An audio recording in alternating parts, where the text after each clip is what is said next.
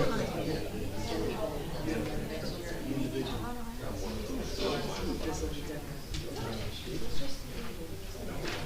I loved around here.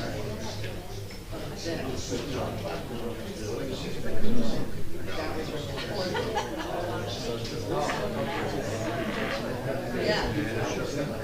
I love that. Like, so I mean, like, yes. Yes. That's a big experience. Yes. Yes. So maybe it's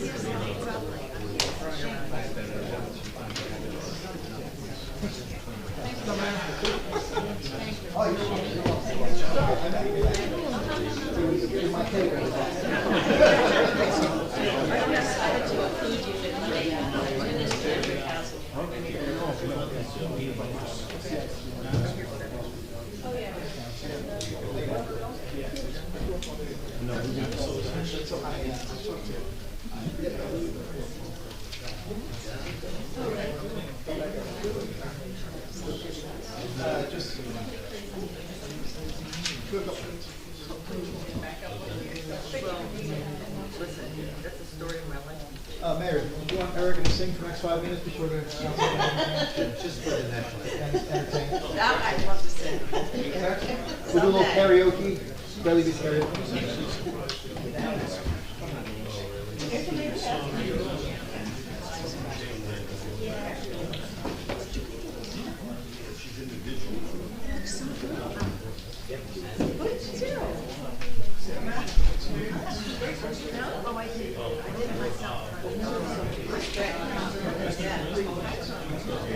No, she looks great.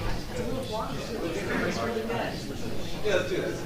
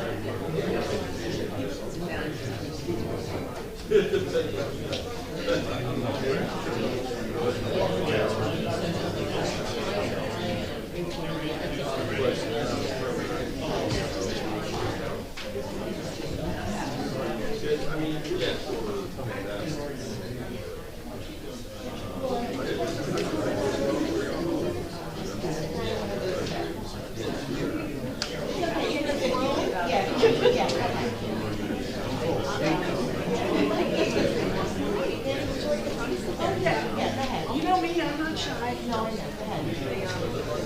I don't like making people stand either, so I apologize.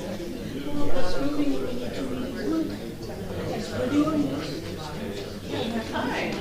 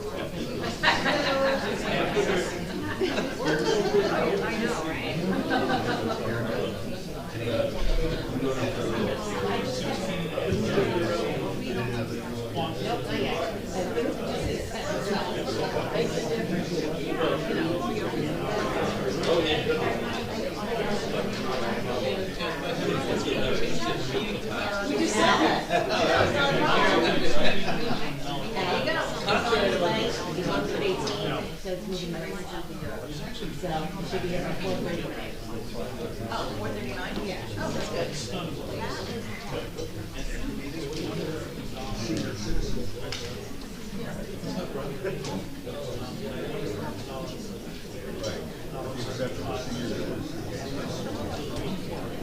Yeah, you know, it's not clear, but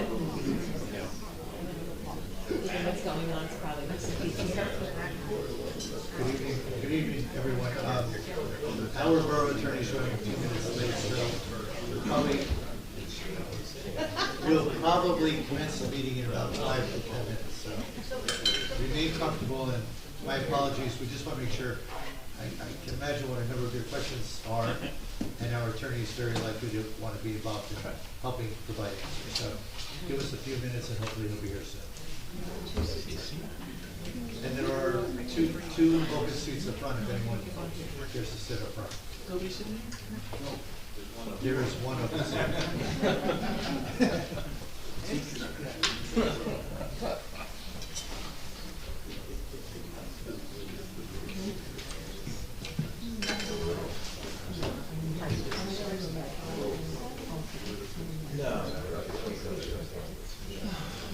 You get one of the comfy seats.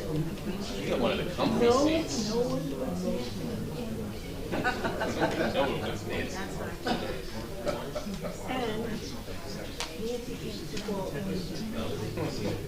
I hear you. I hear you.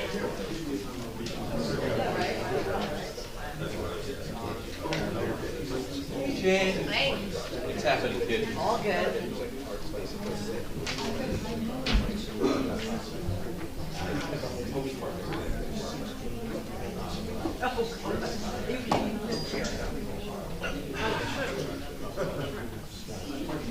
So, Mary Ann got her first actor. Yeah. Where? That's a short film. She was in North Jersey. This was a real stretch. She had played businesswoman. But she thought she was going to be in the background. Yeah. It's like making talking. Yeah. She actually had some lines. They gave her some lines, and she come back and do a dinner set. She is like, oh, Yeah. That's exciting. you know her goal to be a dead body. Oh, you know what? I got called to do that. You did? Be a dead body? I was like, this was sweet. Yeah. All right. She was Yes. great. We could definitely. Oh, Jen's awesome. Yeah. Yeah. She got her neck shot. I don't think she's Great, great lady. No. You have to get three waivers. It's an amazing town. Or have the speaking part in. It's like, Yeah. She doesn't want to speak. She can speak English. yeah, I got it. You do that. That's a Yeah, she doesn't study the line. Right? That's a nice job. How you guys doing? Send me a box. Yeah, but she's, I cannot say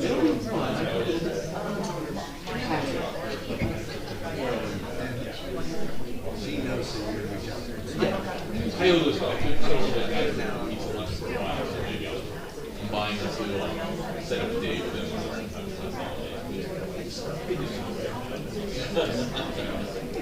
Got my solar today.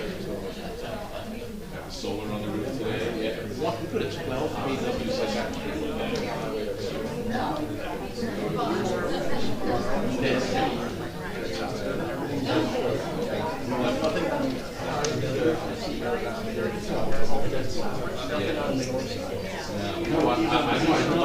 No, I did a shed. Yeah. I did a shed roof.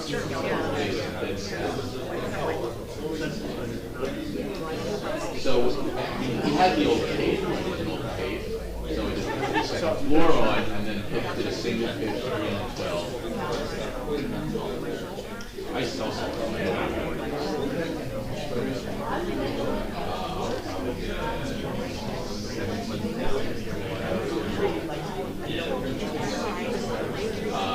well, we put in.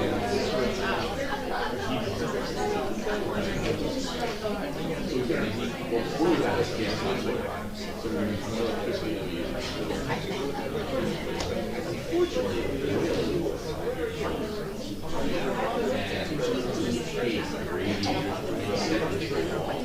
and they said you can't use it because you're spraying on the rest of the house and the moisture.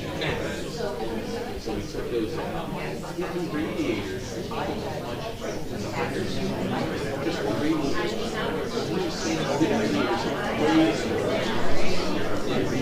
We redid the cast iron and everything worked.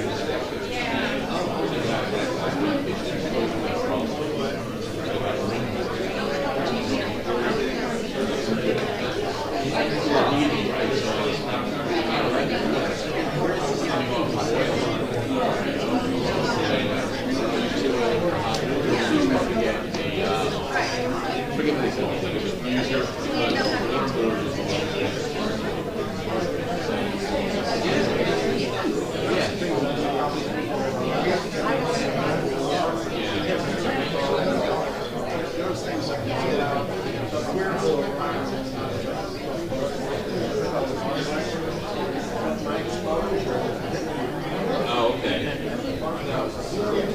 Ladies and gentlemen, just as an update, just a quick update, our attorney is now minutes away, he was stuck in traffic. Just a few folks have come in the room, we're waiting to start the meeting, so appreciate your patience and we'll be underway soon. Yes, yeah, Bruce.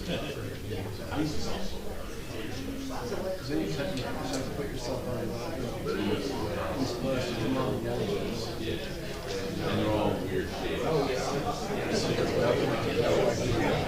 No, this was totally flat.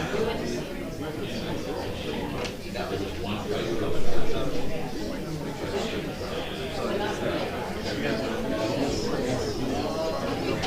Yeah.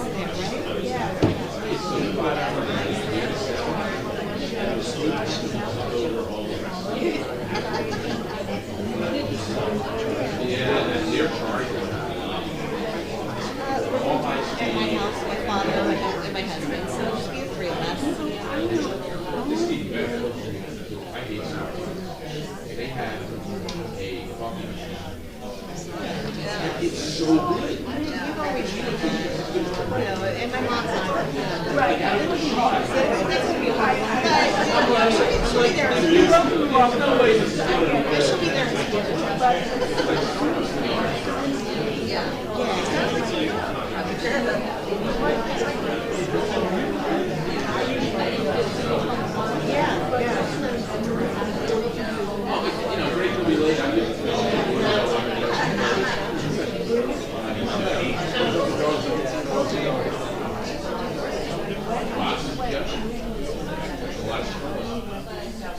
got a new straw. I see that. Yeah, so.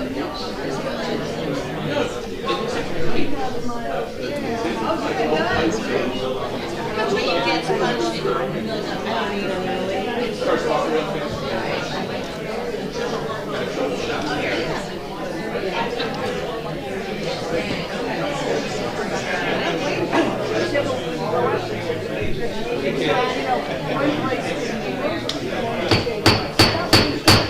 Call this meeting to order, please stand for the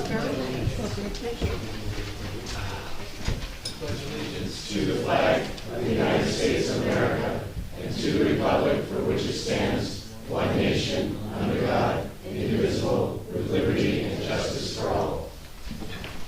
I wish to announce that the 48-hour notice is required under the Open Public Meetings Act was emailed to the Asbury Park Press, the Coast Star, and the New Coaster on December the 19th of 2024.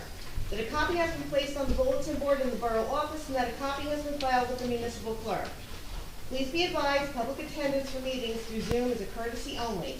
If for any reason Zoom fails or is disconnected, the in-person meeting will continue without interruption, and action can and will be taken, providing there is an in-person council quorum. Mr. Noble? Here. Ms. Greenblatt? Here. Mr. Nowicki? Here. Mr. Weber? Here. Mayor Gubitosi? Here. Good evening, ladies and gentlemen. It's wonderful to see such public participation. Sure, you say that now. We typically have 10 or 15 folks, which we welcome, so this is wonderful to see so many faces.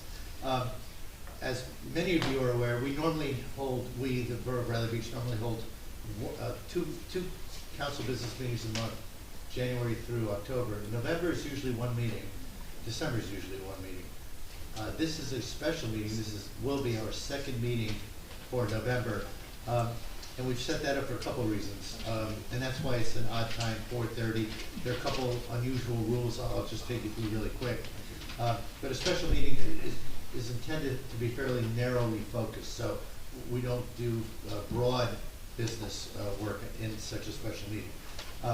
We do have one bond ordinance that we're going to introduce tonight.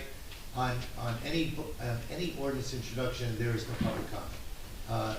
You have public comment on ordinances that are amendments that are being adopted. We do have two ordinances that are up for adoption, and for both of those, the public will be allowed 5 minutes each to comment, up to 5 minutes each to comment on each of those ordinances that we'll look to adopt. Normally, we have mayor and council reports at the end of a normal business meeting. We will not have those tonight. And normally, we offer two opportunities outside of the ordinance adoptions. We offer two opportunities for public comment. One up front, the one up front you'll hear about more in a second, that is open to items specific to tonight's agenda. Usually, at the end of the meeting, we have a second opportunity for public comment to ask questions or make comments about anything, period, outside of the agenda as well. We will not have that second public comment opportunity. So if any of you want to talk about any other issues that are not on the agenda, you can save yourself some time and come back at our next meeting in December, because you won't have that opportunity to talk to us. However, if it's on the agenda, you're welcome to add comments, questions, whatever you might have. So with that said, I'm going to move on with the agenda items. We've completed roll call, so we're moving to item 5 on the agenda, public comments and questions on agenda items only. And as I mentioned moments ago, up to 5 minutes, and then at that point, a little bell will go off, and we will ask you to complete your comments. And keep in mind, you will separately have an opportunity to discuss or ask comments or questions about either of the two ordinances that we're going to adopt. So with that said, let's open it up to the public just for any comments about tonight's agenda. Yes, ma'am. Good evening, council members and Mr. Mayor. My name is Tia Din, and I am a non-resident beach locker renter here to raise several concerns regarding the proposed ordinance. I'm here today because I did not receive notice of this ordinance until Friday, November 21st. I I did not receive prior notice despite how my interests will be affected by passage of this ordinance.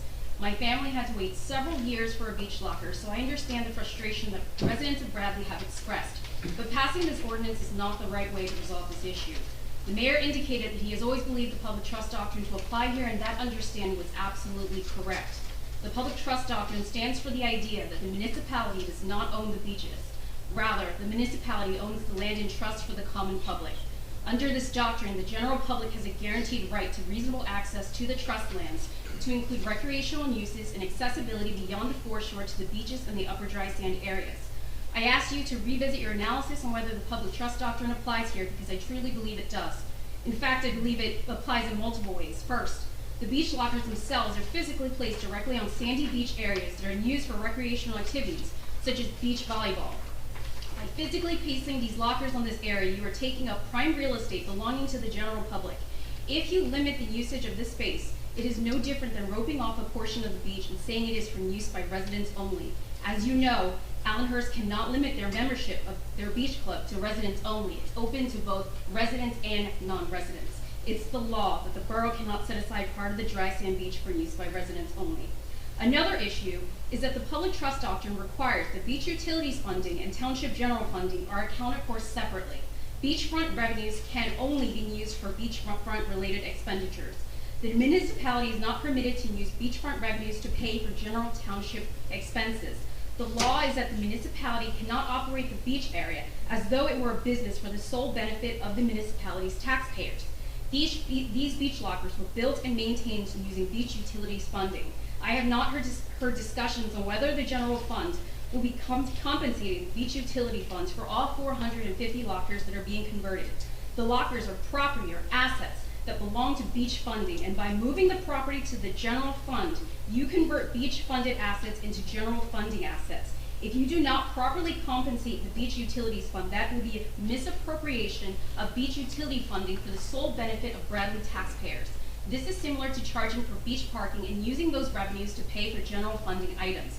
That is what Belmar did, and they got into a lot of trouble for doing that. Further, I believe one council member noted that CAFR approval must be sought to place these lockers on the sands. I'd like to know if the borough has reached out to DEP to review this issue to determine if there are any public access requirements the borough has as a result of any permit approvals.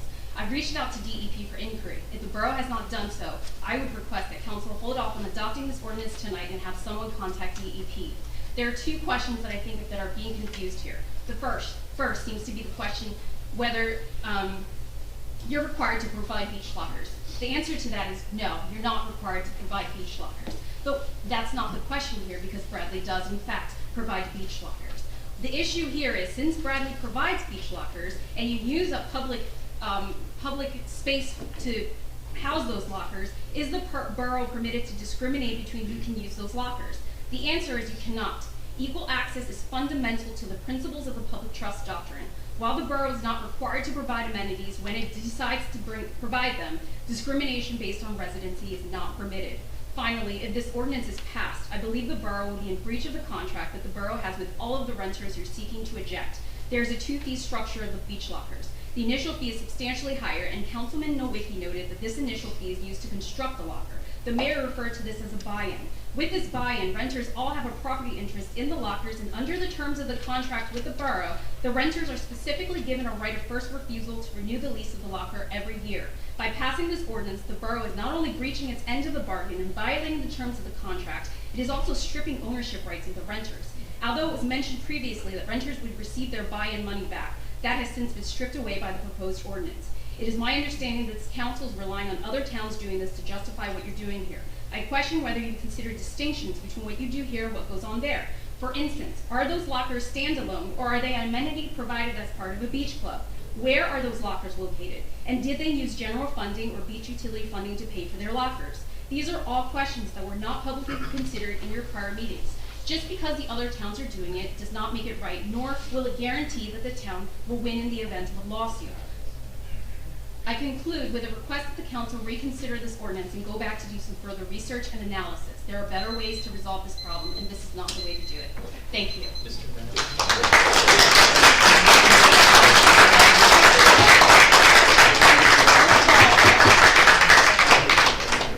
So, number one, thank you very much. Very succinct. And in a minute, I'm gonna ask, because I imagine many of you will raise similar issues. I'm gonna ask our attorney, Mr. Greg Cannon, to speak to some of the points you raised. I will ask a couple things. One is, I understand you're very impassioned about this issue. I 100% understand. I'm still gonna ask you to refrain from applauding or booing. You know, you can shake hands and pat folks on the back if you would, but try to maintain the decorum just for our proceedings tonight. And John, you sort of say something? Yeah, just what's your address? We actually ask people to say their address. And I would say, it's, emphasizing this for everybody, if you haven't done this before, just say your name and address. My name is Tia Jin. I'm at 147 Cookman in Ocean Grove. Thanks. Thank you. Okay, great. So again, many of you may have similar comments to make, but Mr. Cannon, just to address some of the issues that this very eloquent speaker made, can you provide an overview of why you believe we are acting within the law? No, I mean, very simply, the speaker, forgive me if you're having a comment. The speaker did a very eloquent job of explaining the beach access rules and what the public trust doctrine is. The courts have held that parking and bathrooms, which are two specific items that were noted by the speaker, are necessary amenities, or things that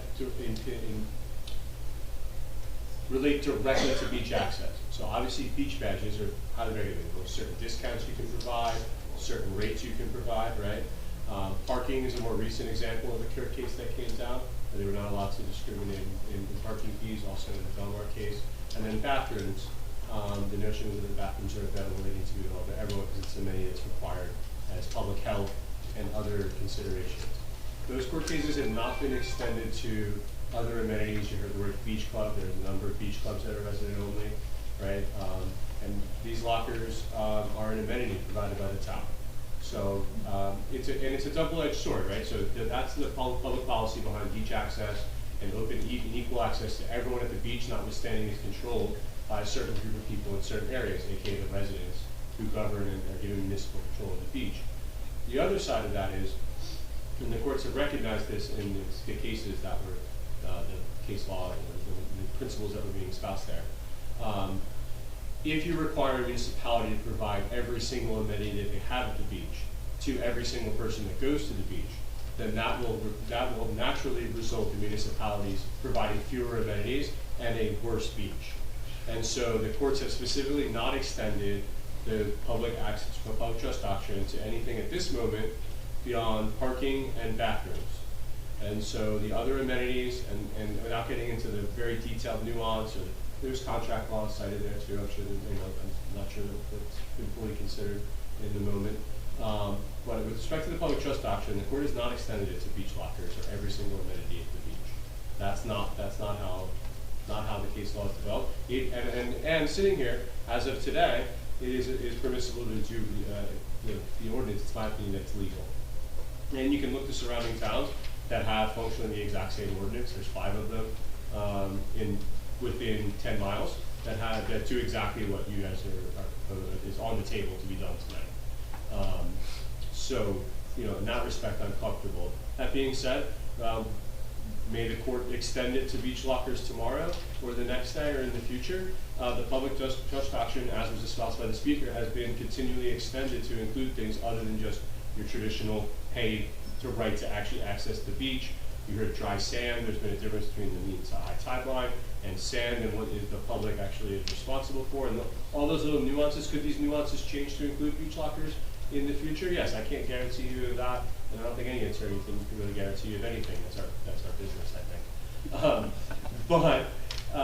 That's where we're at today, and it's a policy decision at its core. I think it is legal, whether it's advisable, or whether there are other contract considerations that come into play as well for people who pay money and things for a right that's being rescinded. Those are separate questions. But the public trust doctrine, I'm comfortable sitting here today that the court has not extended it to amenities. And like I said, the back side of that sword is if you give to everybody, then naturally the kayak rentals will go away.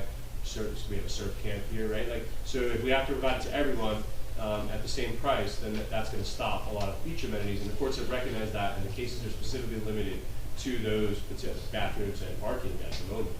Are the two largest ones of public concern, particularly in the recent disputes. But these disputes are virtually annual and perennial, just like the summer season. So, like I said, you know, this is it's a policy decision for you guys. So, and the speaker raised a few other quick questions I just want to address around finance. The current lockers that exist have not been funded with beach utility funds. They've been privately contracted with folks in the borough and outside of the borough, but they have not been blended in any way. They've been very specifically segregated from other beach utility revenues. And costs, as many of you know, and I'll say this for the record for everybody else, costs within the borough of Bradley Beach to maintain these lockers, rebuild them, repair them, purchase new ones, are also assigned to the beach utility. I've already talked with our CFO. If we were to move forward tonight with this, we would have to take all of that activity, the revenue and the costs, out of the beach utility funding, financing, and move it into the current funds. So just to try to address some of the points you made, I think what you're going to find, and I don't want to curtail any of this conversation, but what you're going to find is this group sitting here, we are not the legal experts. So you can make your arguments, and Mr. Cannon will certainly take them all into account, but we are being told that this is something that is our decision, that favoring residents over non-residents is not is allowed, is not prohibited under the public trust doctrine. So if that is in fact the legal status, what the rest of us are doing here tonight is just determining, knowing that as a fact, what is in the best interest of Bradley Beach residents. So I know that sounds harsh. We serve Bradley Beach residents. I'm speaking really for myself. That's the crux of the decision for me. It's not about what's fair, what's right, it's what, in my opinion, I'm a mayor, but whether it's mayor or council, we serve Bradley Beach. So just understand, if you want to make legal arguments, we're going to have to deal with Mr. Cannon. Other questions about finance, by all means, I'll do my best to answer. So with that said, sir, please. Yeah, I'm sorry I stood up in front of everybody. No, that's fine. Since we're on beach lockers, mine was short and sweet. Not that I won't stay and listen to everybody else. But mine is less technical, but name and address. Can I, Yeah, I'll take care of that. My name is Robert Oakes. I live at 62 Clark Avenue, Thank Ocean you. Grove. And I sat in the classroom the other day, I had a little break in the action, and I came up with this. Again, my name is Robert Oakes. Me and my entire large family have been coming to Kent Avenue Beach for 60 years now. We still have the same lifeguard, who now is a captain on our beach. My son grew up on this beach, as now my 3-year-old grandson does. We love this family-oriented beach and have met many friends and acquaintances. One of my yearly Christmas gifts is to buy beach badges for everyone in my immediate family. I have 4 older sisters who come with their children and their children's children. The beach locker has been a blessing since day when it was established. I've had one at least from the very first year it was offered. I was able to fit 7 chairs and 4 beach umbrellas in the locker. With a 3-year-old and 4 sisters in their late 70s and early 80s, it made it possible for all of us to get together. Much easier than trying to cart all this stuff down there. Like when my son was young, it was like a donkey carrying all the stuff down. But I request that there could be a grandfather clause where we could continue to lease and you build new ones for residents as well. Along with this proposal, no new lockers will be issued to non-residents from this point on. Worst case scenario, I would like to take advantage. I think there's a 1-year extension of the current renters' adoption in this proposal. That's all I have to say. Thank you. Thank you very much. Other comments? Other questions? Mr. Cohen. Being that this is the agenda part, Mayor, I just had a question about the bond ordinance. Apparently, it looks like you're rejecting the bids tonight for the bathrooms and concession. As you're possibly aware, we had an earlier bond ordinance for $500,000. We anticipated the bids for the construction would be well below that. Mm-hmm. And in fact, the low bid was $632,000 more than we had bonded for. So this is an amendment to the earlier bond ordinance. increasing our ability to borrow to conduct it. And then based on that, the loss of time, will it be open for the summer, do you think? We're gonna make sure we do everything in our power to not interrupt summer beach activity. The hope is, depending on how bids come through and how weather cooperates, we'll have phases to construction. We have to fill in some cellars or vaults. I'm looking at our engineer. If we can do that, it's underground work first. That also requires removing pipes and materials. At a minimum, we can get that done during the winter months. Then the question is the conversion to bathrooms. If we can't get that done before Memorial Day, we'll probably put that off. My hope is we'll be able to do it before Memorial Day. Okay, and then the authorizations for the sale of the lots, I only see 3. One is already closed, Oh, okay. and those 3 remain open at this Do you point. anticipate that to be this calendar year? Mr. Cannon, yes, we do. And Greg, what's your timing at this point? I'm hoping within the next 2 weeks. I'm hoping to get, I have 2 lined up for early week after Thanksgiving. And I have 1 that I thought was going to close tomorrow. If I can get connected to the internet here, I can see what emails arrived in the last couple hours. So Okay. that's what I'm driving here. Thanks so much. Yeah, that's a great question. Thank you. Yes, sir. Hello, my name is Bill Kelly. I'm 99 Steiner Avenue in Neptune City. As a full disclosure, I've been on the waiting list 3 years. This is about lockers. So I'll start by saying, I totally get it, right? I understand the challenging position you're in. If I was a Bradley Beach resident, I would want a locker. So I kind of totally get that. I guess my question, and maybe you guys have already done due diligence on this, is instead of the proposition being exclusive, restrictive, meaning just putting the arms around who can have it, has it been thought and consideration given to expanding it where towns like Bradley Beach and others are always dying to get more revenue and not raise taxes?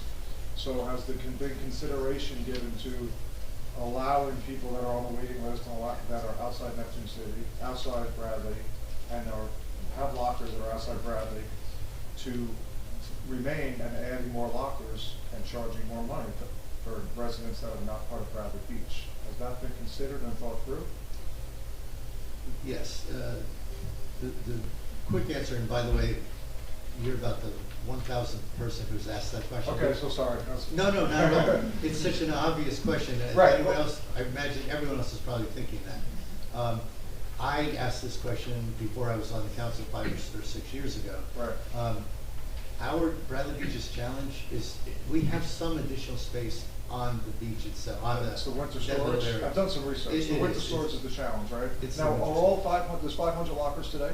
And 550. all those 500 lockers are in that parking lot on Ocean and Kent? Yes. So the challenge is not on the beach, right? The challenge is the winter storage. And to really annoy a lot of residents that come to this town and spend money, non-residents, we can't, the issues, and I'm being sarcastic, the issue is not being able to find a place to put another 300 lockers in the winter? That's the challenge? That is the challenge, and by the way, again, we had to decide before we entered the season where we're selling beach badges and everything. Sure. But we are still exploring, are there properties that we can rent outside of Bradley Beach to make it cost effective, but yes, as simple as it sounds, Okay. that's our challenge right now, that we don't have the And property. there's 500 lockers and 300 people or so on the waiting list, Yes. right? So, I'm just spitballing here. In the outside the parking lot on Ocean Avenue, that same amount of space, why couldn't we cordon that off? And it's not going to be used a lot in the winter. Why can't lockers be put there? Because you don't live there. Yeah, You don't live there. I live there. I look at Okay, the all right, water. right. So it really comes down to Yeah. winter storage. Winter Yeah, I mean, storage is the if people problem. have thoughts and ideas, we're talking to other municipalities, can Okay. we rent space there? And can we rent it, economically, so Right. it's not costing the borough money? But it's really not about trying to create more of a profit. Historically, this has been merged with the beach utility. Right. It doesn't help Right. our It residents. pays for its own access. costs, right? There's no real Yeah. profit involved, right? So We to try that to point, price. do we know how many non-residents are currently have lockers and how many are on the waiting list approximately? We know approximately, do not hold me to this because Bradley Beach hasn't always tracked that because it didn't matter. Right. But roughly, we estimate that there could be, out of 500 plus lockers, there could be 200 folks that are outside Bradley. Perfect, that was the number I used. So, Okay. so that was, so it's 20%, around 20%, right? So. Around 40. 20 out of 500. Oh, I was thinking of the 800, sorry, I was thinking of the 500 plus the No, there's 800. another 40% Right. on the waiting list. Right, because I just did the math, and like a non-resident myself, if I got called, I would pay $800. I would pay $800, right? I mean, there's literally people that would stand outside in the rain today to give money to the town, and towns are always looking for new revenue, and the challenge is we can't figure out a place to put 300 lockers in the off-season. That really is the challenge. I've spent hours, for everybody's benefit, truly hours working with our DPW supervisor. There's all these logistical challenges about the use of heavy equipment and where you can't Okay. even drive on roadways. That really is our challenge Okay, at the moment. I mean, that's $200 times 200 more lockers, that's 40 grand that the town could use. Plus renewal I fee, you're know. making $50 extra per person, non-residents for renewal fee, that's another $10,000. Yeah. It just seems like for all the bad will that's being created by this, as Mr. Weber pointed out, people that won't come to the town, it can raise revenue, it can make people happy, and we just need to figure out a way to store them. Yeah. And I love this council, trust me, I love this council. Jane's a great neighbor, she lends me stuff, I love your ocean preservation stuff, I love seeing you at Il Posto. And I promise my Neptune City neighbors not to let Bradley Beach residents have to park 4 blocks away in the restaurant. But kidding aside, But to your point, it's that simple. It really is that simple. We would love to provide lockers to all. We would love to have extra money in our coffers in Bradley Beach. Right. It's not. It's truly not about Okay. money. If you come up with a good idea for storing these lockers that our DPW says they can use, they can move them on appropriate roadways with appropriate heavy equipment, and all the issues that they face, it would be something I haven't heard before. Yeah, okay, I mean, just logistics, people with cars and vans and houses across the country, and figure out that we can't figure out a way to put a couple hundred lockers somewhere in the off-season. Yeah. Can I just add, Sure. Bradley is 0.6 of a square mile in size. We are a Right. tiny town, probably the only size town immediately near us is Avon. So some of these other towns have much more space for storage. Totally get it. So to that point, maybe I'm missing something. Do they have to be stored on town property in the off-season?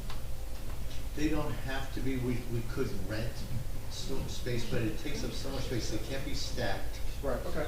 So you're taking a lot of space, and if someone wants to charge us $100,000 and we can earn $50,000, then we've Right, got to. okay, thank you. So it comes down to the storage. Yeah. And so I'm sure somebody's thinking, well, if we add the 300 people on the waiting list, 500 more people are gonna want it. So selfishly, I'd say stop people that are on the waiting list and let that happen. But, okay, so it's cool, wow, it's just storage. Anyone come up with good ideas, please let us know. Thank you, I appreciate consideration. Mr. Mayor, was there supposed to be a time limit on this discussion? Yes, and I'll try to adhere to that better. People are asking questions that I think everybody else wants to hear answers to, so I'm talking. Normally I just let you talk, 5 minutes are up, you sit down. I'm trying to help the process by sharing. Yes, sir? Are you pointing at me? In the back. Yeah, all right, give me a second here.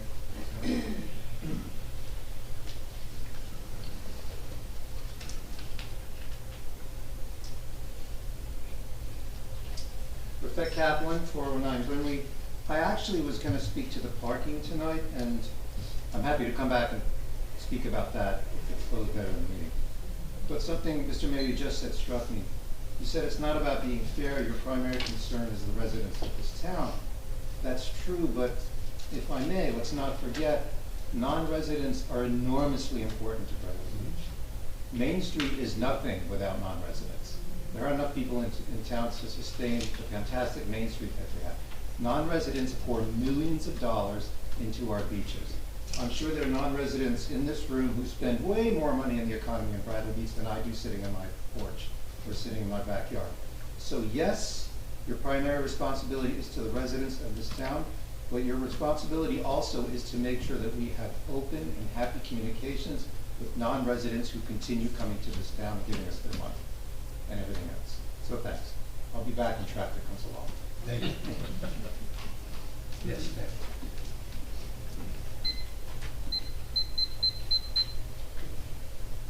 I'll get to the folks on Zoom in a minute or two. Hi, my name is Bob Zimmerman. 23 years ago, I retired. Bought a house on Ocean Park Avenue, and I've lived here full time since then. Okay, thank you. I've had a locker since they were offered. And I guess my only complaint, and it's kind of petty, but when I first got my locker, there were a handful of them. It was wonderful. You know, I had to walk 2 steps to my locker. Now that I'm 83, I had a stroke. I have to walk halfway down to the next beach to get to the locker.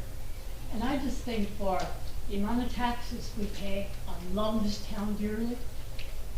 I sort of got here by accident, thank God, and I'm enjoying it intensely. But I think that we need to pay attention to the residents, to give them full value for what we pay in taxes. And, you know, that's just my opinion. But like I said, it gets harder and harder to walk to my locker, the older I get, and particularly since I had a stroke. And I don't qualify. I don't want a handicap locker. I'm able to walk. But it's just, it's getting kind of ridiculous with the number of lockers out there. Thank you. Thank you. Yes, ma'am.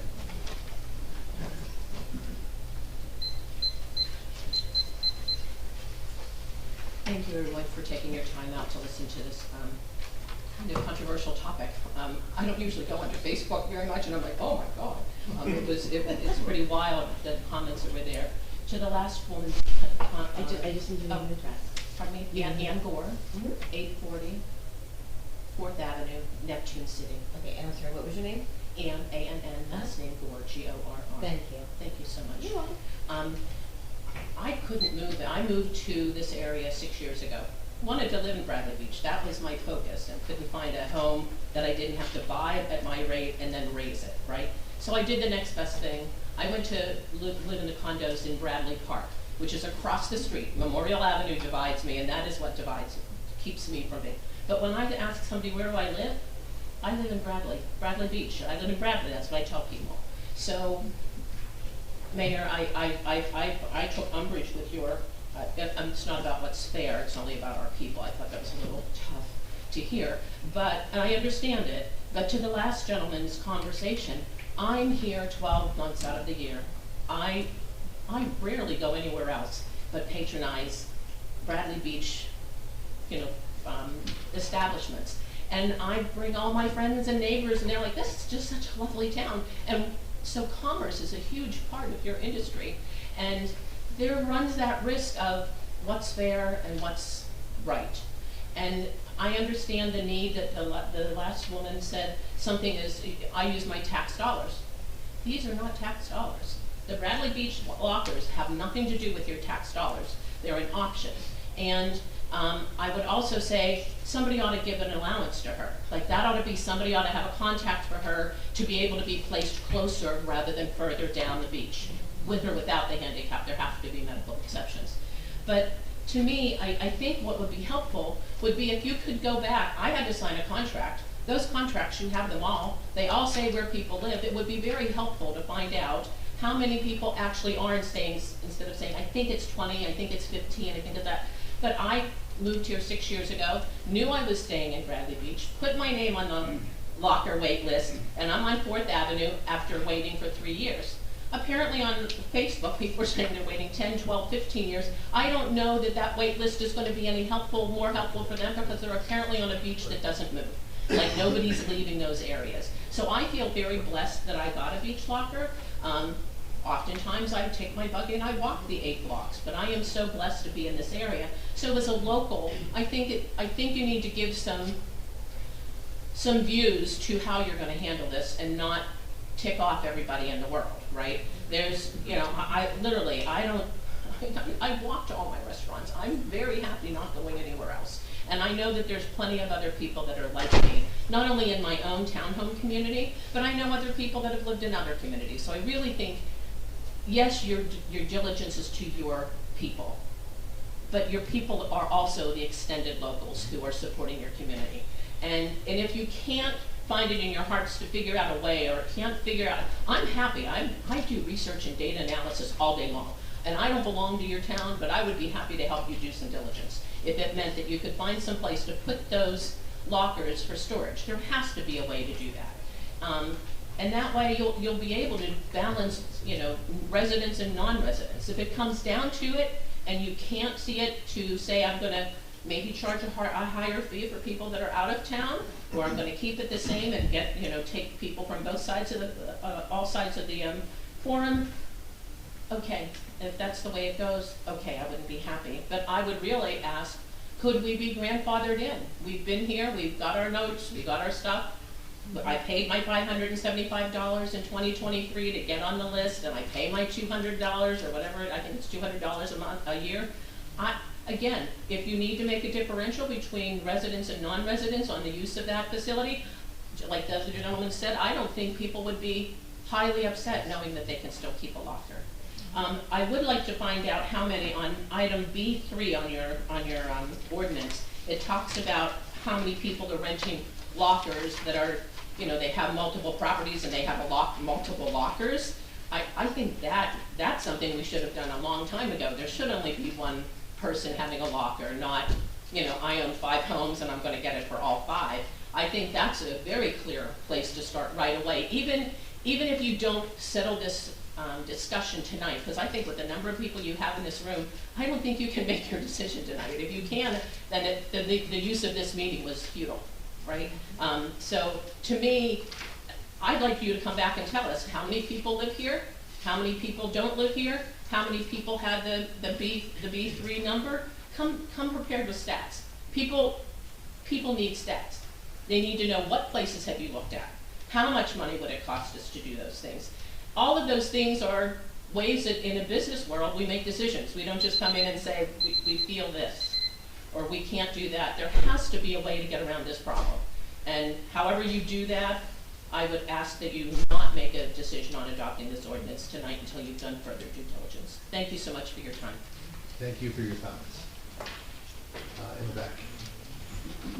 I'll get to you, Don. I'm not going anywhere. Hi, I'm Eileen Tone. I'm from Toms River in Ocean County. I am 60 years old. My parents had a house on the Cape. I'm born in May. They bought it in April. So for my entire life, we've been coming to Bradley Beach. My family sold their house maybe 20 years ago. Still, to this day, the entire family comes to Bradley Beach. As soon as I can take off of work, I come then. But every weekend, we're here as an entire family, friends. Bradley Beach has been our life. I live in Ocean County. There's a ton of beaches there. And, you know, they're pretty popular. I want nothing to do with it. But when I read this, and I had the locker, it's on the waiting list, I want to say 10 years ago, waited 2 years, got lucky, got the locker. My mom is now 83, and when she comes to the beach herself, she's not, wherever she finds a parking spot, she's not lugging her chair and her lunch to the beach. It's very easy, it's right there, she'll sit right by the dunes, and everybody will be happy. I can stay at work and know that she's safe. In regards to the lockers now, I understand you want to please the residents, but there's, on all the streets, there's a right side and a left side. Eventually get to all of the right side being residents, all of the left being non-residents as you go through the list. I heard earlier we paid double when we first got the locker, and we are contracted in. The words were, you can have it for life as long as you pay it every year. Well, my life is not over. But it's telling, in this rule now, it's saying just because I no longer have a property in Bradley Beach, my life will change completely. I mean, I look forward to, I heard somebody say the Christmas presents for the badges. That's what we do. Bradley is our life. Reading that email, I don't want to say, let's just say it's very upsetting to everybody. So if it means the storage, which that was the first time I've heard that, can you leave them, they're on this side of the dunes, and repair them as you go down the block, so this way they're there. And I understand you have to repair them each year and take care of that. Can we add maybe a little to the left, to the right, like I've seen the shapes every year of where the lockers are changing to get to the additional 300 that we need right now, is one question. The other is, when I've heard this summer, I've heard 2027, I've heard a couple of times when this, if it passes, or when, it will go into effect. I know my initial thought was rather than not have the same spot in my heart. So that's my questions. So, understand and I respect the amount of time your family and your whole family history has devoted to Bradley Beach. Regarding the number of lockers, roughly there is space on where the existing lockers are. We could add more lockers. We've talked about this, myself and the DPW director, that we had, to be safe, we could probably add 100 lockers, maybe 120, that kind of range. So we would not get 300, but we could add lockers. Problem is, we can't store them. So it's going to keep coming back. I'd be the first. I think I can speak for everyone on this. We would unanimously vote to add more lockers and charge more money if we could store them. So I know that sounds overly simplistic. That truly is the issue. So we do have some additional space on the beach, not enough for 300, but we could at least add 100 plus more if we had storage. And if we can find more storage, then we could add more lockers. But as I mentioned earlier, that's been a challenge over the past few weeks. So some of the beaches have a little bit more space on this side of the dunes. And I understand what you're saying, but you could get pallets, lay them down on the pallets, and then store them in that aspect. Pallets are not expensive aspects. It's just, I'm not understanding why non-residents who have been paying for years are possibly going to get booted out of rental of the lockers for the storage. Okay, that's the part I don't understand. We can't protect them. If we built them, they're on this side of the dunes. That dune's amazing with what But you're suggesting we leave them out all winter. We don't do that now. I know. We just store them. They are out all winter. They're on the far left. Yeah, but they're protected. Can you tell me the time period that you want to put this into effect? Was it this summer, next summer, this summer? Everyone who has a locker now who wants to renew it would be able to renew it through this summer for the following year. So everyone would be good through 2026. But for beach lockers for 27, only residents would be able to renew. Eileen, how do you spell your last name? My first name is I-L-E-N. Right. Okay. Thank you. C-O-H-E-N. Thank you. Don? Don Greenberg, 302 Park Place Avenue, Bradley Beach. I'm going to come back to the legal aspect, probably not as eloquently as the first speaker, but I believe you guys should vote no on this locker ordinance, which is up for final approval today. I believe the ordinance comes down for two reasons. I believe the ordinance comes down on the wrong side of the public trust doctrine, contrary to what learned counsel says. I disagree with him. And the rulings of previous court cases on beach access.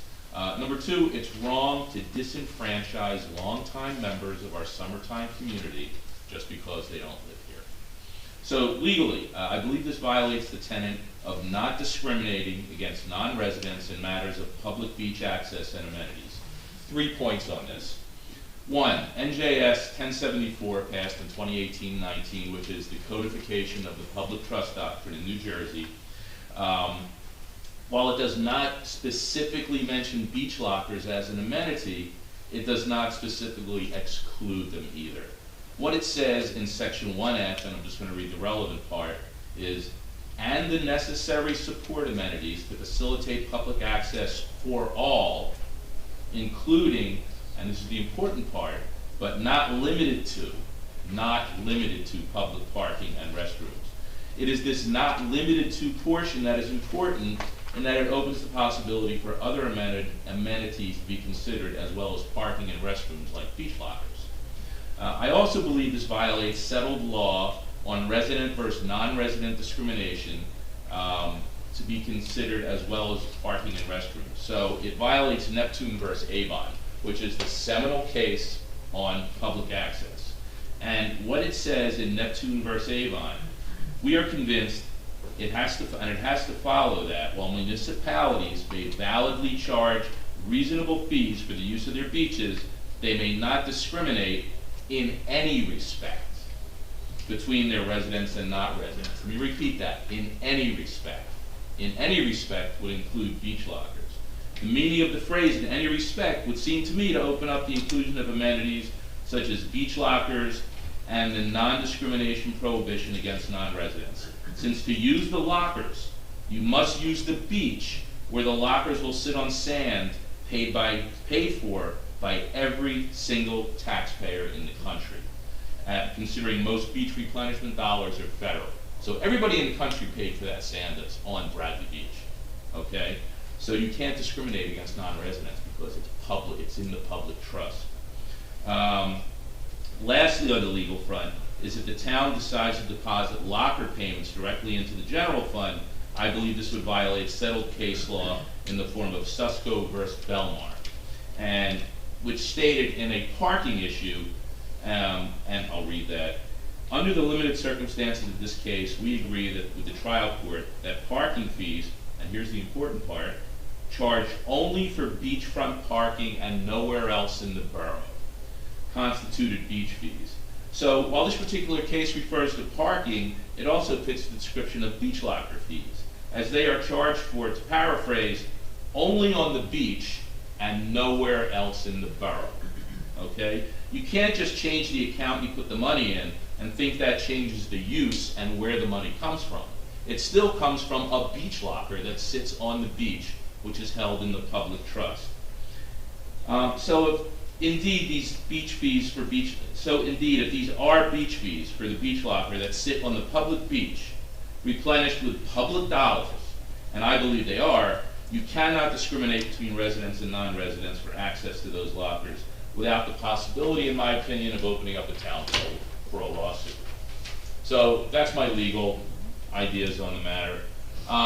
As far as being fair, well, I believe that I'm correct in the legal area. I'll admit that the DEP is probably not coming after Bradley Beach on this issue, as there are bigger fish to fry on the beachfront access, on beach access, right? Will one of the non-residents who lose their locker if this ordinance passes sue? Who's to say? But judging by the turnout, it might happen. What I will say, though, is that this ordinance is inherently unfair to those non-residents who have been members of our summertime community for years, and in some cases, decades and generations. In other cases, they are former residents who just can't afford to live in Bradley anymore, but still love the beach here. And to be clear, these are community members, whether they own property here or not. They're part of our community. These are folks that choose, I got like, It's okay, go ahead. yeah, these are folks that choose to make Bradley their summer vacation home and beach community. They are an essential part of both the social and financial fabric of our town. I know this is not the intent of the council. I mean, I know all of you on the dais, we all have the best interest of the town at heart. But to kick the non-residents out of their lockers, some held for decades, and to disenfranchise one set of community members to advantage another set of community members, to me is just wrong. And again, I know this is not your intent. I know you're trying to look out for our residents. But I say to you that these non-resident beach locker holders are every bit as much of our Bradley Beach summer community as residents are. And we should not value them less. If we pass this resolution, we will probably lose those folks as members of our community, because who wants to go where they're not wanted? Okay. So I ask you to either vote no on this ordinance, table it and come up with a better solution, or at the very least, grandfather those non-residents already holding lockers, because they are indeed a part of our community. Thank you. Thank you.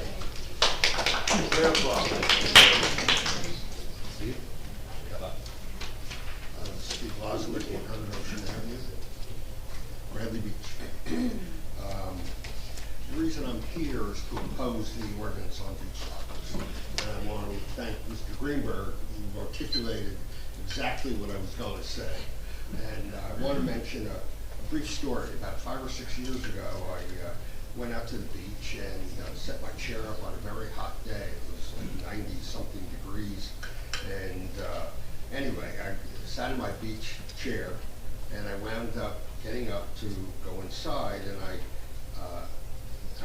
face planted into the sand that was in a sense saved by one of our speaker predecessors, who gave me water, walked me inside, and they've become friends ever since. So I just want to mention, they're not residents in Bradley Beach. They have a locker up between Evergreen and Second Avenue, and I know for a fact that they come with as many as 10 residents, 2 or 3 cars, and along with their 82-year-old mother, who's hardly able to, she can't carry her own beach chair. And I know for a fact that they go to a restaurant, they come to the bonfire, they go to restaurants, they get their gas in Bradley Beach, use our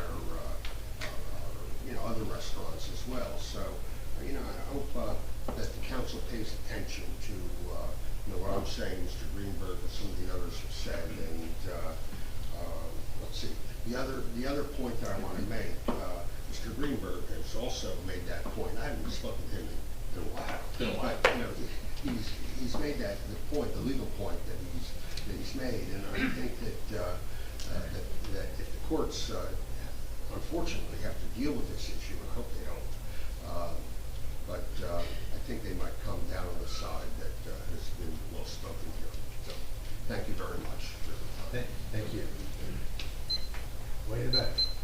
Rona, you. Thank you. TJ's pointing to them. I'm like, who's eating this? Well, we gotta finish this first. Put it down here. Rona Parker, 27 Atlantic Avenue. I think that it is very unwelcoming and not the image and not the friendly approach that we in Bradley want to give to others who are coming here.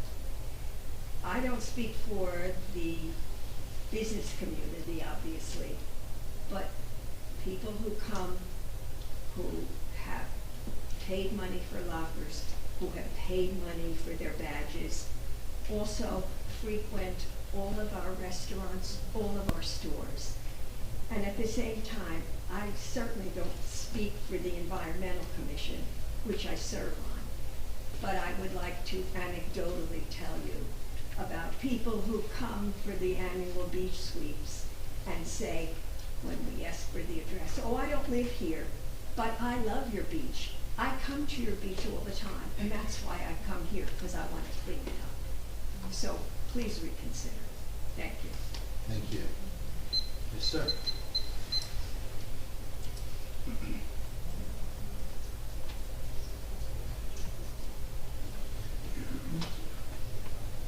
Hello, council. My name's Brendan Harrison. I live at 103 Brindley Avenue. I just have like one question and then a comment. So in terms of right now in the summertime, the lockers are towards the end of the dunes at the entrances to get on the beach. Is the reason that they're not just, that they're stored in the parking lot is due to storms, correct?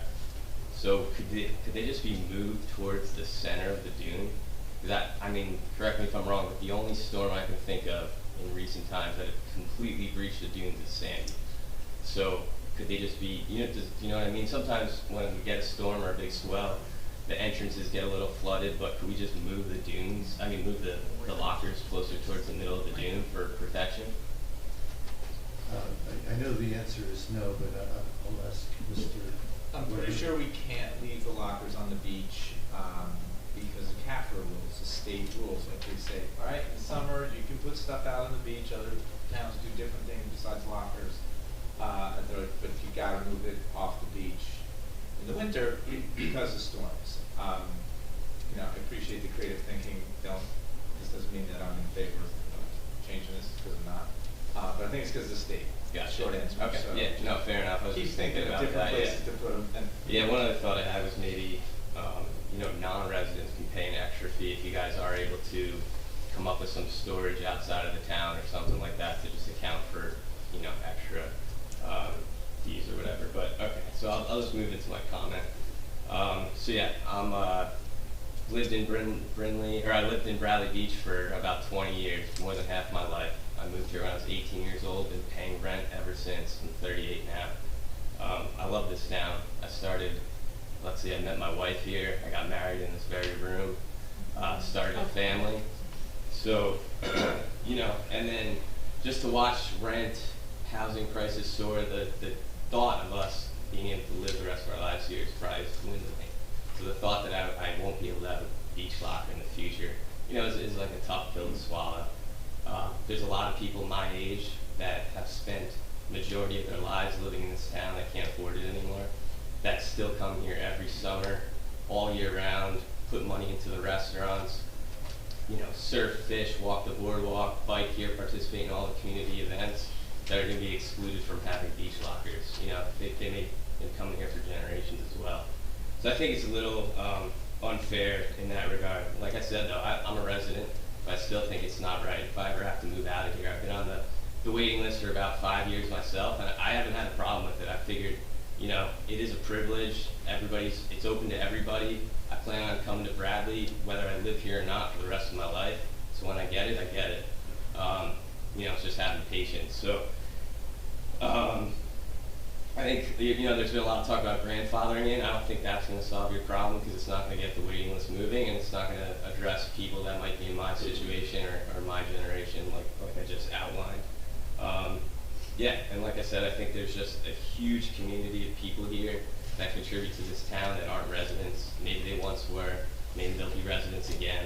But I just don't think excluding others, like I've heard a lot of talk about, you know, wanting to give back to the residents. But I think there's plenty of other ways you can think of as a council to give back to residents without excluding an opportunity from people that are still part of our community but might not live here anymore. So that's all I got. Thank you.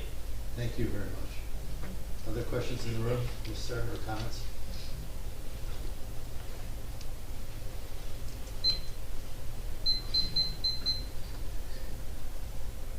Good evening, I'm Frank Rossi, 310 and a half Brindley Avenue, Fairleigh Beach. I think it's probably expected that everyone who's going to lose a locker is going to oppose the new ordinance. I'm one of the people in Fairleigh Beach. I've owned a home for 18 years. And I don't think a lot of people came here that are in my situation, because I've been on the waiting list in Bradley Beach for probably over 5 years, and I've been stuck on number 2 for the last 2 years. So I'm hearing stories about, excuse me, don't kill me over this, non-residents waiting a year, which is what I was told when I first put my name on the list, that already have lockers somewhere. So I think it's important for you to listen to the Bradley community, that residents in town. And I'm sure I'm not the only one in this situation, but I was basically excited when I saw the suggestion of changing the ordinance to benefit people. Of course, we don't want to see anybody really have a hardship, but there's an enormous amount of people that are in my position. And you know, 18 years ago when we bought a home here, it wasn't a big deal for me to have a locker, because I just cart everything over to the beach. But you know, I'm a couple months older than that now, and it's more of an issue for me. So I appreciate you, and I urge you to vote for the proposal. Thank you. Thank you, sir. Lord? First thing I would like, Lauren Egbert, 404 and a half Brindley Avenue. The first thing that I would like to say is that whenever all of you consider what is good for the people of Bradley, please consider paramount what is good and fair.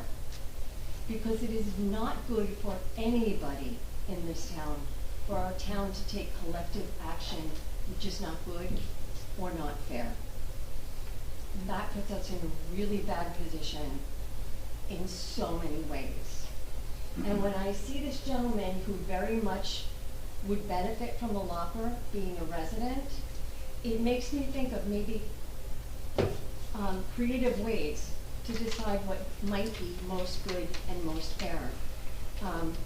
I'm not, I would ask you, please, to vote no on the ordinance the way it's presently written, and to really think very carefully and consult very carefully before you pass an ordinance like this, separating us from the people in the towns around us at all. You know, right now, I can carry my things to the beach, and I think carrying them to the beach is likely to keep me more able as I get older, because I'm exercising my muscles and my feet.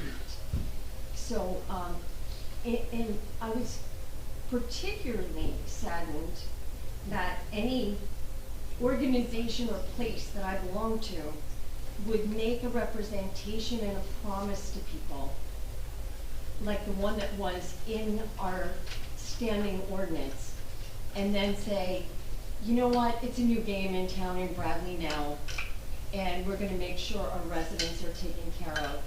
And our able-bodied residents are gonna come before any of you who may have become elderly while you were on your waiting list, and when you made your deposit, and while you've been paying. And I thought, we don't know the circumstances of the people who are on that list. Could there be somebody who's been caring for a relative for the last 3 summers, but kept spending their $200 for the summer that they might be able to come back and go to the beach at Bradley? And I thought when I was little, you know, we lived in Wall. My grandparents, you know, my mother they were Ocean Rovers forever. Ocean Grove was our beach. We happened to have a locker that like you could stand up in, and you could, you know, and there were showers and the whole thing.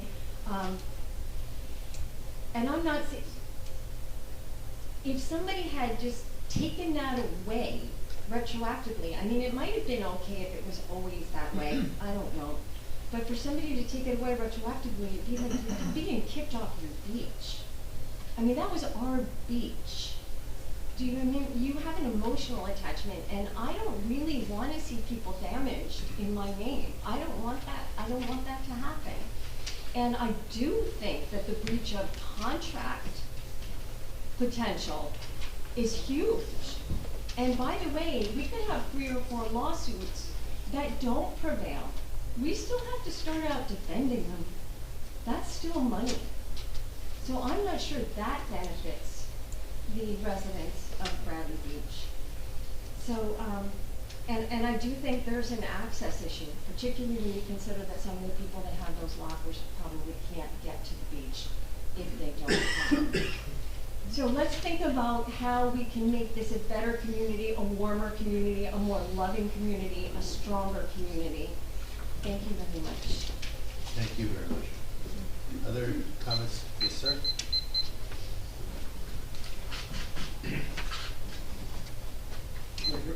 Gregory Smith, 506 Ocean Park Avenue. I just want to reiterate what this gentleman in the back said. We've been down, my wife and I have been down here 10 years between Asbury Park and Bradley. We've been coming down since I can remember. It's done the same. 4 years ago when we bought in Bradley, we didn't think anything of it. Put our name on the list. 4 years later, he's number 2. I don't even know what number on the list. I just want to, you know, we're not getting any younger.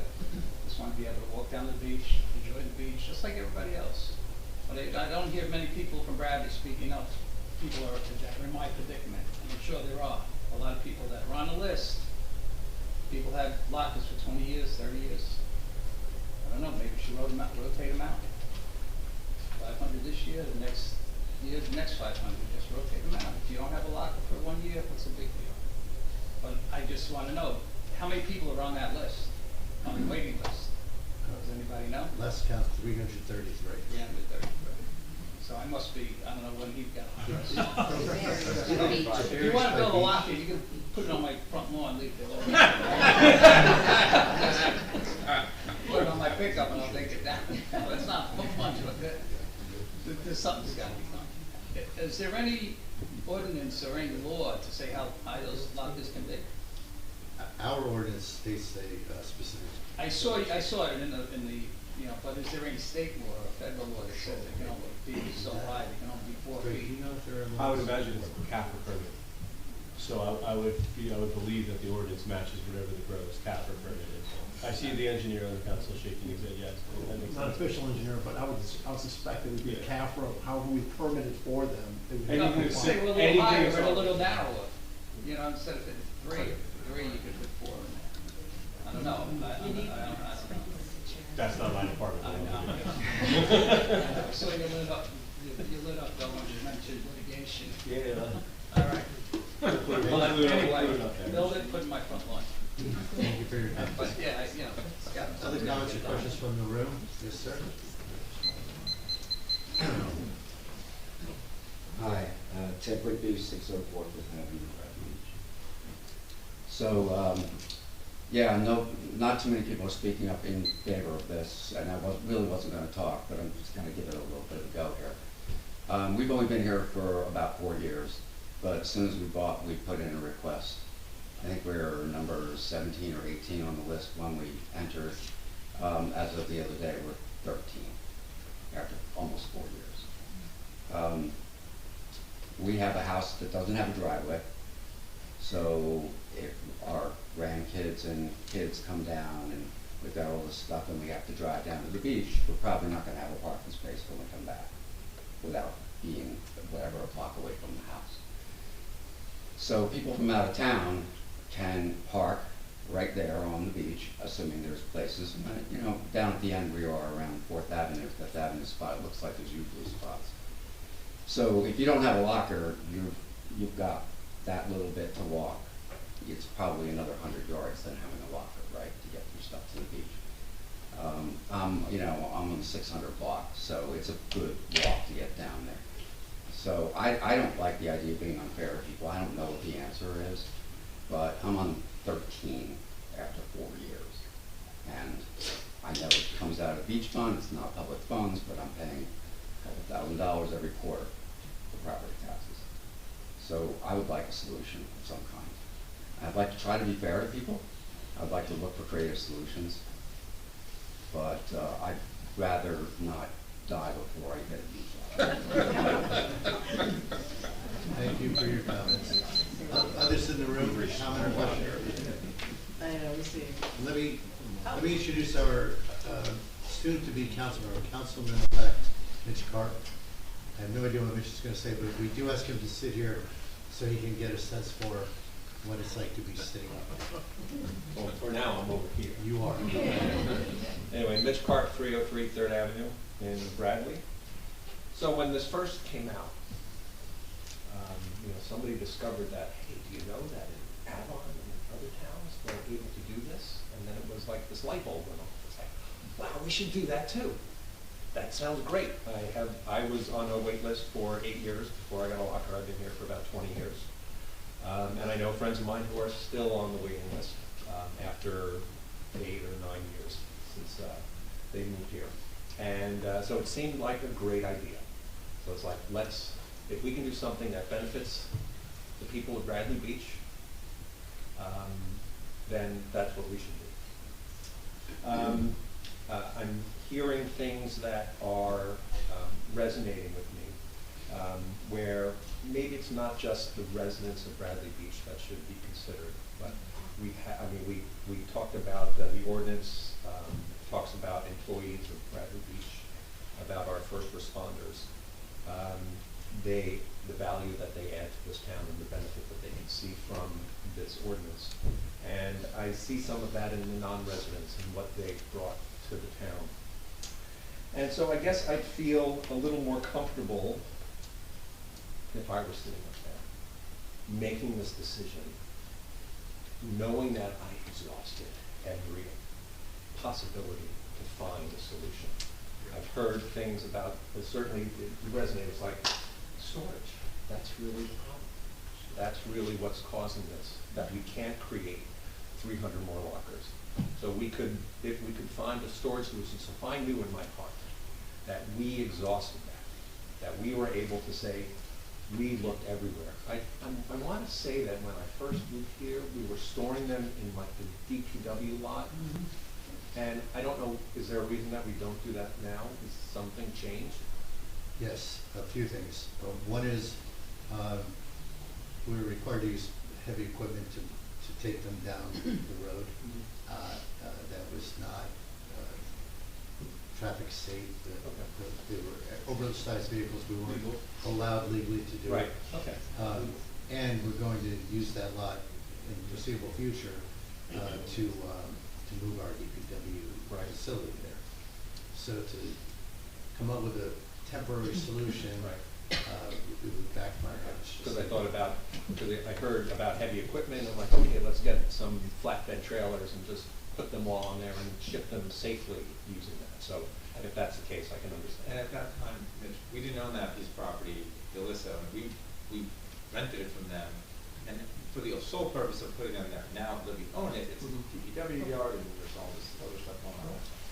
So I guess, just to sum up, I guess I just feel better in my heart knowing that we made every effort, because it just seems like the right and fair thing to do.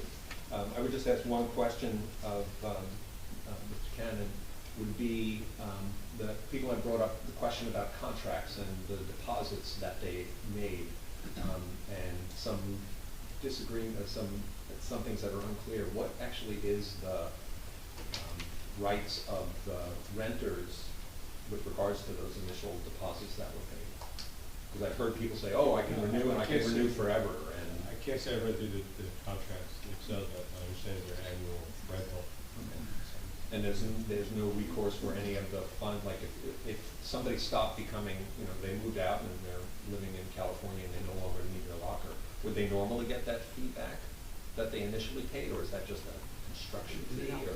The quick answer, and I am familiar with the contract, but I'm not going to render a legal opinion on it, but I've been through it with fine-tooth comb. The language says more or less, it's updated every year to show due dollars. So for example, the current contract says initial fee $600. It says that you can renew as long as you do it by April 1st.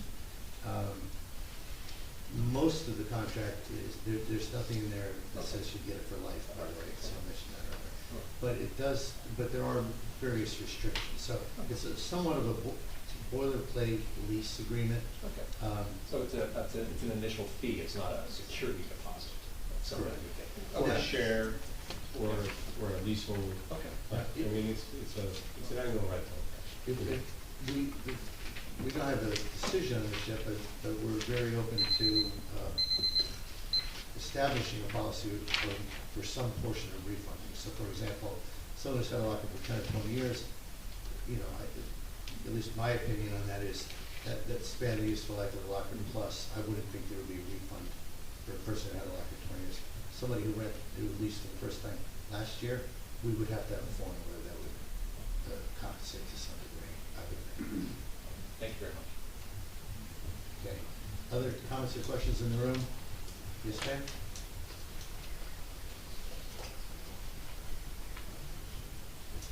My name is Susan Younghans, and I live at 506 North Avenue.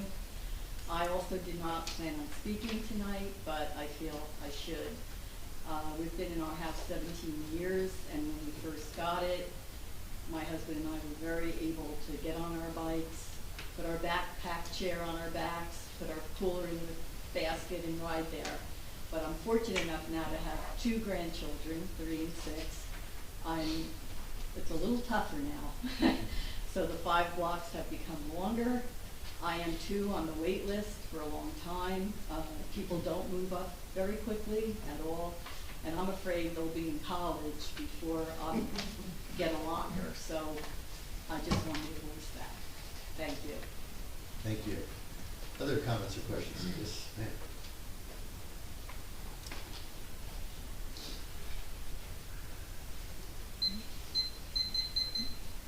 Hi, my name is Felicia Sacchi, Lorraine Avenue, Bradley Beach. Mayor Gubitosi, I don't envy any of you. You have very tough decisions to make. But this is just food for thought. You had said that you could possibly build another 100 to another 120 lockers and store them where they are now in the parking lot. No, just to be clear, we could fit them anymore on the beach during the summer, but we would not use Be them. able to store them, okay. That was, then I misunderstood, because I thought if you could do that, then they could be only exclusive to the residents of Bradley Beach. And that would solve probably a lot of problems for our residents here that are saying they're on the list for so long. So that is not feasible then at all. It's not an option. No, not an that I'm option. aware of. That's too bad. All right, well, thank you. Thank you for trying to help us. Okay. Other council, yes.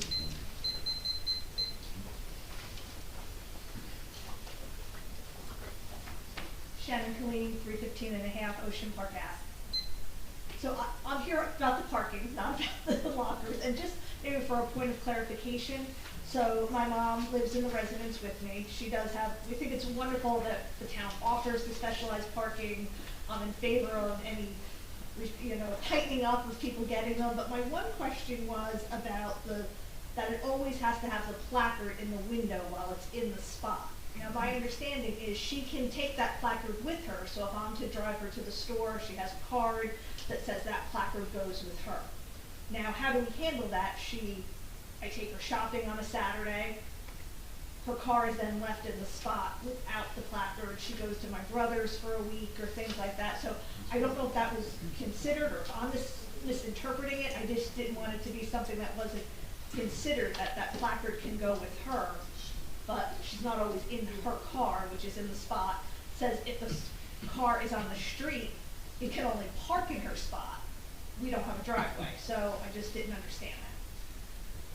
Can I make it practical? Just make a copy of the placard and leave it if you take the placard with you. Okay, so you Then think the that's officer can just eligible? see the, right?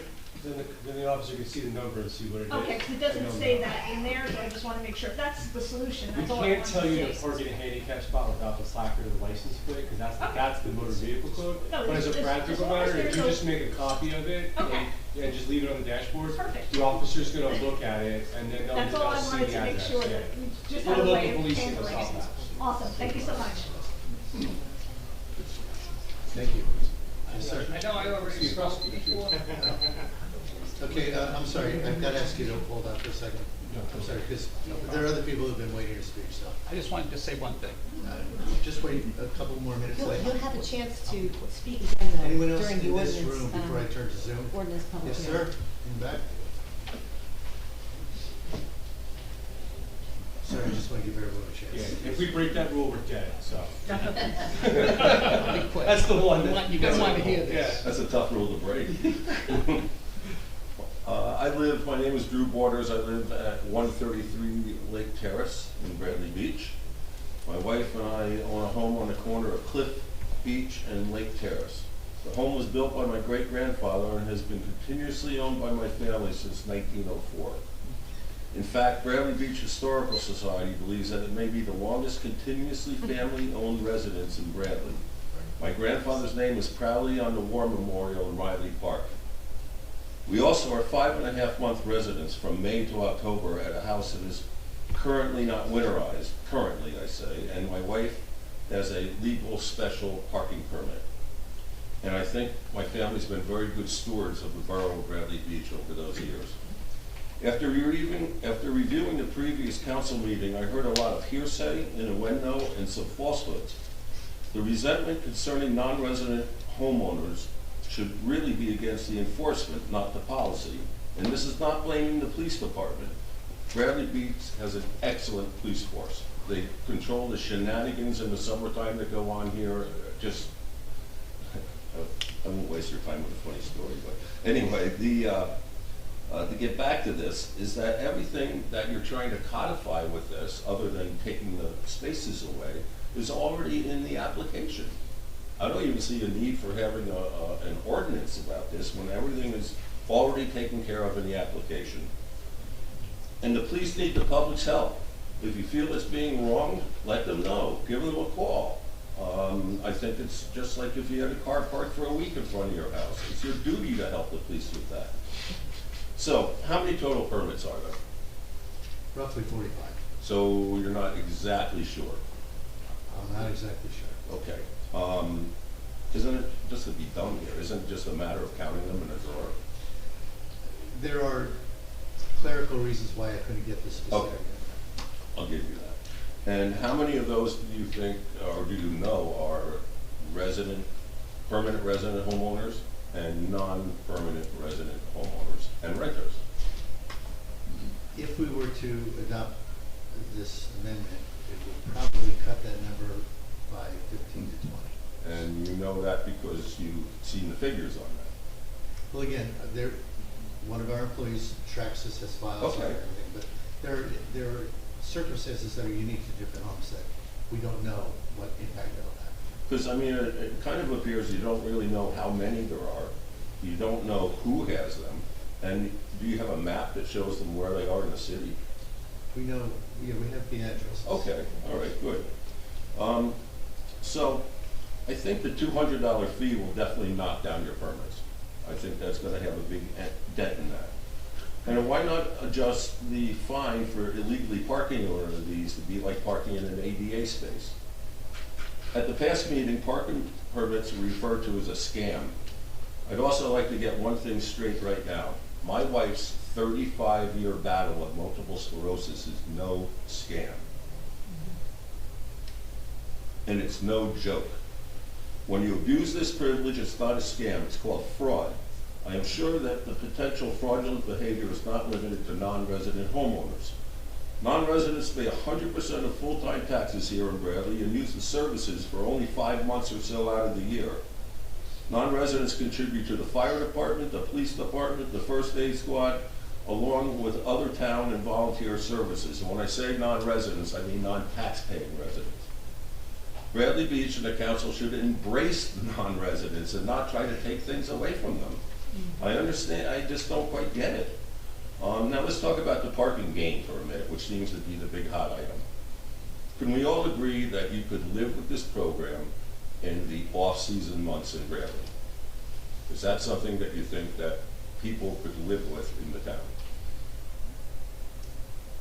It's just an odd question for me to try to answer because okay. It could vary by street. I know individuals who have concerns that there are on certain I mean, you can kind of look down the streets and see there isn't really a parking problem in an off-season in Bradley Beach. There's one particular street where it's a okay. So, when are the non-permanent taxpayers going to be here who don't live here permanently? Summertime, correct? So, if you take away a parking space in the summertime, and I have to park over here now, how many spaces are you gaining? Zip. You're not gaining any spaces in the summertime by doing this. You could take this whole program and scrap it. You're not going to gain a single space from it. It's a finite number of cars, and the only way you're going to gain spaces here is building a parking lot. So I just don't understand, you know, it just seems that even this proposed amendment kind of reads that getting it through here during the it's the 2 days before Thanksgiving. I have to drive 8 hours today to be here and back. My attorney says there are a lot of holes in this, and so that's another issue that I think you're going to face. You're actively targeting a large part of your population of non-resident homeowners who rely on this town service to be able to enjoy their home safely and despite their malady. Enforce the rules, keep taxpayers equal, understand you're gaining no extra spaces by doing this, protect the rights of all taxpayers, which I hope you pledged when you were sworn in. Do your due diligence up front. Leave the citizens to have compassion for disabled neighbors. Don't enact this ridiculous ordinance that might be illegal. Heal the divide that is being created as good government should. Base your decision on facts and not just anecdotal hearsay or emotions like good government decisions should be made. Look at the optic on this. You're taking away privileges from handicapped people. I don't think you really want to be known as the city that does that. Thank you very much for listening to me today. I appreciate it. Thank you. Other comments in the room before I move to Zoom? Yes. Oh, no. I'm sorry. So you're going to wait. We keep tricking you.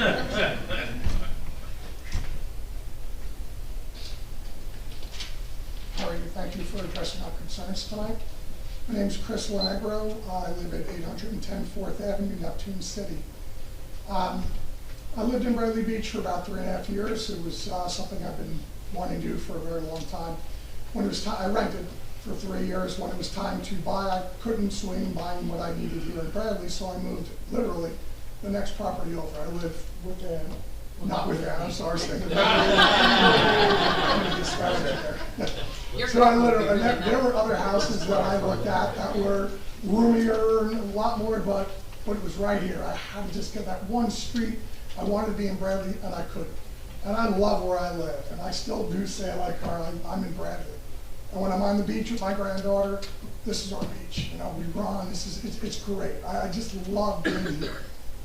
I'm insulted right now. I'm not being mean. I'm not fighting, but I know others feel this way. It's like, what? What do you mean?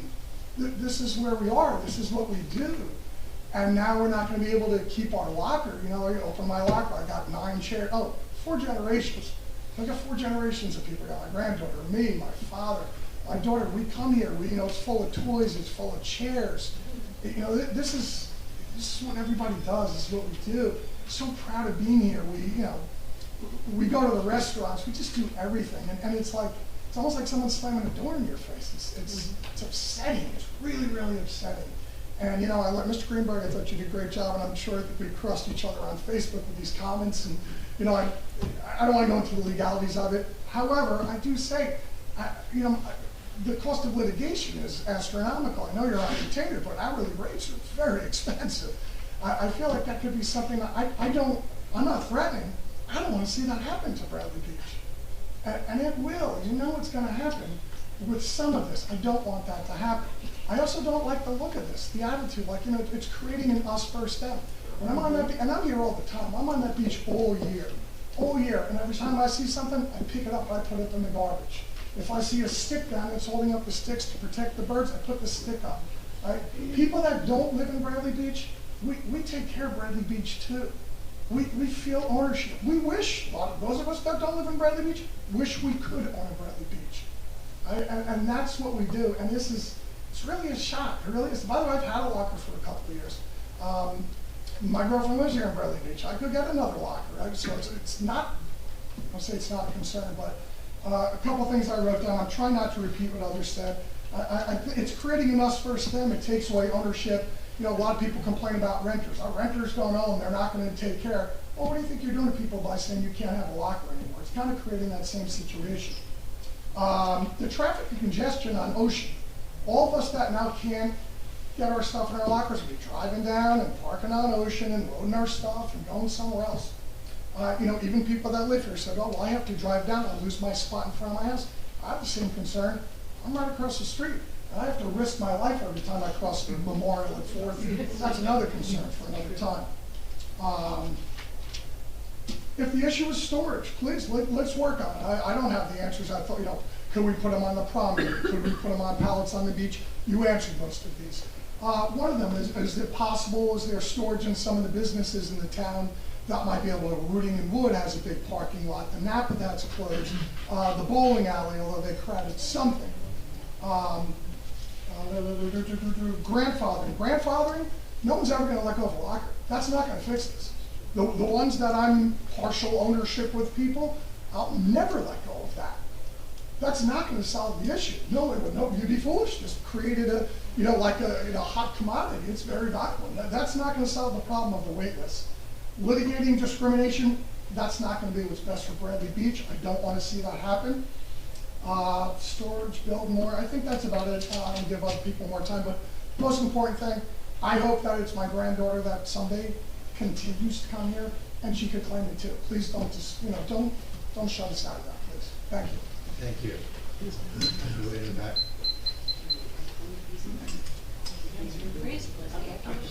Hello, Julie Nicoletis, 605 North Avenue. I would like to talk about the special parking. Unfortunately, you hear stories of people who really need the special parking. But through the years, we have had parking that has been, in essence, has been scammed by people who really do not need them. And it should be something as a courtesy for people who are very ill that need them. I have no problems with that whatsoever. But the issue that is coming along with this and the ordinance, as I was reading it, we need better cautionary metrics in place. I would like to see that when someone files an application, when police go to check out the house and everything, that there are photos taken, that it goes into the file.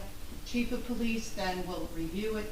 And then also, I want the four-eyed principle. I do believe that the mayor or another designated person, whether it's the VA, should be looking at this as well. Unfortunately, in the past, we have had too many people, and every single resident knows of people who should not be having these special parking spots. It's just the reality of where we are. And I think we need the four-eyed principles and have these precautionary measures because that's in everybody's best interest. Secondly, I also think that there should be a third-party audit of the parking spots every year. That is for the protection of everybody, for the police, the residents, the town. And then again, that puts in precautionary measures, just like a business does. It doesn't mean anybody's doing anything, but you are monitoring what these parking spots are there for and why they're used. We have to be very careful, and again, because there has been so many abuses, and again, I see it on my street, and also there needs to be significant fines for people who take the liberty of painting their own curbs. And also we need code enforcement and the police to monitor this daily. It can't be reactive, it can't be residents calling out somebody. That is not a responsibility, and that pits neighbors against one another. So I would definitely like to see that. Also, if somebody is filing an application for a special parking spot, neighbors need to be notified. Because what people don't realize in some of these highly, highly dense streets, it affects everybody. It affects. It's not true that we would not gain parking spots on streets that are in the north end. You would gain parking spots right off the bat. But again, it should be very, very, these special spots should only be given out in very critical situations, not someone temporarily or anything of that nature. How many people we know that have driveways and got spots and painting? So it's just been an abuse, and it's been mismanaged. I know we're moving forward, we're making strides, and I appreciate that. And I'd like to end with is that this is just the beginning. We need a major, major parking policy. It's only going to get worse. With all the building that's going on, people come in, 3, 4 cars, they don't have parking. It's just a domino effect everywhere. And again, it leads to a lot of confrontation with neighbors. I know I've had it with mine, just asking somebody to move their car out because I can't see out of my driveway. Now we're seeing so many commercial vehicles parked all over the place. Had a dump truck the other night parked down the street. They're not supposed to be on the street. So again, I don't know the answers, but I would like to see in 2026, I'd like to see a major parking committee and really address these issues. And I believe this is also addressed in the master plan as well, that we should be continuously looking at this. So I just think we need to put precautionary measures in this and really have a four-eyed principle and look at this and scrutinize this at a very, very high level. Thank you. Thank you. Other questions outside of this gentleman? Okay, I'm going to turn to Zoom, and I cannot read names, but can someone see them? It's Christine. Christine Cruz. Christine, if you're up there and can speak. There we go. Hi everyone. It is so nice to hear some stories being shared. And I think that mine is an important one as well. My family has owned several properties.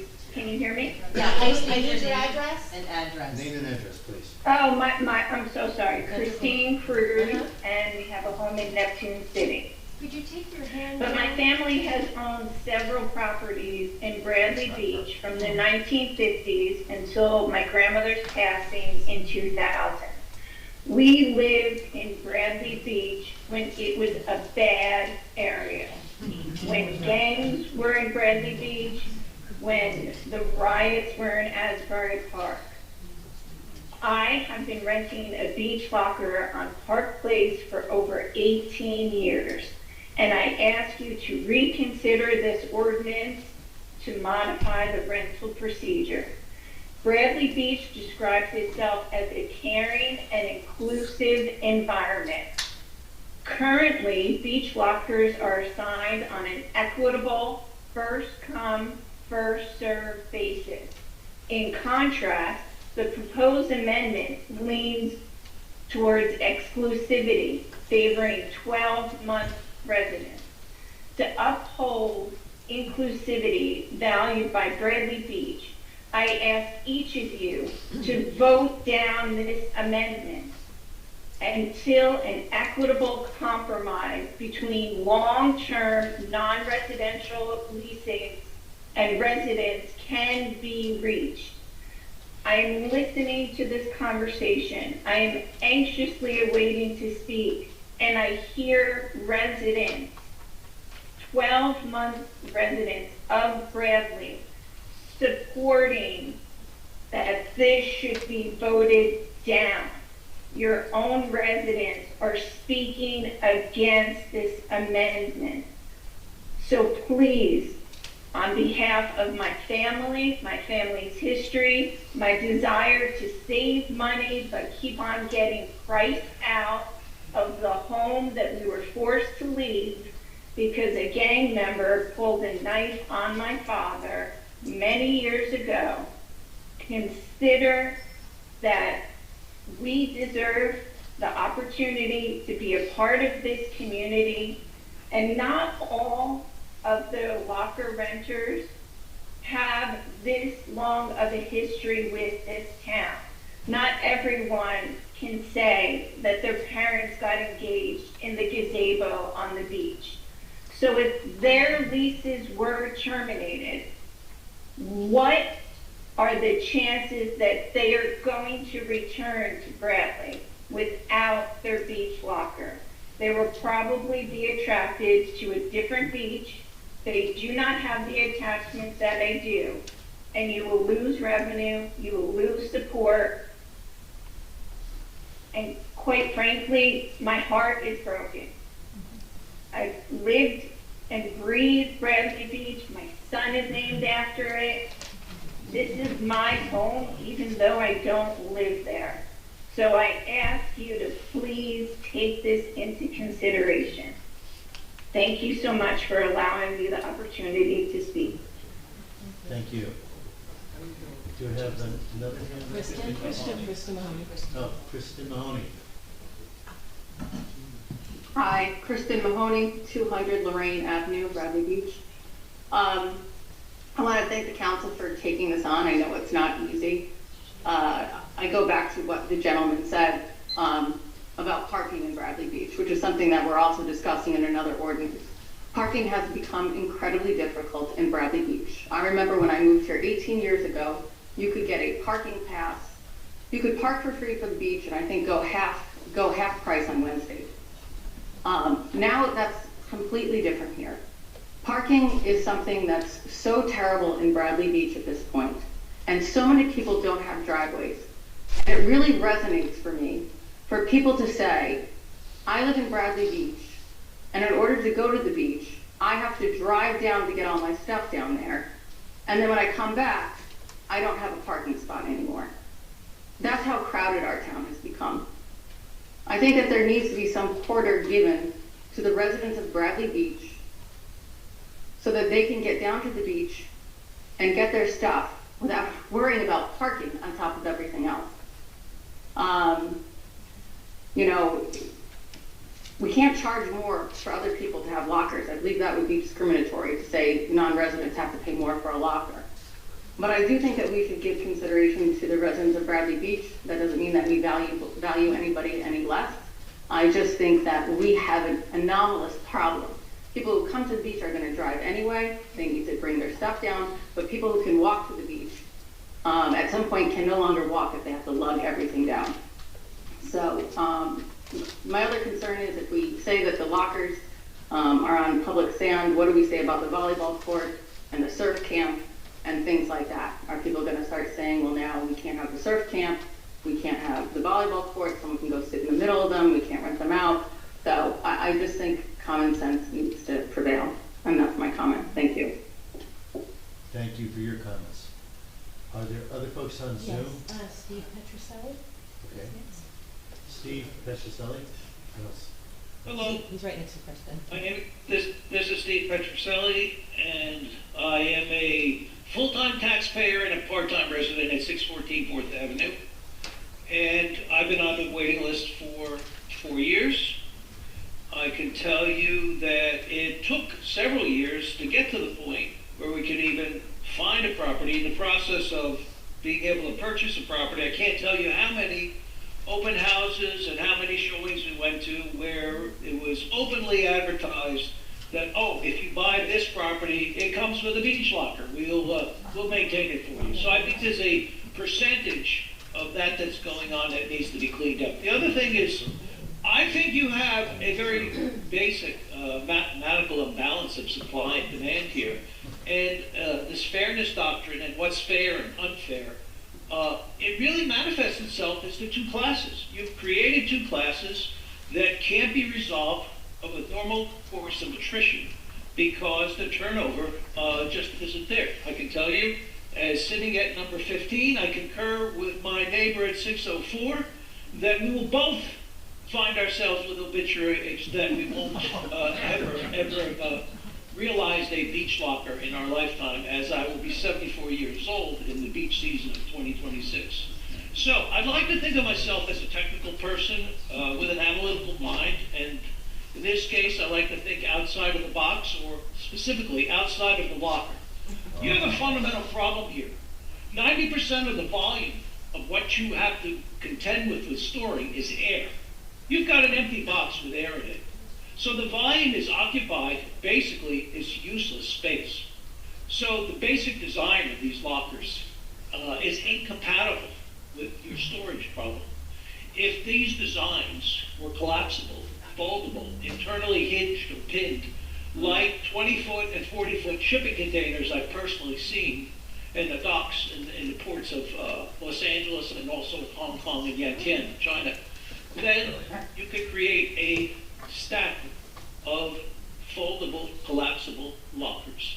So I think one possible solution is to get rid of all the lockers and start with a new design that you could outsource. And if you want, if it doesn't exist, I'll design one for you and file the patent and assign the rights to Bradley Beach. You have the design. You are trying to find a way to store something that's incompatible with the amount of space available to the borough. So that's my comment.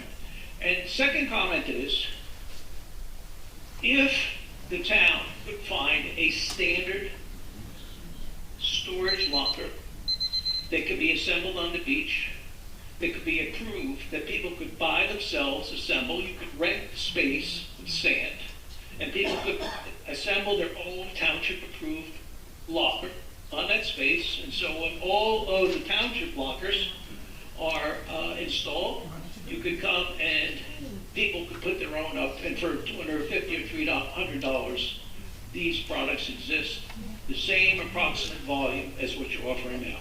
But I think all the lockers should be raised, and they should be redesigned to a storage-friendly mode so that they're collapsible and they can be stacked, and then that solves your problem. So thanks a lot for listening to my rant, and look forward to reading my obituary with no problem. Thank you for those comments. Other Bob Patton. Bob Patton, you're up. Hi, Bob Patton, 207 Evergreen Avenue. I give the council credit for taking on this hot issue. Obviously, a lot of sensitivity towards it. I have friends on both sides of the ledger here. I don't have a locker, never have, but I do have a grandchild now, so the thought has crossed my mind a couple times. But I do think that somewhere you have to draw the line. The town is growing, the town is moving forward. You can't confuse it with prices and other things that are going on with real estate. That's happening all over the place. I don't want to see 500 lockers on our beach. I I don't want to see lockers looking like storage containers. I want to see what we have. I would like to see it distributed amongst the full-time residents, so the residents who own properties here. I do think that makes sense. I feel bad for people like Christine who said they've been here for a long, long time, but somewhere you have to decide what is the deciding factor of how you're going to make this decision. As there's a finite number of lockers and there's lots of demand, the list is long, but I think it should go to the residents of Bradley Beach first. And I just want to make that comment and thank the council for taking this on. Thank you. Hey, Bob, Yeah, can I have your address? I'm sorry? Your address? 207 I didn't hear I that. got it, never mind. Your address? 207 Evergreen Avenue. Thank you. Thank you. Thank you. Are there other hands raised on Zoom? That's it. That's it?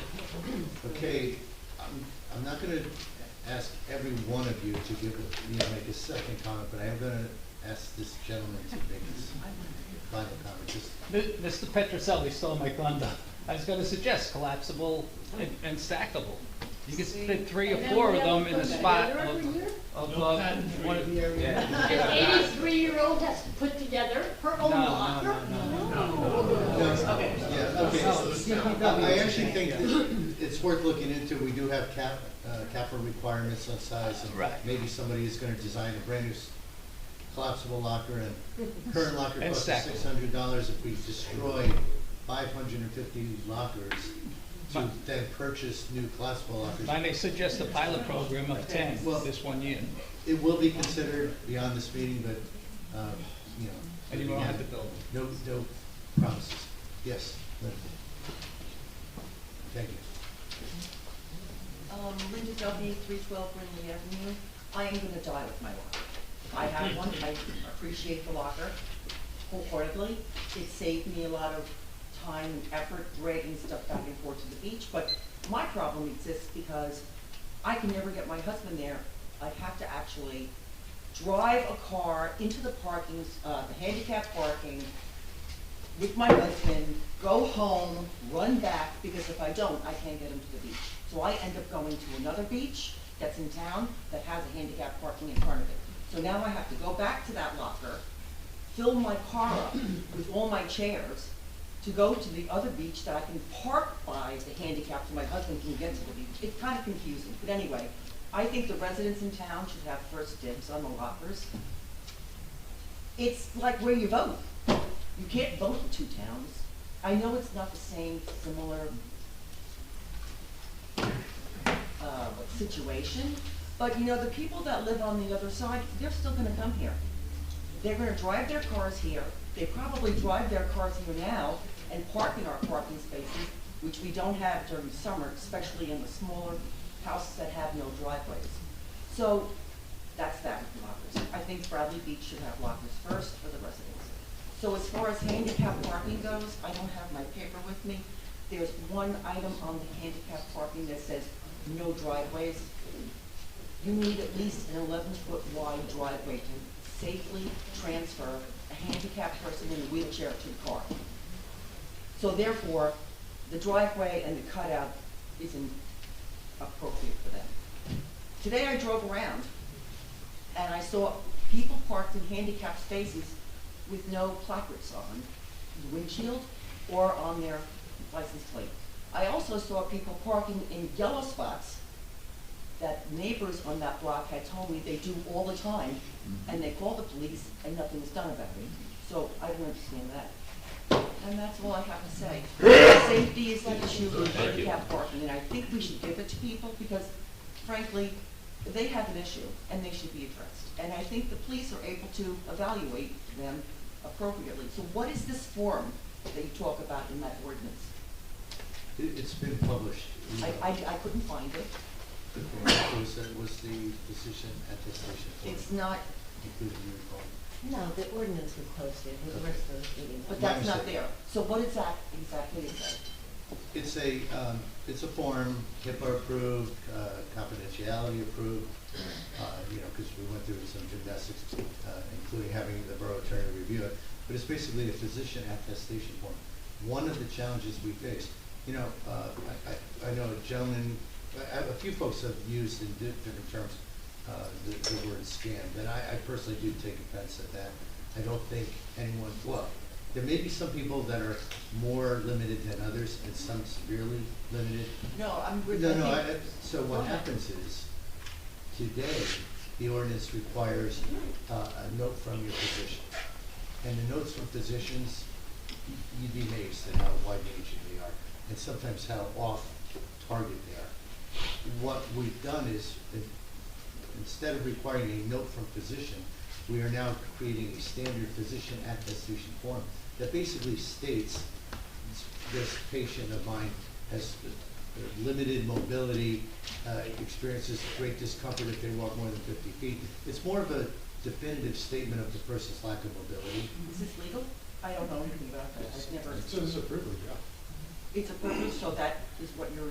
We standardize what the physician has to certify. And so we were previously required was basically a doctor's note is what it said. And so, like the mayor said, we're not going to disclose, we have the records, I know we're not disclosing obviously for medical for privacy reasons, but some of them are patently ridiculous.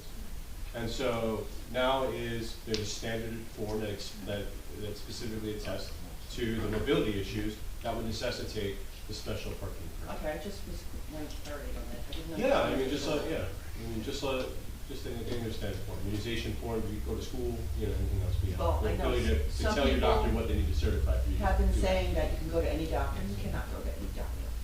I don't think to get a form filled out that you can't go to a podiatrist and say that you've got pulmonary problems. I mean, that makes no sense at all. So somebody had said here that, oh, I could just go in the back in the locker room and I can get the doctor to sign the form. I don't think that really happens a lot.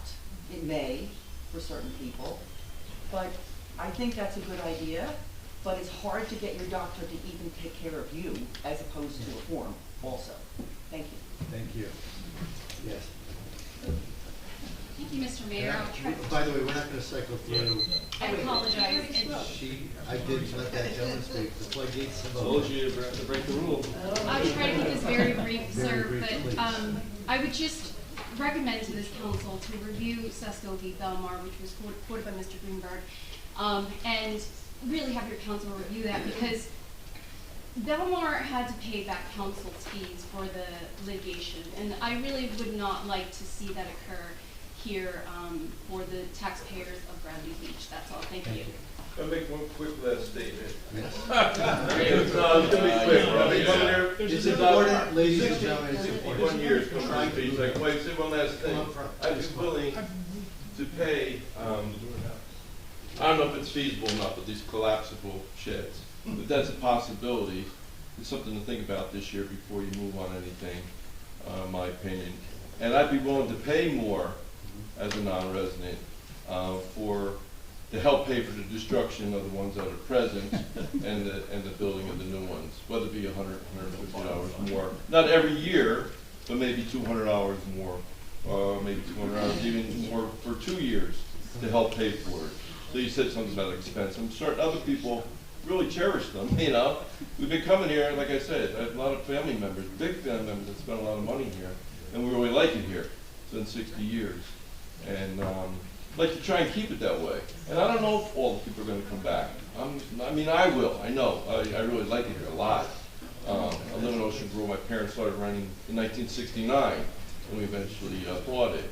But we were, because of, I guess, religious reasons, Ocean Grove didn't have a Sunday beach, but I like Bradley Beach. Somebody said Kent Avenue. There was a warden that lived across the street that was friends with my firefighter uncle. Said Kent Avenue is the best beach and this is the best beach. And I want to continue to be that way.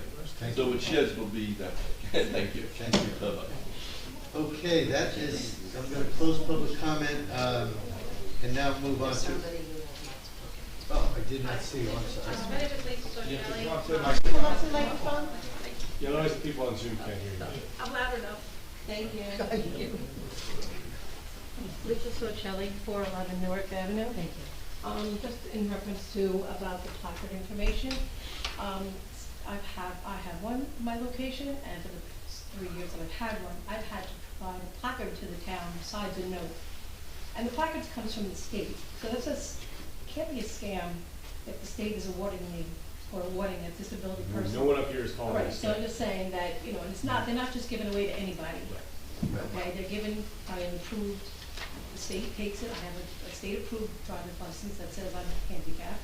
My husband has half a foot, he's awarded a handicap placard also. So all this stuff about scamming and the legality of the parking spots, 45 parking spots in this whole town, I know it's not that big of a town, but 45 parking spots, if they're proven to be legit, and you don't want to bring in the American Disabilities Act into this, that for discrimination of handicapped people. I just think it's wrong to, you know, go after the 45 spots. I mean, if they're not legit, then fine, they're not legit. And I have to tell you, we're out a lot with my car. I come home constantly. I find somebody in my spot. Normally I just say whatever. I wish they would put a note and say, here, I'm here, call me, I'll move my car. They don't. Only once in a couple of years that I did call the police because the car was there for 3 days. And even the police officer said to me, wow, you waited 3 days? I said, yeah, I'm gonna, you know, what am I gonna do, come after somebody and, you know, but it was annoying. And finally after 3 days I said enough's enough, that I had to walk, you know, really far to get to my car. And at that time I parked on Lake Terrace by the dog park. And I left my car there for 2 days because I couldn't get back and forth. And one of the neighbors over there called and said, there's a car here that hasn't moved in 2 days. So now I got a call from the police station and they want to tow my car because I couldn't park where I was supposed to park. So parking is an issue, but for the sake of 45 spots, if they're legit with state awarded identification, I don't see what the problem should be here for that. We're not changing that criteria, for example. I thought that's what We should updated it to the new, I mean, we updated it to the new. Right, we never had to have a statute. placard before. The situation you in the- described, you're not gonna have a problem. The only thing I will say, the You're not, stickers you're not. in the back window, my window's tinted, so you can't see my Exactly. sticker. And I didn't know until recently that I had to have the placard hanging in the car, it's always in my visor, but as of today, my placard is there. So- That's why we've added the placard to be displayed, because Right, with- tinted you glass, can't see the the sticker. police can't Right, see that. correct. All right, thank you. That's all I have to say. Thank you. Thank you. Okay, I'm gonna close public comment and move to, the approval of minutes. I'll make a motion that we approve November 6, 2025 council business meeting minutes. Second. Mr. Noble? Yes. Ms. Greenblatt? Yes. Mr. Nowicki? Yes. Mr. Weber? Yes. Mayor Gubatosi? Yes.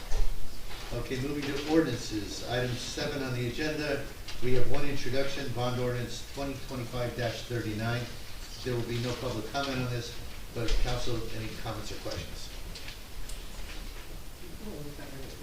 You answered all my questions, thank you very much. Yeah, was it? You've answered all of my questions, but if you could just explain publicly. Yeah, at a fairly high level, a number of months ago, in anticipation of doing a construction project where we would renovate the sewer pump station on Ocean Avenue, we passed a bond ordinance for $500,000, which we were told would be more than adequate to cover the costs. Then we went out for bids, and the lowest bid was $632,000. The highest bid was like $800,000. And you'll see a little later on today's agenda, we will be rejecting these bids because we don't have the bond authorization to spend that much money. This introduction is amending that earlier bond ordinance, bringing that amount from $500,000 to $900,000. We don't expect to spend $900,000. Very likely it'll be in that 600, 700 range. We just don't want to be caught short again. And you're allowed to, you know, legally, we can authorize more of a spend and then not spend it. So we're being conservative with our new $900,000. Please. Something about filling the voids, the spaces beneath this building. I mean, there's a building there now. Why do those voids need to be filled? It sounds like just got a lot of concrete. Like, why does that have to John, we have all these engineers, including one on the council. I know, that's fine. No, I'm letting the folks know that. So there, Good. please interject. So there are these large vaults that have these old sewer equipment down in there, pumps and grinders and whatnot. And there's groundwater filling up in those vaults. When the groundwater comes and goes, water comes in and out. The slab of that building is being supported by a steel beam. The building's almost 100 years old. And what we don't want to do is just build new restrooms up there and then have a situation where 5 years from now, 7 years from now, 10 years from now, we have a problem with the structural integrity just because of the age and water infiltration, rusting of that beam, and we want to make sure if we're going to invest anything in here, that it's going to be set for the next foreseeable future without having to come back with some other issue popping up. We can go do it cheap and say, oh, just leave it, let the water flow up there, but this is for public health and safety. All right. If no other questions, I'll make a motion that we adopt the, that we approve the introduction of bond ordinance 2025-39. Second. Mr. Noble? Yes. Ms. Greenblatt? Yes. Mr. Nowicki? Yes. Mr. Weber? Yes. Mayor Gubitosi? Yes. Okay, now we're going to go to public hearing on two ordinance adoptions, which we've chatted about a bit already.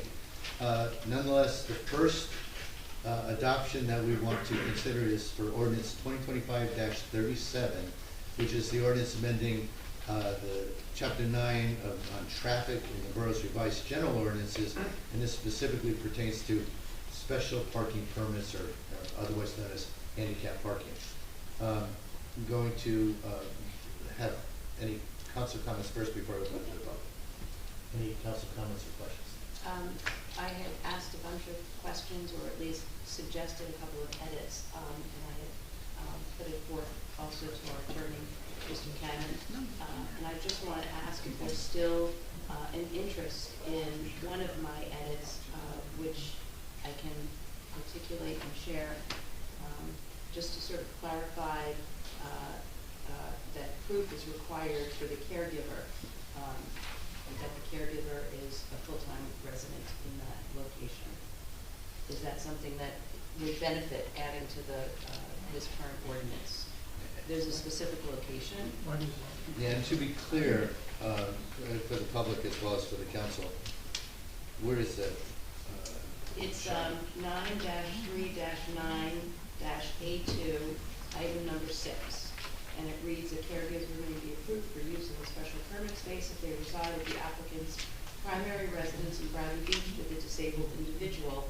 My suggestion potentially is to add proof of residency/tenancy required for caregiver permit. So I don't know if it's articulated elsewhere that proof needs to be shown in order to satisfy. So without opining one way or the other on this, just to make sure everybody understands it, there is an upfront statement, I guess, A sub A1. The applicant's dwelling must be their primary residence. So with that comes an expectation that would provide proof. So you can handle it with you can handle it administratively with something on the application, which presumes, as the gentleman, I think one of the speakers actually mentioned. Including it in there is, you can put it in there. Yeah, it's just added clarification. Yeah, it's just clarifying. So Shauna, your suggested addition to, let me just make sure I get this citation, 9-3.9. Right. 9-3-9A, A6. What would you add to a caregiver may be approved? Right, I would suggest proof of residency/tenancy required for caregiver permit. If a permit's going to be issued to an individual other than the handicapped individual, we indicate that that individual should be living at that residence full time. Which we do say, right? I just want to make sure I'm understanding. Yeah, she's just talking about the proof. I'm wondering if a caregiver came, like, would it be part of the proof? Like, none of the utilities aren't going to be in their name, nothing's going to be in their name. How would they? It says if they reside at the applicant, so they would need to prove to our police department, correct, Catherine? I mean, if you have situations like this now, our current ordinance says the caregiver may be approved if they reside at the applicant's primary residence. So Ms. Greenblatt is saying we should get proof of that, of their residing there? Yeah, I'm not sure exactly what the standard is now. Chief has been handling this for, since we were patrolling the traffic stuff. But yeah, that's not out of the realm of possibility for us to verify that. So I understand you wouldn't, if you don't have utility bills in your name, there's got to be some sort of documents or proof that we're able to find or codes that we can find out. So the caregiver could be living there full time, but their driver's license Right. could still be a different residence, but as their That's what I'm job saying, that is to stay there, but their so their driver's license still says, Elizabeth, New Jersey, for example, and, but yet they're living there as a caregiver. How Yeah, do they we can demonstrate, do a how do common they sense prove will that? prevail in some of Yes. this, some of these. So I agree with, letting the caregiver also utilize the spot. Yes. I just think it might be hard for them to prove that Agreed. they live there. I mean, letting them use it if they live there. I'm just worried that putting it in the ordinance makes it be hard to prove. But I don't, that doesn't solve their problem, figuring it out. I mean, so let me, all of these things, all these statements that we say, you have a driveway this, or if you possess a valid commission issued placard, all these things have to be proved, so I don't think we need to enter the word prove, because it'll have to be proved. Yeah. But it raises a good question, does that caregiver need to be a primary, residence is primary? And I think what I'm hearing is Probably not. probably not. So a caregiver who's not living there can potentially be issued the permit for parking? Right, so they have to reside there, but how do you determine? What if they're not a family member, if it's Yeah. 24-hour nursing, they might be primary residents. Provide you a care contract, they can provide you There must be Right, some, there'd I be some don't sort know. of contract. a live-in care agreement, a nanny agreement, or. But that's not a permanent residency, right, primary residence, that's the Right. issue. I just think the people. Yeah, Well, it doesn't say they have to be there permanent, it doesn't say the caregiver has to have, yeah. at the moment. Right now, it states, Right. okay, but if we were to change it to primary residence, the driver's license may not say that. Right. So therefore, we should not say that. So we won't really know. We could be issuing a permit to a caregiver who is not residing there. And we indicate in the ordinance that the caregiver should be residing in that location, and whether it's a temporary or permanent. I think to your point, they have to prove they reside there, right? Well, that was Showing my, your if we have contract. that in the ordinance, I just, Well, it says that they reside, which in and of itself requires proof, but you're saying states that they prove they reside. is it necessary? I'm just suggesting, is it necessary for us to take that one step further to Does anyone have a concern about adding wording that would say, special permit space, if they prove they reside at, blah, blah, blah? I'd just like the line that Shannon put together, just prove residency be required. Just functionally what every section above that and everything else is required. Yeah, It everything really else just is, makes it- everything else is primary. And it's not residence. defining what the proof is. This could not be, this might not be their primary residence. That's the concern. Well, again, I'm just saying, it might be hard for them to prove it, if the police are gonna accept some alternative, I don't know, a contract with the home health company or whoever, like, that sounds good, I just don't want anybody to be locked out where they don't have a driver's license or something, that says that Again, I think we're trying to get at, do they really live there? And if they can prove that they reside there, is that adequate? We're not saying primary residence. Right. But if we say, if they provide, Well, I have put in proof of residency/tenancy required for caregiver permit. So it could be any sort of. I'll note that the evidence to be a primary resident above is significantly more specific. yeah, I think we even list driver's license, lease in the language above that. So that's why Shannon's language didn't offend me, because it just said proof of residence. That could be an interview with the police to explain what's going on here, in, like when they do their administrative tasks and processing it. So, I think it's 6 on one and a half dozen on the other, to be honest with you. But making it clear that people have to bring some sort of proof that they're the caregiver resident, even if it's the disabled, the person they're caring for, to testify on their behalf, is fine. and I'm just playing devil's advocate, but. Well, I also live in a world where you don't get anything unless you prove it, so Yeah. I don't have much sympathy for No, everything. the lack of proof. Well, that's the point that I've made. Everything's gotta be proven, every one of these. So to add the word prove in this one only seems redundant to me, but everything else is primary residence. So what if the caregiver that's not their primary residence? They live in Wall, but they spent 24 hours, you know, at this residence. As I recall, it's not obviously not right now, but I don't believe it says primary residence. It just thinks it says reside there. And then in Shada's language was proof of residency shall be required. Yep. Okay. Right? So if that could be temporary resident, you know, at some level, someone has to make the decision whether the person gets the permit or not. And we trust the police to basically investigate it.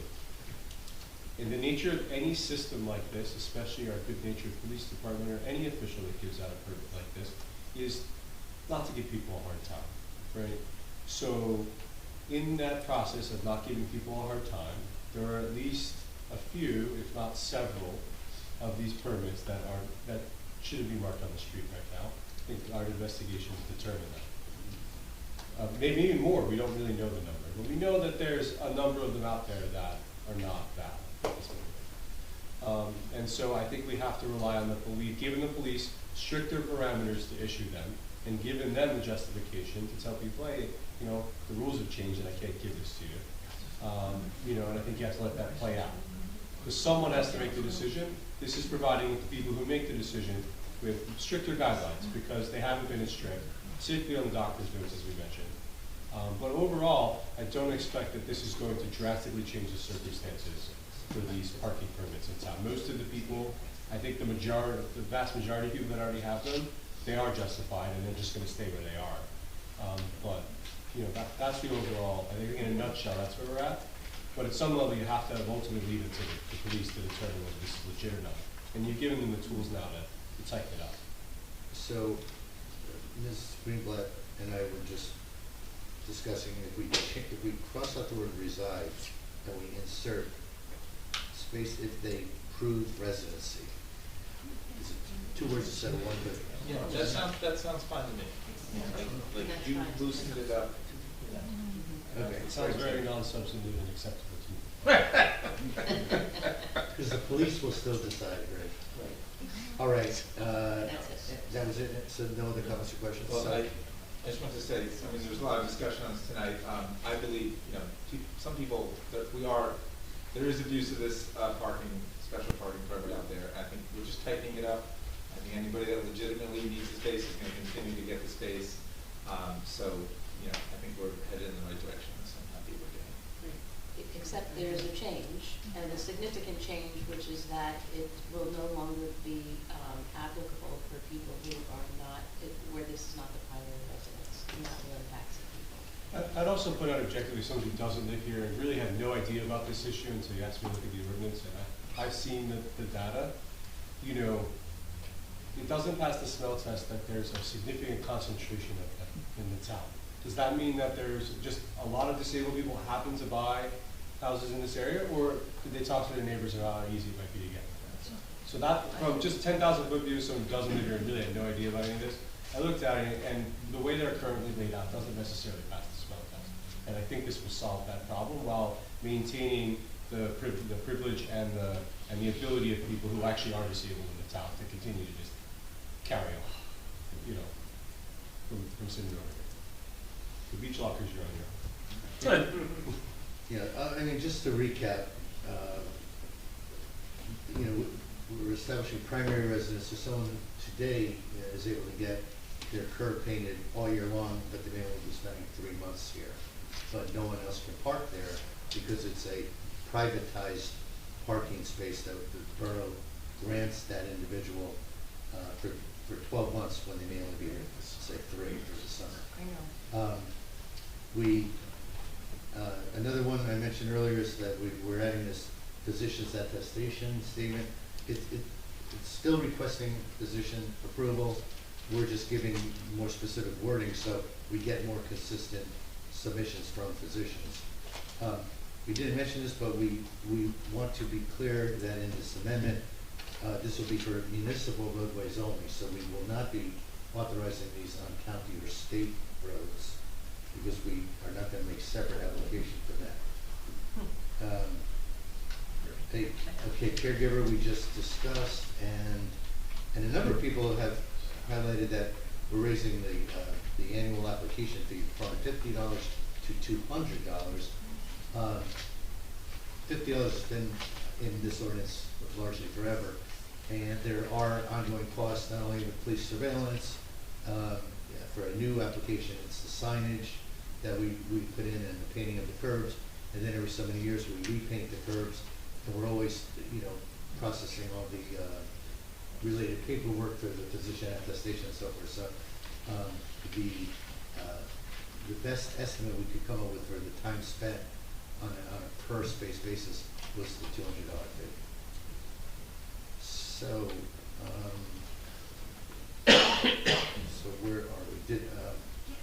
We're about to open it up to. Yep, yeah, so no other council comments. Okay. With that said, I'd like to open this up to public comment. And again, some of you may have spoken already. You're welcome to speak again. Yes, sir? Second. Paul. Yeah, Sorry. take a vote. Get ready, Paul, Thank your you. comment. Mr. Noble? Yes. Ms. Greenblatt? Yes. Mr. Nowicki? Yes. Mr. Weber? Yes. Mayor Gubitosi? Yes. Yes, sir. Paul Champion, 411 and a half Lorraine Avenue. Wow, you guys are really making things complicated for yourselves. Yes. I think it's really unfortunate. Your whole discussion about caregivers, why in God's name aren't these permits just for the address? Once you prove there's somebody in that permanent resident in that address, Exactly. then basically you get a placard with that address on it, and it can go in that person's car, their spouse's car, their caregiver's car. You can't police them. We tie it in one car per address. That's the answer. Well, then, okay. Because they have a decal. Why don't you tie the plaque? Okay. It's the I'm placard. just telling you that's Placard. You could, legally, you can't tie the placard to the address. No, we Not do. the car. No. So we do, but Terry, correct me if I'm wrong, but my understanding of how we police all of these spaces is we have on file one address, one placard, one evidence of a person's disability, and one car assigned. So we don't hand out 5 decals to 5 family members, all of whom may take turns chauffeuring a handicapped individual around. That's my understanding. Yes, correct. Okay, and it can only be one, but you're going to allow a caregiver to also have a placard for that address, is that right? It's, again, this is the standard that already exists. We're not changing this. It's one decal per address. So the caregiver would have the decal in that case. Okay. Correct, Terry? I'm saying Yeah, I would anything wrong. imagine that in that situation, I if the find person that, needs a caregiver, that person probably doesn't drive or have a car. So the caregiver is the person who most likely is responsible for transporting them around. So that's why you have that one placard for one address for the one person who actually drives the disabled. and the car was registered. They need Right. two caregivers. Okay, wait your turn, please. My second comment is about the permanent resident requirement. Why can't you have somebody who owns a house and is there for 5 months a year, when they're not there, just have them have a clause where they have to report that they're not going to be there for an extended period, and bag the sign so that it's no longer restricted parking. I mean, that was considered. There's a lot of expense to, first of all, there's a lot of inconsistency about that person's ability to report timely. And we would have no way of knowing if they were just driving around for the day as police were doing the investigation, if you will. And, the individual, and then there's the cost of painting over. We paint it yellow, they're here for 3 months or 5 months, then they leave, and then we paint it gray, and they come back and we paint it yellow, then they leave and we paint it gray, and that's if they report it. I'm not saying you're incorrect, Paul, I'm just saying we've discussed it, and I discussed it at length with Chief Arnold, who's going to be with us tonight. But, this is where we ended up. Good luck. Yeah? Yes.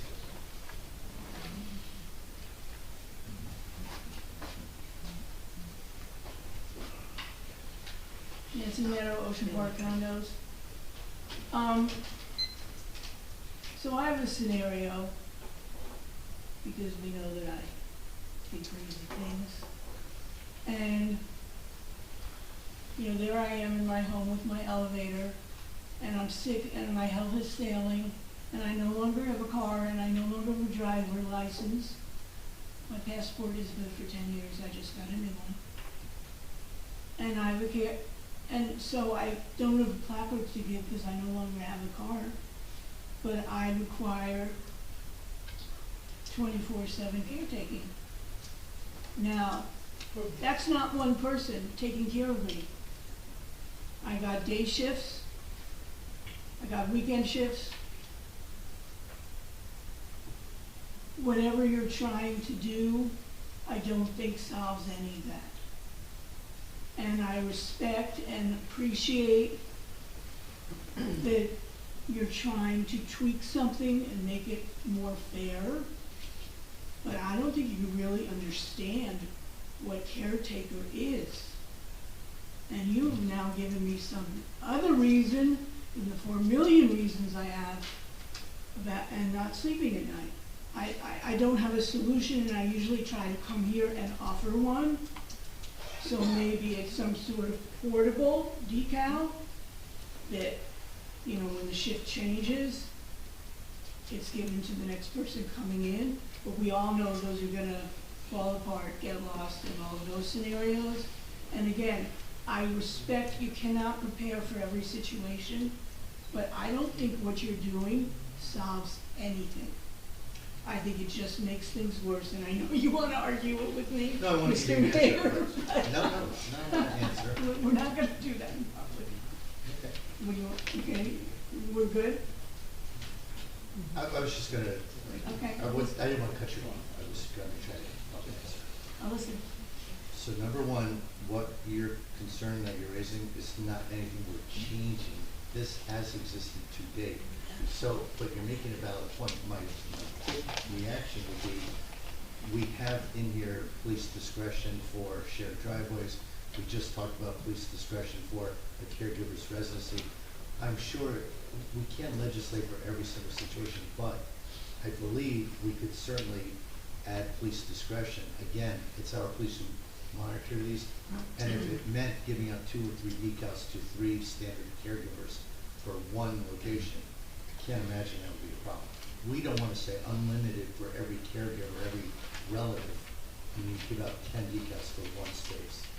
I understand that. I also think it needs to be considered, and hopefully none of you have ever had to deal with this, but it's not necessarily so easy to get one caregiver.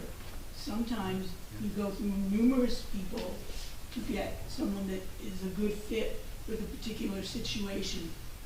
So all of that, I think, needs to be taken into consideration along with the verbiage of police discretion, because we all know that does not sit well with me. Thank you for your time. Thank you. I see other hands. Yes, sir, with that. Thank you.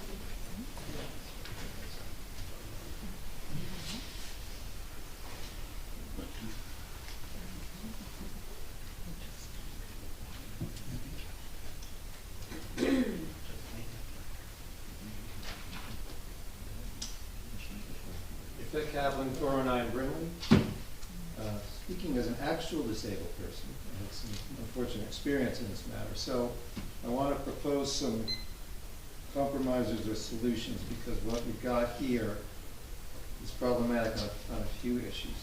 First of all, can we please allow or find some way for non-resident homeowners to park? They aren't any less disabled than the rest of us. Yes, they're here for a certain number of months, right? I think the vast majority of them are here through the summer season.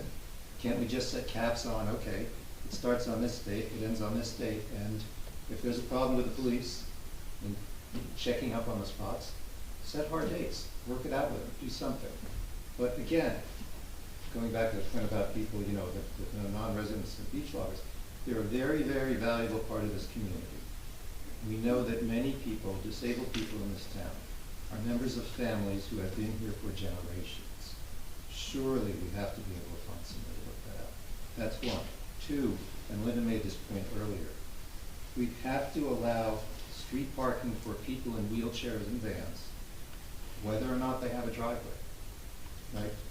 11 feet, as Linda noted, 11 feet is required. My driveway's 9 feet. By the way, it's also on a slope, so it would fail on 2 levels. And I think every driveway in Bradley Beach that I know of, right, is not going to allow space for a van and a wheelchair. So that's 2. And 3, Mr. Mayor, I respectfully disagree about the $200 fine. I made some, not fine, sorry, not a fine, $200 fee, annual fee. I called around, no one around us charges anything close to that. Ocean Grove, I spoke to them yesterday, it's a $100 one-time fee. And I would point that in the spirit of not dropping too much money on people who are disabled and already spending money on all sorts of things. And when you go to the motor vehicle office and you apply for a permit there, you know what they pay? You know what you pay? $4. So I get that there's work involved. But again, surely there's some way we can work this out. Thank you. Thank you. Other comments or questions? Yes, Tracy.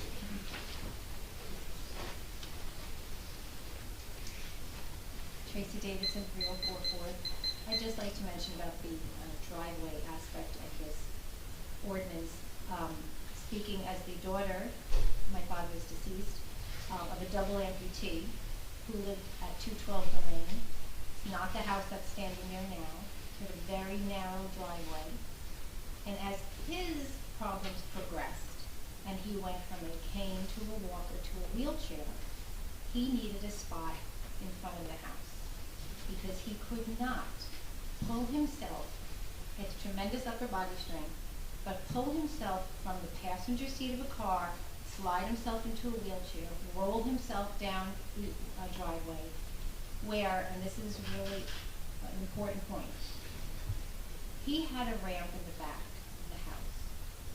Neighbors built that ramp for him. Because that's what Bradley Beach was. It was a very nice neighborly town. Not that way anymore. I don't see it that way. They built that ramp in the back, and then a neighbor said to him, why don't you just get space in front? You're struggling. Get a space in front. And so he did it. None of the neighbors complained. It was not a big deal. But that made a very hard life that he had every single day from the minute he woke up a little less hard. And it also made it a little less hard on my mom, on me, and everybody else in the family. So when you talk about, because you have a driveway, all your problems are solved, they aren't. So I would think it should be on a case-by-case basis. And when the police come or whoever comes to investigate the situation, they take certain things into account. That's all. Thank you. Thank you. Yes, in the back.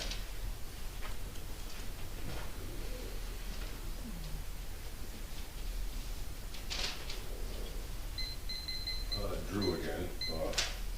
I really don't get the primary resident issue with this. I just don't get it. You have taxpayers paying the same amount of taxes as everyone in here, yet you're giving a group of people a privilege that a group of handicapped people don't have. What do I tell my wife after this meeting, after you vote this, that I'm sorry, honey, we're not primary residents, you're gonna lose your space and maybe you have to park in Ocean Grove and somehow you're gonna have to attempt to get to my house. And I think it's unconscionable. I really do. I think this is being rushed through. I don't understand what the big rush is with this.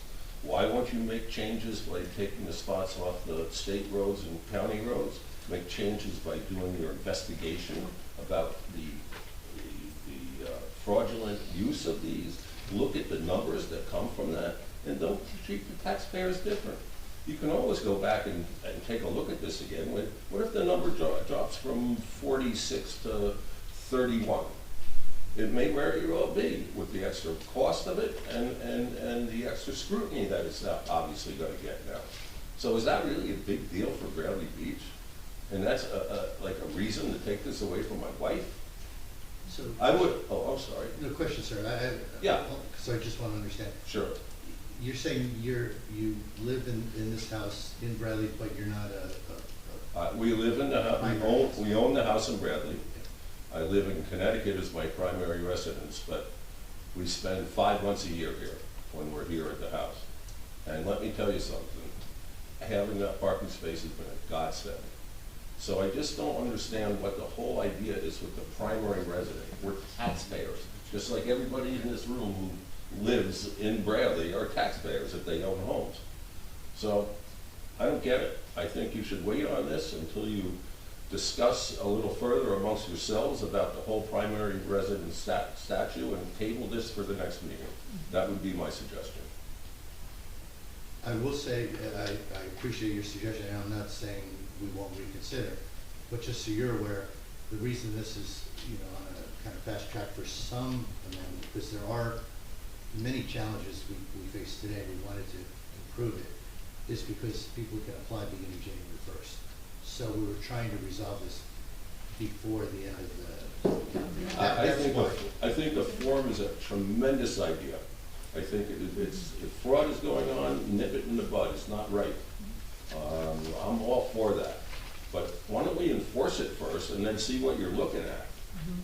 I mean, it just doesn't make sense to me to do, if you change 5 things, you don't know which thing changed what. But if you change 1 or 2 things at a time, you start to see the impact. But, I mean, we don't even know how many people are in my situation here. And who legally and need this and have to have this, and you're frankly going to wreck some of the quality of my life and my wife's life by excluding the non-primary taxpayers.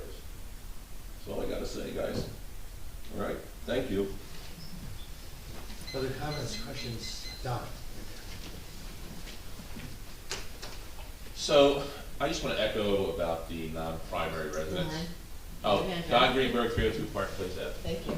I just want to echo about the non-primary residents. I mean, it seems like a no-brainer. And if it costs more to manage those spaces, then have a 2-tiered system. If you're a non-primary resident and it's going to cost the town more to paint over a couple times, or take the signs down or bag them, then charge a little more. And I do think the 200 is a little outrageous, because a lot of these people who are handicapped may also have income issues. Okay, so you're going to be pricing them out of a space. And the last thing is, we were actually talking about a simple solution for the caregivers, because not everybody has one caregiver. There are shifts. Okay, a million years ago, before I met Mary Ann, I dated a nurse who did that, right? And she worked 1 shift. There were people working 3 shifts. Instead of a sticker, make it a specific caregiver placard that they can use. That the person who lives there has the placard to give to the caregiver, and they can just share it. I mean, how much would it cost? $5-10 to make a placard instead of a flimsy sticker? So that might be a solution for the caregivers, because not everybody has one caregiver that lives there, 24/7, 365. So that's it. Thank you. Laura? The one thing Thank you. I completely concur with the gentleman who was here.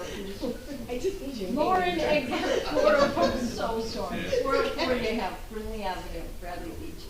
I will get it one day. It's okay, don't worry. Thank you. It's fine, thank you. I completely concur. I cannot imagine the administrative difficulties of not being able to be resolved, to have people who are here, who own a house here, who pay to have a house here, who come here for 3 months, who are legitimately handicapped, to not have a space in front of their house. I mean, to me, that is just completely unacceptable from the door. And, if it takes painting the stripes blue instead of yellow, and blue means, it just, it can be that, again, bagging the sign sounds brilliant. Or just let that parking spot be there, or inform the police that they don't need, I don't know if this is impractical for the police, but perhaps they could be informed that they don't need to enforce people not parking there for that period of time. And I'm sure this gentleman actually would pay painters to come and paint the curb over if you gave them that opportunity. But that's unacceptable from the door. The issue with caretakers too, I mean, I understand that the disabled person is getting 1 space. So I don't know why we're concerned if their caregiver lives there, if they don't live there, if they're there, you know, you're gonna have, you could have, the wife comes home from work at 5 and can handle, and, you know, what the disabled person needs, but they need a caretaker who can get in and out before. I mean, once you've established that no one else that's not connected to that house with that disability can use that space, really, why do you care whether it's a support person or that person in, you know, but that person's car in it? You know, and I think you're just complicating your life with that. And I would say, you know, with ordinances in general, you know, when we have parts that don't work and you go to fix one part, I would implore you to put in the extra time and the extra thought to fix the whole thing. Do you know what I mean? I mean, right now, you can take a look at the criteria, or maybe right now, just write an ordinance that says you have to have this form. And then, you know, deal with the form, find out who's really disabled, and then we go from there. But then when you do look at this, at the ordinance, you can look at, there's places like administrative requirements. It says in January of every year, special parking permit applications will be made by the Borough of Bradley Beach. In January, doesn't say when. Then it says all applications must be received by January 31st. So I guess the town could take till January 30th to put the applications out. And then by January 31st, the people have to respond.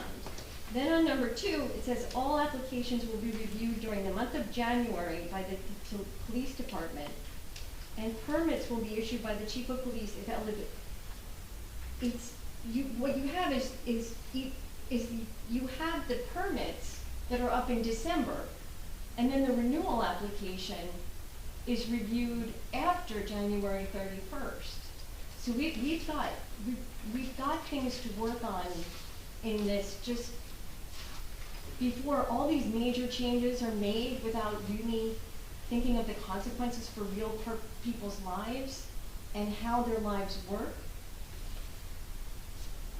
Maybe we could just clean up the whole thing. Just shelve it and look at it and get it right. Thank you. Thank you. For the record, most of the comments folks have been offering are criticizing the current ordinance, not the changes. The one exception, you know, all that you just mentioned, without. What I'm saying is why make major changes that are questionable, that are going to change people's lives No, I know, it's a valid comment, I'm not. in a rush, and then to look at code and leave code with problems? Like, let's just review it. Let's just review an ordinance once. It's I'm challenging the ordinance, just to be clear on that. Yeah, no, it's understood, and 100%, the change in residency requirement is a significant change. All of the administrative concerns that were raised, these are not changes we've made. So I'm just trying to distinguish when we say, when you're changing something important, change everything. We actually thought we were doing that, and we weren't changing things we didn't think were broken until Ms. Egbert, you just highlighted. I just want to make it clear to folks, everything that we're attempting to do, we believe is in the best interest of the borough, and you know, we're going to continue to work in the best interest of the borough without preempting however we're going to vote tonight. But people need to just understand, you know, we've workshopped this. We had an introductory meeting. We're now gratefully getting feedback from folks, but understand it's not like we rushed through this. There's been a tremendous amount of time and effort spent on this, and now we're continuing to get feedback, and I'm sure we'll all, you know, consider that feedback. But I just need people to know this is not something we've rushed through. So thank you. Linda?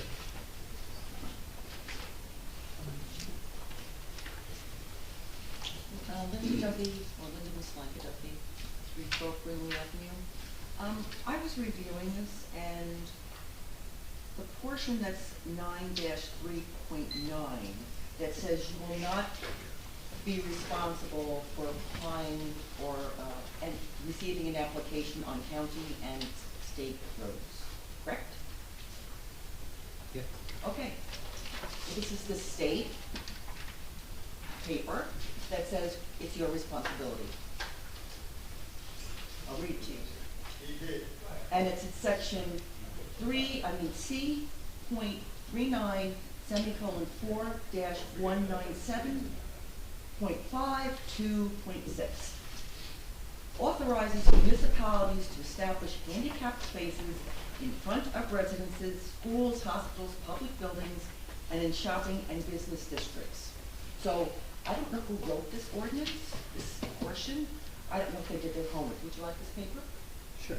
Okay. My understanding of that is that, It's up to you. It's up to the town. It's And a- we already have existing handicap parking on Lake. Did you not know that? okay, that's state, you said. No, state, the municipality, this is the state. There's nothing in the county. They refer to this. My understanding, and again, we'll take this into further consideration with our legal counsel, is that that is an option for the borough, but in order for us to actually paint a space, we need to. It's already there, so we have done it in the past. You're saying So we can just do it without contacting the state or the county? you could probably contact them, but there's no special permitting. So the other problem I have is the driveway thing, which I spoke to before. I don't understand why, I do understand why each space in front of each resident is identified by a car. So the car breaks, what do we do? You can't look at the placard that's in the car that's registered to that person? I'm just asking.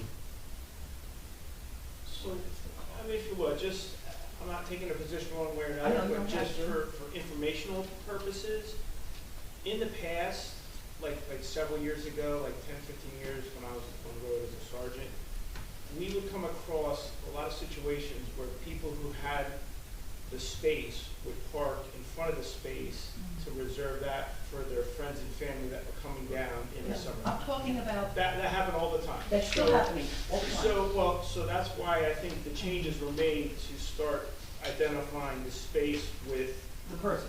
the person, and then the space with the one vehicle. But again, But in this again- situation, if something like that happens, we investigate, it's I know, not you a just have to knock on the definitive. door, like, Yeah, it's hi, not a this is definitive- Officer so-and-so, Yeah. is that your vehicle? I mean, that's all that has to be That's asked. all. Those Yeah. stickers, you can't even see them from the street. So that's, makes no sense at all. Why are we giving a caregiver a space? If the person doesn't drive and they have a live-in caregiver and they don't have a driveway, I don't see why the caregiver can't get a space. Because If they live there. They don't necessarily live there. Okay. They This don't. says I you took have to care, I prove had this that in you my live family there. for years, John, and not necessarily does a caregiver live there. Okay. Every caregiver I had for my mother and father came from the Bronx. I picked them up at the bus stop. Okay, and then if they go home to the Bronx every day, then they don't get a space, but if they choose to live in the place, But- this says they have to prove that they live there. But And then they get they a do space. live there for an extended period of time, Monday through Friday, once a month maybe. They go back to where they have a residence in another place.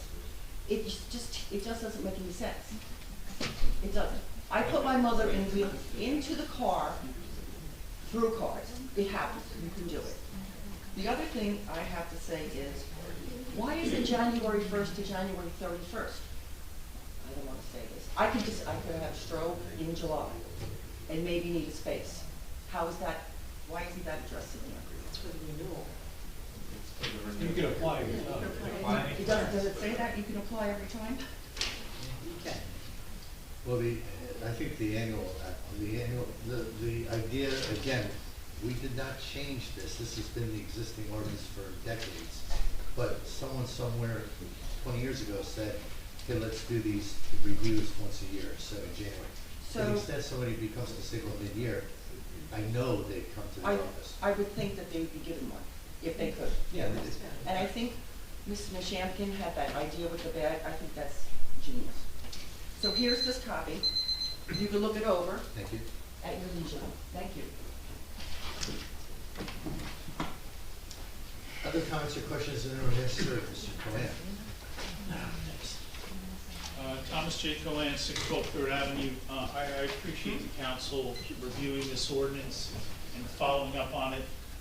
I sat in this forum when Mayor Engelstad was the mayor, and they wanted to cap the number of spaces at 75, which was absurd. Didn't go through. People who lived in town, didn't have driveways, were upset about the fact that, wow, it could be 75 of these things. So there is a frustration for people that also don't have driveways.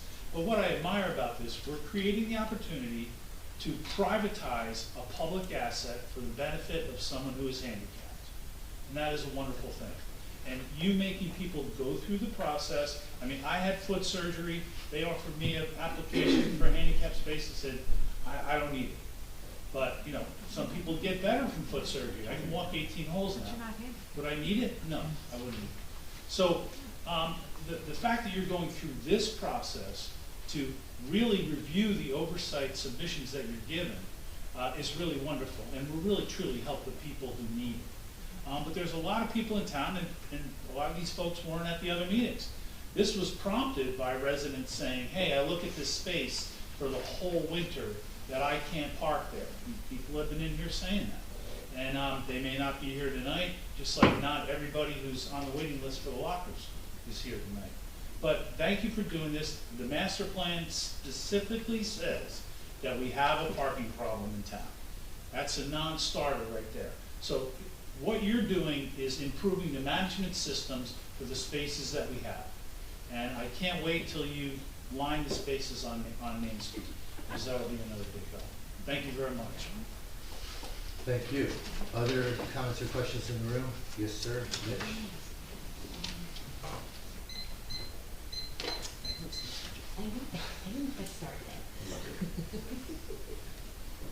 Hi, Mitch Clark, 303 3rd Avenue.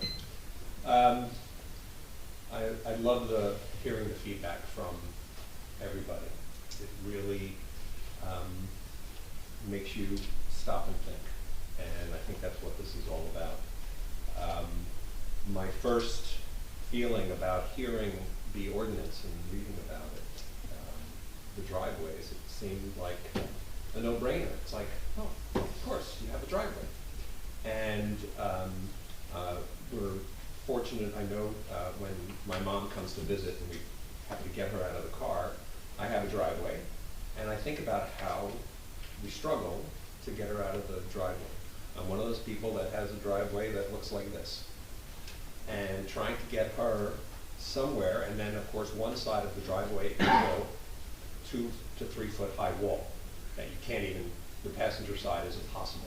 So when somebody's driving my mom here, we either have to rearrange the car, back up the driveway, do something else. So I can understand the challenges that could be faced by somebody who has a narrow driveway. So I've heard people say, listen, even if you do have a driveway, there are other considerations to think about when it comes to, maybe it is the width of the driveway, maybe it's the slope of the driveway that really doesn't help people who need that additional access. And also with regards to the timing of the parking, you know, I understand, you know, certainly in the summertime, we know what the parking is like. My first thought was, well, you don't have to do anything with the sign except remake them and say, this is in effect from May till September.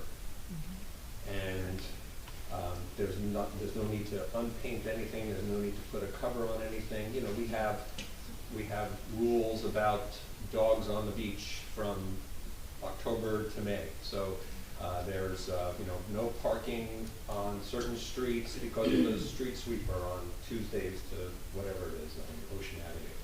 So it's not something novel about informing people about parking through the use of signage that says, okay, you know what, in the wintertime, made very clear that, you know, in the wintertime, you know, I look up and down the streets and, you know, there is lots of parking. That may not apply to every single street. I know if you go up, you know, 5th Avenue, the one-way street by the Beach Plum, that just always, I think that some consideration could be made for people with driveways, as well as maybe making some notification, but it just doesn't sit well somebody, and we've had residents versus non-residents, but when you're a homeowner in this town paying property taxes 12 months out of the year, you should have the same benefit as other people who are doing the same. Mitch, before you step down, just, I want to make sure I understood your recommendation. You said, were you saying instead of painting the curb? No. I said, I think you can keep the curbs the same way they are, but the sign, because I think the sign is not, I don't know which way the sign faces.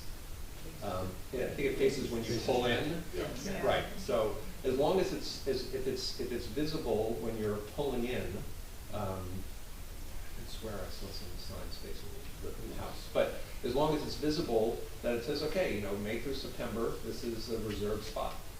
Afterwards, it's not.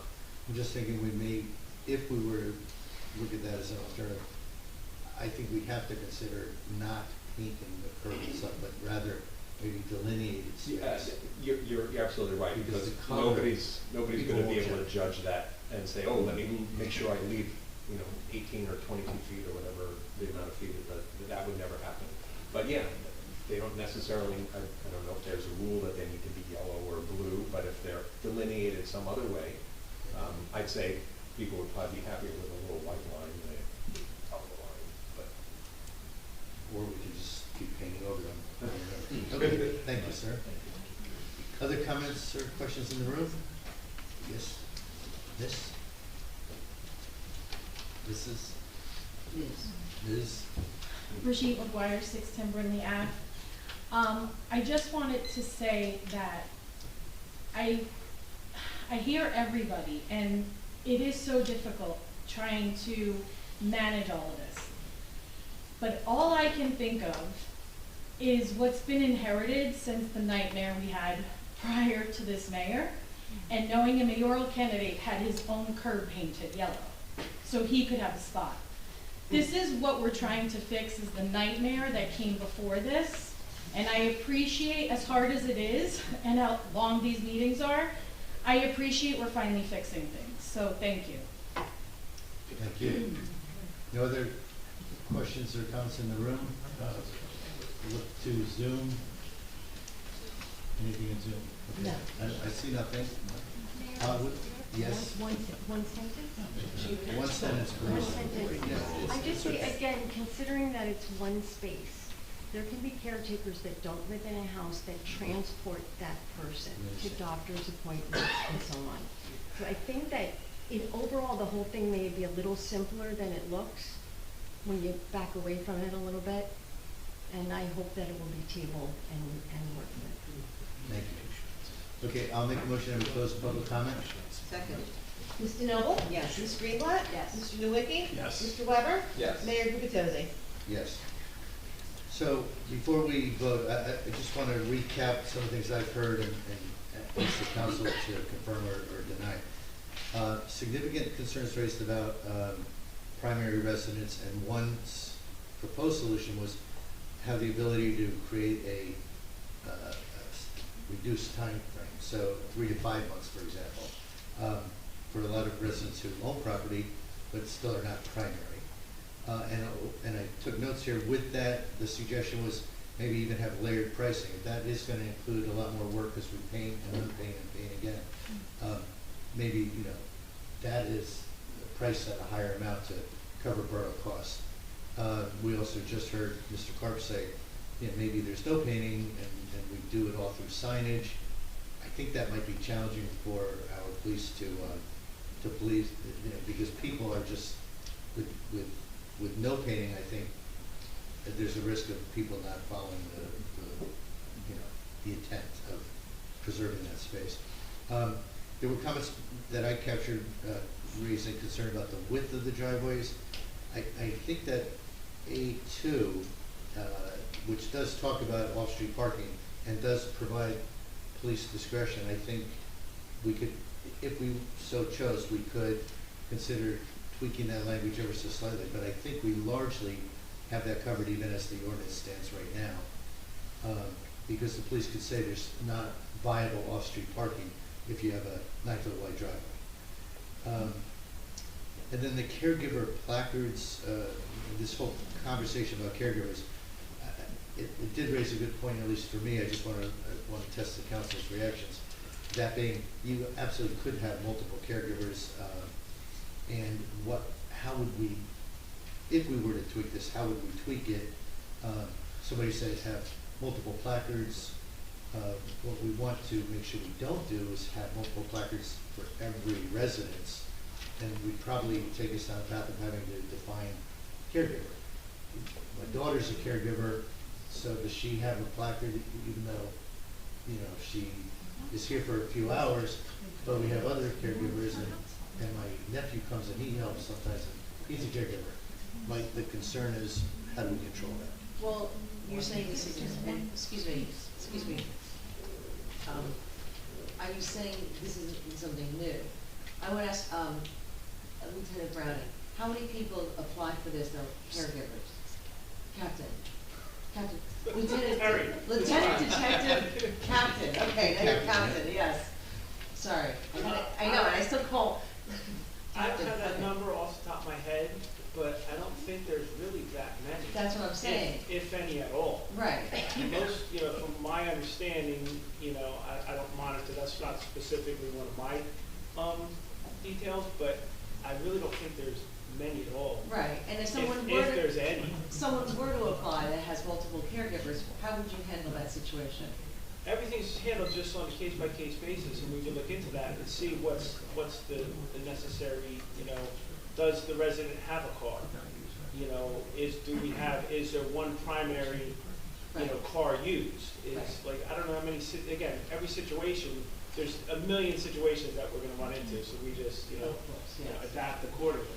But I mean, how many people can come use that spot, we'll address it. Right. And if they explain to us, hey, listen, we have permanent caregivers, but they only stay there's 7 of them in one day a week or something like that, we would deal with that.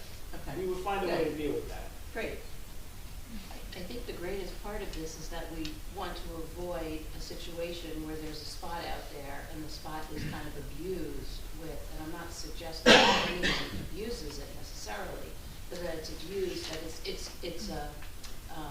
it's a dedicated spot, and, you know, my friend is coming over and can park there in favor of the general public. So I think that was our issue in terms of trying to determine, you know, that particular spot to that home, to, you know, any registration on a vehicle or whatever that's going to assign it for that specific purpose, and not to abuse that spot. So however we can come to that in the most simple way. And I think that situation, we largely have it covered, you know, correct me if I'm wrong, with the current draft. I think, to me, most of these things we have covered, with to me, the glaring exception being the primary residence requirement, which we know is the biggest challenge. But as I've listened to the audience and I've listened to others, while we could tweak with the driveway to just, you know, make a little reference, and we could tweak caregiver to better define it, I think the more significant challenge that we would face as a council is whether or not we think it's, you know, appropriate to have some sort of layered approval that says, okay, it's not primary residence, but if you are primary residence, you know, you pay a lower fee and you get this painted curb, and if you're here no more than 3 to 5 months, or whatever the range, we'd have some alternative solution. Or rather than just a solid yellow, maybe you make it stripes, and then the neighbors know, oh, okay, when they're gone, I can park there again, because they're seasonal. And I think that's what people say, like, I look at this empty spot all winter, and it's kind of aggravating. So you paint it a little bit differently, and the neighbors know, because that's accommodating everybody then. And have proper signage that indicates Yeah, that. and they'll say seasonal. So it's not just you a know, code that. seasonal certain special people know. parking, you know, so then, yeah, the neighbors can park there unless the person goes to Florida or somewhere else. Other comments? Yeah, I would agree that the primary resident issue is the biggest issue. I mean, you can create all kinds of imaginations about driveway widths. Every house has its own little particular issue. But the primary resident, as one gentleman just pointed out, is really a key thing. 5 months of the year, and then taking, lose that spot with no driveway, you know, it basically takes away his ability to, you know, come to his home. So I think we gotta find a way to be able to accommodate that. Yeah, and I was just gonna say that I think the best thing we've heard on the primary residence versus non-residents is just the signage, you know, so maybe on the application, there's just, are you applying for a year-round application, or you're applying for a seasonal application, and we'll make a distinction with the sign. I will warn us about trying to solve every single thing. I think we were pretty circumspect, and we did a good job on this. Let's not get into the, well, what about this, what about that? What about we wait till these folks tell us this situation has arisen, or that situation has arisen, and then this body can address that as time goes on. I'm not gonna get it perfect right now. I mean, a good example of what you referenced is security. It sounds like it's not, Yeah. it's not really Let's an them issue go. yet. I mean, we got none of them, we have 5 of them, right? No, we have to address it. And again, what's your thinking on the broader issue, I think the larger issue, primary residence. That's what I'm saying, I think that's addressed by the sign, the way Mr. Clark, I think. It should be allowed, like, but through the signage, and when people are applying, they're applying for either a year-round or let's call it seasonal. And then the neighbors would know that that Yeah. is marked as, so a general person driving into town may not realize that, you know, I guess, but somebody who lives there would know that, oh yeah, it's seasonal, it's identified on the sign, and they know they can pull up And and it's park there. January, so I can park there. Right, exactly. Okay, so with that, I'm gonna make a motion that we can, you don't have to support this, but I'm gonna make a motion that we table our vote on this until we have an opportunity, until we have an opportunity to make a few relatively modest adjustments, but I don't think they would be de minimis adjustments, so I think we need to revisit So, and reintroduce. right, reintroduce. So by So- are we tabling it then, or if we're gonna have to reintroduce? Yeah, we're gonna have to withdraw. I'll make a motion that we withdraw. Second. Ms. DeNoble? Yes. Ms. Greenblatt? Yes. Mr. Nowicki? Yes. Mr. Weber? Yes. Mayor Gubatose? Yes. Okay. A little more work to do on that. One question. Yes, sir. If the applications have to go out, Yeah. table this to when, could you send out the new applications now? To start this process of? As it is, applications have been coming in, and we're not responding to them yet until we have resolved this.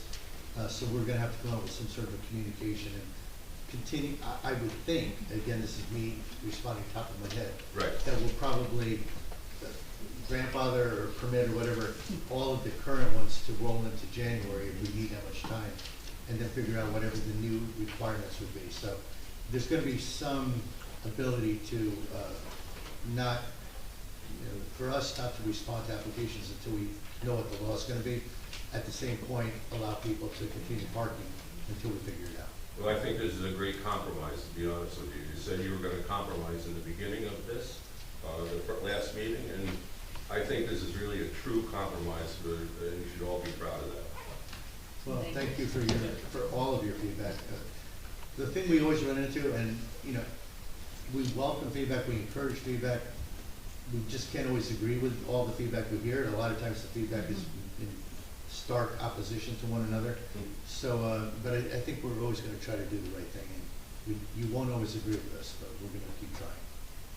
And I'm, as an outsider, and I was very heavily involved. I lived in Jackson for forever, and it was a nightmare council.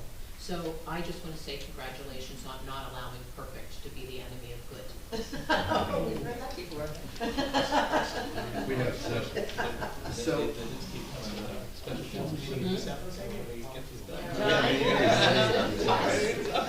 Well, I'm sorry. I withdraw my statement because I understand it was somebody else's. Oh, no, it's okay. Comment. When you say it's perfect. Thank you. You're welcome. All right, so we have officially withdrawn 2025-30, correct? Erica? Oh, sorry. I'm sorry, yeah, 37. Ms. Noble? Yes. Ms. Greenblatt? Yes. Mr. Nowicki? Yes. Mr. Weber? Yes. Mayor Gubatose? I think I just took a second vote on that. I think we did. I'm gonna vote yes I think again. it's a ratification of the first. Yeah, okay, right, whatever. It's withdrawn. I got it. I want to ratify the ratification. Okay. No, I don't want to ratify the ratification. Let's move on to the adoption of ordinance 2025-38. This is clearly the beach locker ordinance. We've had a lot of comment already, but we are now officially going to open it to public hearing in a minute. Any other comments from the council or questions? Yeah, sure. I'll start. This is a bad idea. I don't see how removing eligibility of 150, 200 people to not be able to have lockers anymore after the 2026 season. You know, if it's truly 200 people, maybe they probably buy 5 beach badges each. Right? Some people buy more, some people buy less. It's 1,000 beach badges. I don't, you know, next year when you're looking at the numbers, you're like, oh, we had a dip in the seasonal, you know, it's going to be because 1,000 people decided that they're not coming here because you kicked them off the list for lockers. I think there are some solutions, and I also kind of like what Mitch said, like, what if, like, maybe we could hold back on this until we actually explore some of these other options that, for storage, for winter storage that were raised. I was thinking, but then somebody else mentioned, Rooting and Wood has a giant front yard. Maybe we could use that. You know who uses their backyard of that property? Or the next? Ocean Grove. Ocean Grove got smart and said we were going to put some of our stuff in our lockers, but I think they put beach equipment. Oh, they own it? Oh, okay. Well, either way, it's in our town. They got smart. That's what they did. I mean, there's a ton of room at the recycling center, the DPW yard that exists. There's the DPW yard Evergreen. We know one is going to turn into the other, but we're probably going to have that space one day. And then this one's original. This one's mine. So I'm gonna. Okay. We are building a new bulkhead to go south. You guys be quiet. To go south from 3rd to the edge of town to better protect the 3rd town. Kind of proud of this because this was an idea. I said this is crazy that it's not protected by a bulkhead. What if the bulkhead? What if some super savvy engineer made a bulkhead that had locker spaces in it and still provided the same kind of protection? Do I hear it? Do I hear it? Okay. So my point is, if we kick all these people off the list and say you can't have it, and then we solve this problem, the space. I mean, what if the collapsible locker thing that was going? What if we find out it exists and they're $50? You know, and all you gotta do is pay the tariff from China. You know, and then they're like, it'll be $200. So Yeah, I was just saying. the problem is, I'm just worried that we're going to do this and then maybe solve this winter storage problem, which is really the crux of it. And then we're going to have all these people mad at us and not come into our town. And I have to ask, where does it stop? I mean, are we going to tell people at the Halloween costume contest that they can't win because they don't live in Bradley Beach? Where does it stop? People brought up the concessions, just to be clear, or the surf camp and other things like that. Those are concessions. They're not, I don't think they're covered by the public trust document. It's a concession that we have, and we can choose to give it or not. Choose it. I think they're open to all comers, though. I will point out that the last couple of years, correct me if I'm wrong, we've had no bidders on concession for chair and beach chair and beach umbrella as a concession. Had no bidders. So I mean, maybe that would change, but I don't think that solves the problem for 200 people that are. And famously, I'm not running for office again, but it sounds like maybe I could run in Neptune City. All right, so that's it. Thank you for the time. Yeah, please. Something? So I was elected a year ago to serve Bradley Beach and to serve the residents of Bradley Beach. I've been very aware that there is a significant waiting list for Bradley Beach.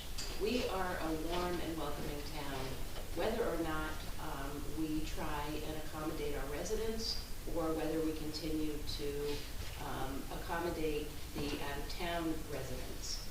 We have so many people in Bradley Beach who have very similar stories, who have been here for generations, who value their history in Bradley Beach, who have a strong sentimentality to Bradley Beach. Who have been, to some degree, disenfranchised because they don't have the opportunity to have a locker. And again, it's really an issue of parking. We bear the brunt of the tourism industry in summer, of our streets being completely full. So if we move a car, to have to bring chairs down to the beach and come back, and then there's no parking spot. That's a reality for those of us who live in Bradley Beach.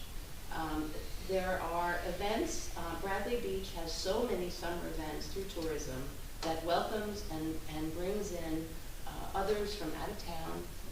We have weekly events going on in Riley Park and at the ocean front that are free to people.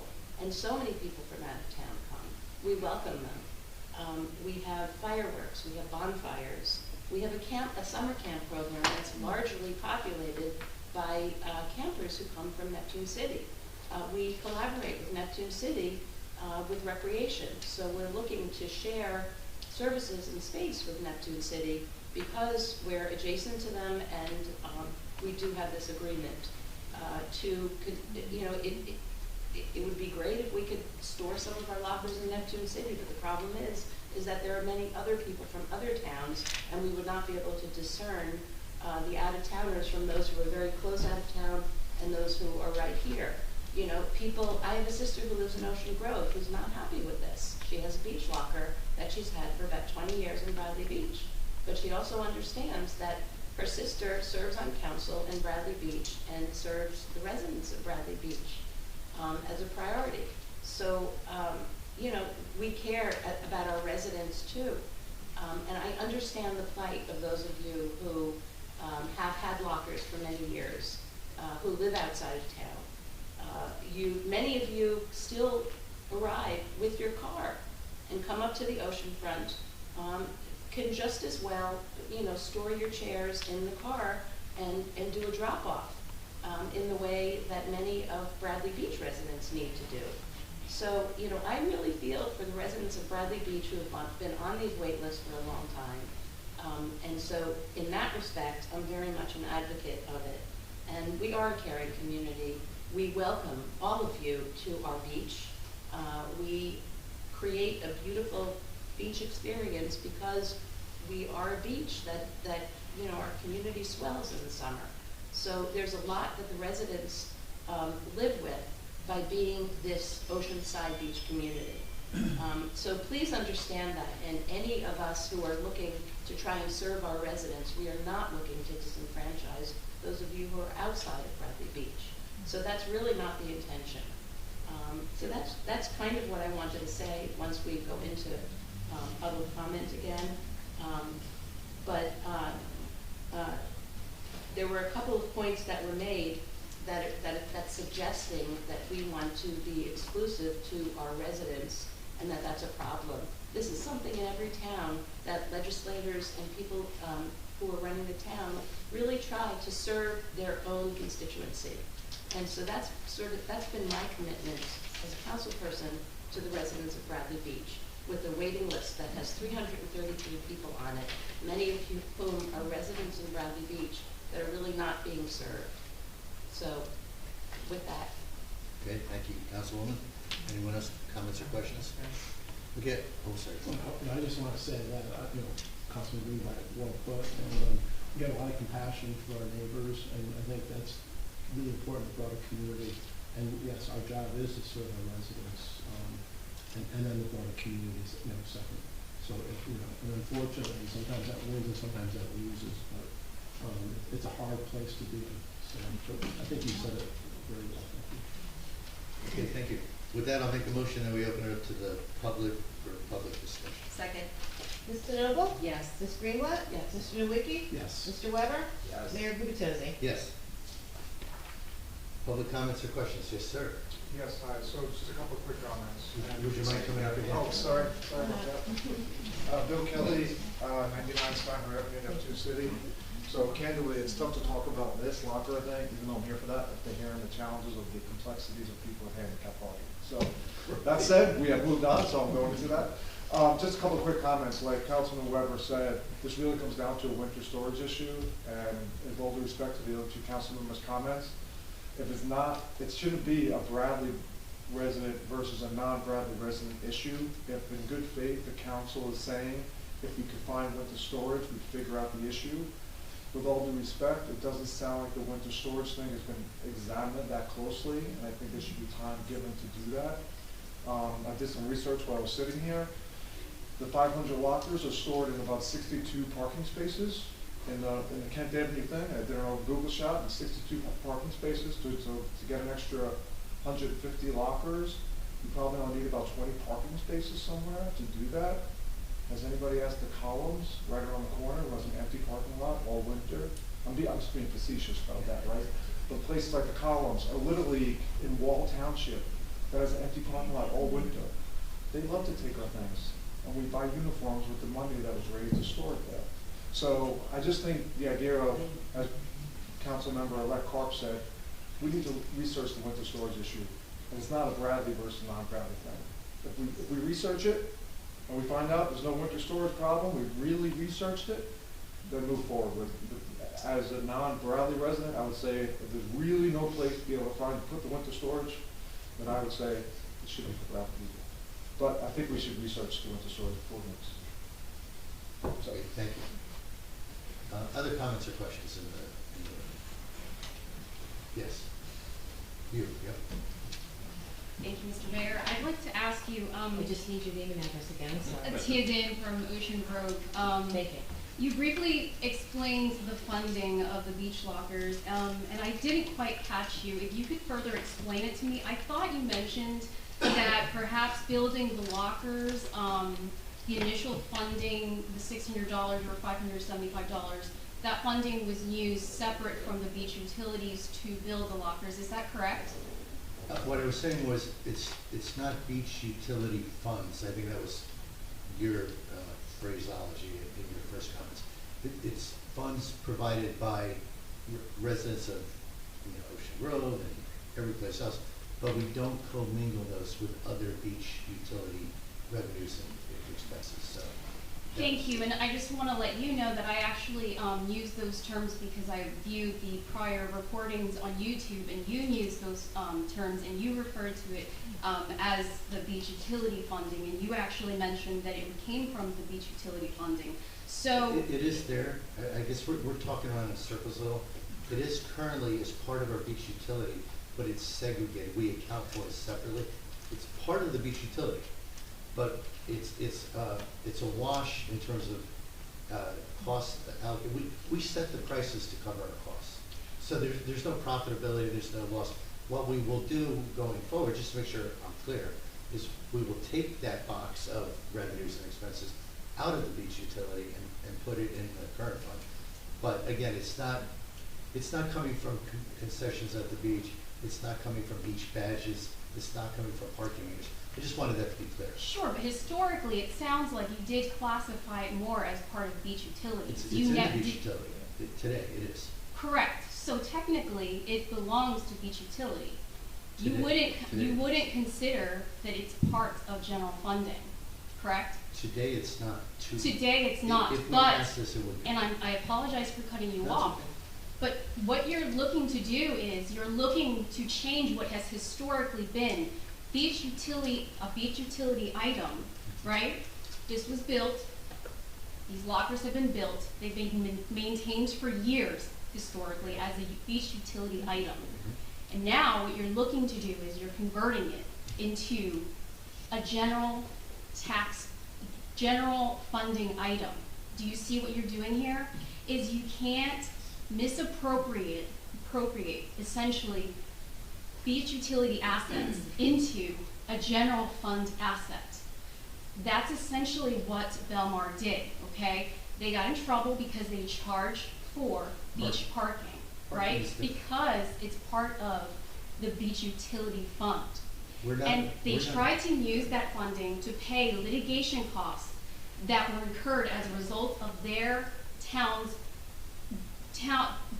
issues that were unrelated to the beach. So essentially, you are a trustee of these lands. You have a duty of care to the general common public. Everyone in the state of New Jersey who owns and has a state and a right that extends to the 1800s, back to England. We all have a common right to enjoy these lands, and you cannot use this like an enterprise, a business, to generate funding and benefit for your taxpayers only. That is the issue, and I really suggest that you look into it, you review it, because these are substantive rights that you are taking away. And under the Civil Rights Act, we have a right and a stake on those claims. It's a complete violation of the public trust doctrine. My second comment is, I understand the frustration of the Bradley residents. And the only thing I add to this is that, you know, the way that these wait lists are administered, I don't understand them. There's no transparency. And quite frankly, it doesn't make sense to me. There's a separate waiting list for each individual area on the beach. You have to specify which entrance you want a locker at. And you can't put your name on every wait list. You have to only put your name once on one single wait list. So if you're in a very popular area, obviously, and with a lot of full-time residents who, you know, it sounds like generations of people holding on to these, then of course, you're gonna be on the list for a long time, much longer than, to be honest, probably the one that I had to wait 3 years for, which is on the border of Ocean Grove. Like, I guess no residents wanna be on that list. So that's something that you have to consider and your residents have to consider. Maybe change the way that it's run. And it sounds like there's no transparency. Why isn't there a list for everyone to see where they are at on the list and how long it'll take them to get a locker? So thank you very much. I do appreciate, you know, your discussions here, and I understand, I believe this is volunteer. So I appreciate your time and everything that you do. Thank you. Thank you. There's so much to address on that. Just really quick, before some others join in, I do take issue with your word misappropriation. It's fine that that's your opinion. I would not sit here in front of you all tonight, and in front of all your colleagues who were here and many of whom have left, without having exhausted conversations with our legal attorney and with our CFO to make sure that everything we're discussing tonight is legal. So to use the word misappropriation, I think is inappropriate. You said generations of residents. Well, that I've heard others say, and just to clear the record, there's no passing down of this beach locker renter leasing status to the next generation. If your child, your dependents want a beach locker and you've got one already, you cannot hand that to them. They have to apply and get on their own waiting list. And then finally, you said no transparency, and in fact, we use Community Pass. It's a website that you can go to and you can see exactly where you're positioned on your waiting list for your beach. So just to clarify, in case anyone else had concerns, I wanted to address those comments. Thank you. Brigitte, please join us. Brigitte McGuire, 610 Brindley Ave. I just wanted to say, years that we've been coming to this meeting, residents have gotten up and asked about these waiting lists. And we've been told, mayor after mayor after mayor, council after council after council, attorney after attorney after attorney, that it couldn't be done. And we finally have such a perfect example of a resident who put in hours of research trying to figure out how come Bradley Beach can't and all these other towns can. And a resident put in tons of work, stood up here time and time again trying to explain all the research that was done. And we have legislators that took all this time workshopping, discussing it, and actually finally figuring out how we can do it. Because the residents put in the work to figure it out. That is government 101. And it's so nice and refreshing to see when it happens. When residents put in the work, talk to their legislators, and the legislators then follow through and put forth the work as well. And are extra transparent. I'm sorry to say, I don't want to rebuttal anybody, but the transparency, the lack of transparency issues we've had in the past compared to what's happening now is night and day. So I just have to commend, I have a hard time sitting up here like listening to this type of conversation when it's been above and beyond. The emails, blasts, Bradley Beach, you guys could have passed this whole thing tonight without even alerting any Neptune City residents or out-of-town residents. So I need to make that part of transparency very clear, because I appreciate it so much compared to what we've come from. I also want to say that I looked into this a lot too for the sake of litigation issues. And I don't know if I'm understanding incorrectly, but everything I keep reading states that, yes, the beach utility, all those laws cover the necessities, parking being one of them, beach access being one of them. The lockers being a luxury doesn't fall under that. It doesn't, it's the reason why it can be separated into, and correct me if I'm wrong, please. But that's what I've been trying to understand, is how the locker can be put into the general fund to make this residence first only. So if I'm wrong, please correct me, but that's what I've come to understand, is that the luxury, it doesn't become this requirement that is needed for the beach utility to law to have to cover that. So thank you. Thank you for putting residents first. And I do have friends on the other side of it. One of them's here, and it's breaking my heart, but to see residents being put first is just refreshing. So thank you. Thank you. And yes, ma'am, in the back.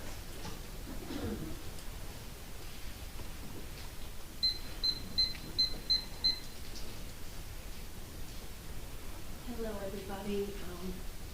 Carol Biederstadt, 4th Avenue, Neptune City. I'm not going to make any legal argument. This is just coming from my heart. We're long-term residents, and we've had our beach locker for a long time. And when I heard about this, I was very brokenhearted. I wrote to many of you. I just wanted to say, I live a few houses outside of the border of Bradley Beach, and I feel as much a part of this community, and I thank many of you who live in Bradley Beach and stood up for us today, because some of the things I had read online, frankly, were very hurtful. Somebody had mentioned, kick them out. We are part of this community. We are not here only 3 months of the year. We are here 12 months of the year. And we are the ones who support all of your businesses. When I go to the beach, I do not take any parking spots because we go by foot or by bicycle. We walk to all of your restaurants. We do our banking here. We use the law office here.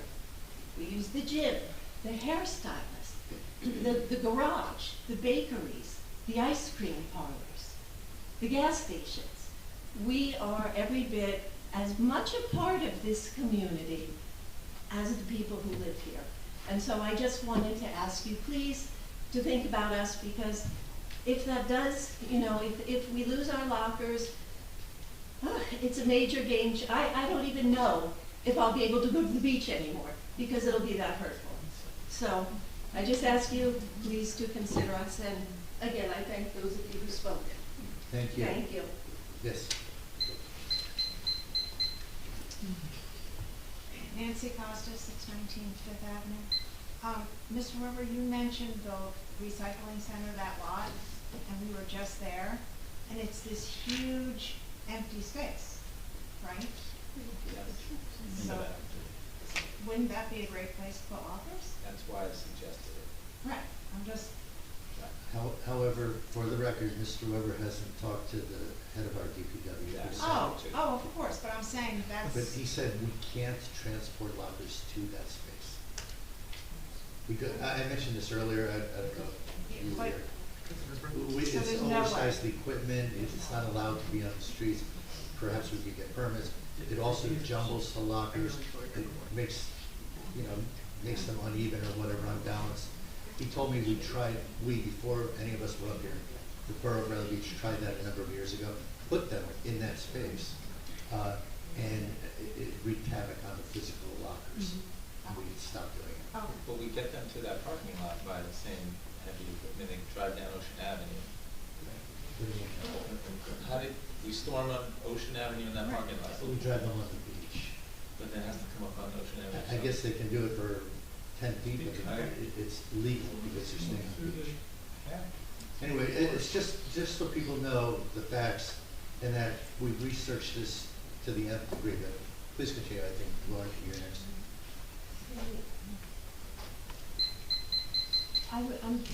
would just ask you, and it's funny because the thing is, I wish when people moved into town, they received a pamphlet, Lauren Egbert for a Born Thank you, Lauren. Friendly Avenue. They just, her again. I wish they issued a pamphlet on how government works. And also that people felt safe, giving their opinion in the government space.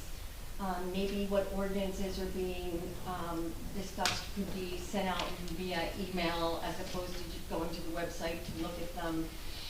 I don't know, but I wonder, and I don't know how many more people would pay attention, but I wonder how many of our residents that are on that wait list would say, I want a locker that somebody's had for 6 years with the understanding that it renews and they paid an entrance fee that was even bigger, and I want them kicked off so I can get that locker. I'm not sure the percentage of our residents that would want to see that happen. You know, and I also noted that the people who have come to talk about the hardship of not having a locker tend to be a little bit on the older side, you know, with not feeling as comfortable. Like I see people walking down the sidewalks in Bradley Beach with wheels on the thing, and they, you know, and taking a whole bunch of stuff to the beach. And somebody mentioned, well, my son does it now, he pushes it. I think that it deserves creative exploration to see if there's another way, if lockers can be apportioned, maybe there can be a preferential age difference in terms of where you go on that list. I don't know. I too would ask that, or maybe what you could do if you must pass the ordinance tonight, pass it with at least with a grandfather clause. You know, and I think that also protects the town, because it's not just the separation of the funds and what can be done on the beach that concerns me.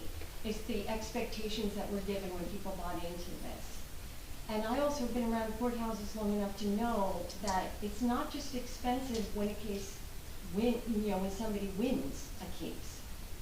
And very often we settle for a great amount of money for cases that didn't have much merit from the very beginning. So, you know, I don't think we need that in order to, or anybody in town wants that in order to move up a whole lot faster on that list. So I just, again, ask you to put the brakes on to see if some adjustments can be made here. Thank you. Yes. I mean, come on again. I just want to come back and say Bradley Beach has been a mainstay for me personally. But listening to what a few of the council people have said, I think withdrawing it at this point, looking into more detail of it so that the residents and non-residents, I mean, I heard some wonderful things where possibility of other parkings, possibility of foldables, God knows what can be made today. So that there are options where those who have lockers and the 333 and probably another 50 more after that in the next year that are going to want one, may possibly be able to all be happy at the same time. So I'm thinking if you withdraw now, especially when you said you're not putting it into effect until 2027, right? That's still correct? Good. So it gives you a little bit more time. We get through this summer. We look at all different options as to where can you store. And yes, I don't know. I mean, can they be stored on the boardwalk? On the side decks in the parking lot? I don't know. There's different areas. I grew up on McCabe Avenue. My locker moved me to another beach. So I'm now on the end. Like I said before, my mother, she's basically born and raised as a 6-month resident, April to October, April 15th to October 15th, her entire life. She's now 83. This past summer, I love the paths on the beach. One of them had some wrinkles in it. Her flip-flop got caught. She's carrying her lunch bag, face planted. Okay, had to get a new bridge, had to get some things going on and everything else. She's still going to doctors for it. Everybody was saying, sue Bradley Beach. My mother, myself, my family, I will not let Bradley Beach do that. Because it's from our heart. So for us to feel like that, we're now getting kicked out, if that comes about, I think just withdraw it now, look into it in every details and options, and share with us. We've asked for this area as a storage. We've done this, we've done that, I heard the Commons is always empty, and that's sad, because it'd be busy now. So, just reconsider. There's more details to look into. That's all I'm asking. Thank you. Other comments in the room? Okay, we've got a number of them. We'll start with you, or next with you, Don. Thanks. Don Greenberg, 302 Garden Place 7. Thank you. You're welcome. So, first of all, what she just said, what Eileen just said, and what Mr. Weber said, take the time to explore this a little further. It's not even Thanksgiving, all right? Lockers don't start until Memorial Day, right? Or April. Thank you. Applications don't start till April. Look into it a little more. If you guys don't have the time, get a volunteer committee. I volunteer. Okay? I would be happy to help look into it. But if you pass it now, you're going to piss off so many people. I mean, even if it gets repealed at some point, you're still going to piss off so many people. And just one point, and a lot of fellow residents won't like what I'm about to say, but residents don't own the beach. The beach is held in trust for everybody, okay? And those lockers are on the beach, okay? So, it's not about that the residents should have first priority for what's on the beach. Residents don't own the beach. But I get the frustration. Hey, I waited 4 years for a locker, okay? I'm on the north end, so, I didn't have to wait 7 or 8 years because it's not as popular. But I really implore you guys, just hold off, table it, do some more research, get some volunteers to help you do it, and I think it'll make a better decision. And other than that, I would say I'm glad I'm not sitting up there having to make this decision, because it's a tough one. And I know your intent is good, but if you pass this, the result will be disenfranchising people. And I know that's not the intent, because I know you people, you're all good people. But if you pass it tonight, you will disenfranchise 200 people. So that's all. Thank you. Mr. Cohen. Thomas J. Cohen, 612 Third Avenue. If you do want to do a committee, I would volunteer to be on it. Mr. Greenberg and I work very well together. That's right. You're going to be, if you don't pass this tonight, you're disenfranchising Bradley Beach residents. I mean, these people came out here tonight in this big crowd, and they were reticent to come here first. Just took the first guy, give him a lot of credit. And they said what people have been saying in these meetings for years. Why can't I get a locker? So let's not forget that. I'm a little puzzled about how this works, because I have a best kept secret for 4th of July weekend. I actually go to Memorial Park in Neptune City because it's not as crowded as Bradley Beach. And I go subboarding and kayaking. And I got tired of dragging the kayak out there. So they built a kayak stack thing. And I called up and I said, hey, can I get one of those? They'd be great. Oh no, it's Neptune City residents only. I'm like, what? So I got to look into that, Mr. Greenberg. Anyway, the problem with Bradley Beach is burdened by what has been, because Bradley Beach does it the wrong way when they begin. So This reminds me a lot of the meeting where everyone was crazy about the benches that were lost in Hurricane Sandy. I had a memorial bench for 25 years. My Aunt Sally's name was on it. I need it to be put back. Well, they paid $500 back then, and now the benches are $1,500. Is there no written document? Nothing. It was a horrible meeting. So the parking, horrible foundational documents. That's why we are where we are now.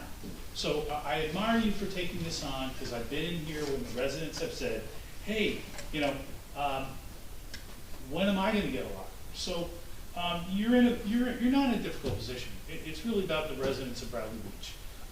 In terms of the law, you know, sometimes new law needs to get made. There's lawsuits about the beach all the time. You know what? Let us be the one, because I don't understand how Asbury Park does it. I don't understand how Spring Lake does it. But for some reason, Bradley Beach can't do it. So I don't really want to see 800 lockers on the beach. I mean, it's not that attractive as it is, but it functions. But again, it was never set up properly, and I appreciate you trying to repair the parking and repair the lockers. Thank you very much. Thank you. Yes.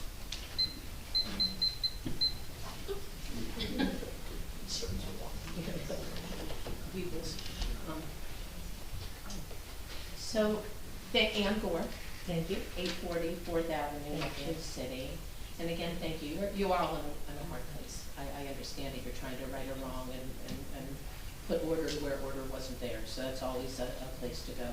I think out of everything that's in your ordinance, there is one thing that you could fix, and that would be item B3, where there's B3 that a person or a family owns multiple family homes, and they have multiple family lockers.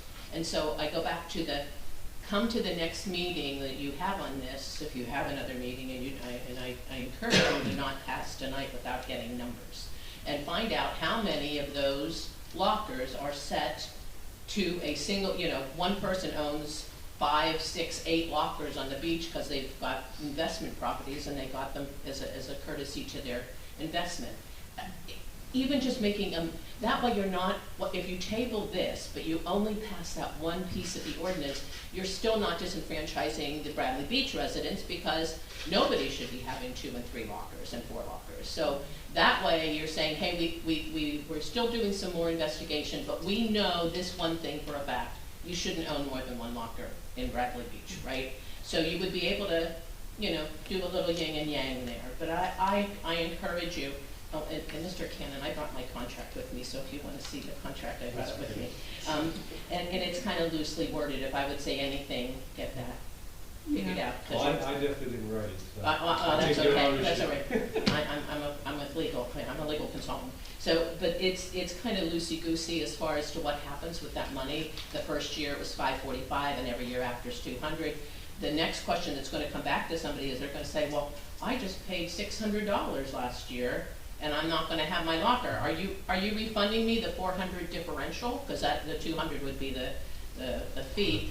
Are you prepared to refund $400, whatever that number is, back to the people that you're going to disengage with? So, not anything anybody else has said. Come with your numbers. Know how many residents, non-residents, how many lockers, what we've got, what our prices are. You can't make informed decisions without data. And you don't have all the right data. You know, even when you're to your parking situation, come with numbers. Numbers don't lie. That's how we make decisions in life.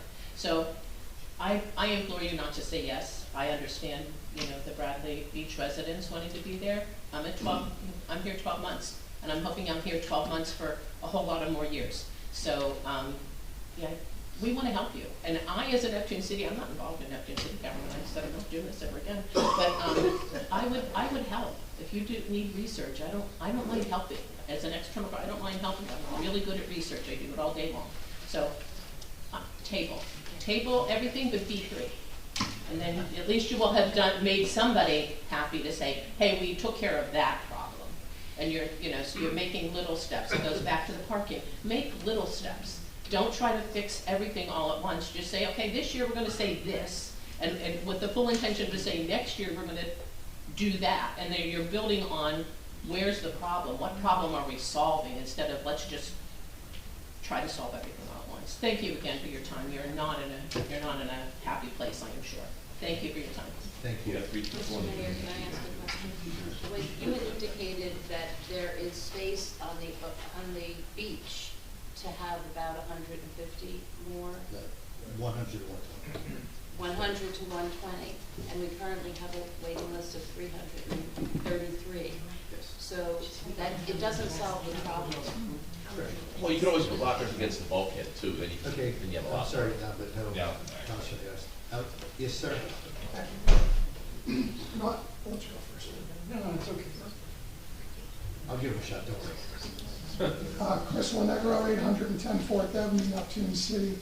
I'm just asking that you do please table it. There are so many things that could be addressed, most notably, as you said, finding storage areas. It would be kind of, it's going to cause ill will, it is. And again, none of us are going to be spiteful to do anything wrong.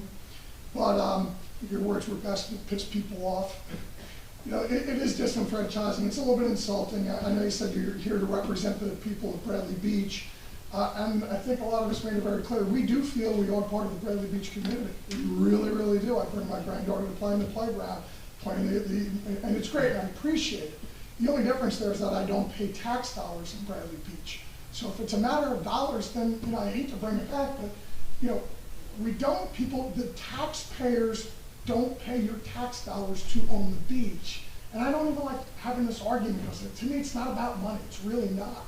The solutions are, as you said, storage, possibly some other type of device facilities, things like the outdoor storage units that we all have. All right, the hefty ones, whatever. Maybe that's a possibility. Maybe there's something. Bottom line is, I think there's some solutions that could be researched and maybe find something good without making this move. It doesn't have to be done today. Lockers aren't done until the spring. This is something that wasn't going to go into effect until 2027. I'm just really asking that before it really starts an uproar, and people say their feelings are hurt, because you do get disenfranchised and bothered and spiteful, and you don't want people not to have that feeling of being a part of this community. As I've said, I'm not alone. We take care of things. We take care of this town like our own, right? Our own town, Neptune City, or wherever we're from. We don't want this. I don't want to see a change. I want to feel them us first them.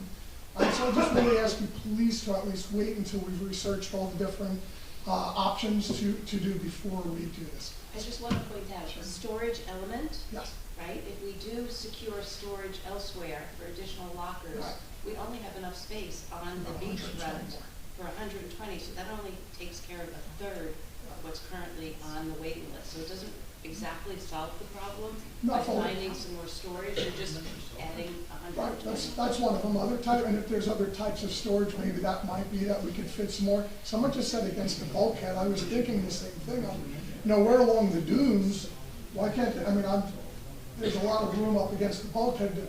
I'm not sure why that. And maybe we could check also there with the DPW. Why can't they be, facing each other? Dunes facing back, bulkhead forward. I'm not. That's how they actually do it in Asbury, right?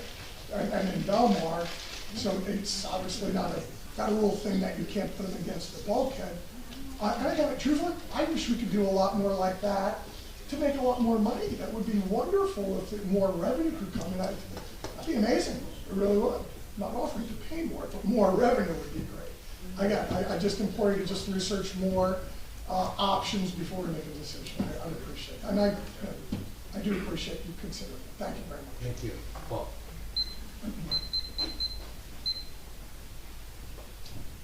Paul Nishampkin, 411.5 Lorraine Avenue. I am a Bradley Beach resident.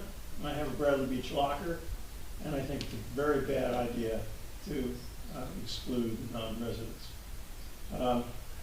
I've had a locker actually from day one, which brings up some interesting issues. Of course, the contracts were quite different back on day one. Matter of fact, there were no lockers, so of course when we paid a fee to have them built, they were built with the money that we paid for that.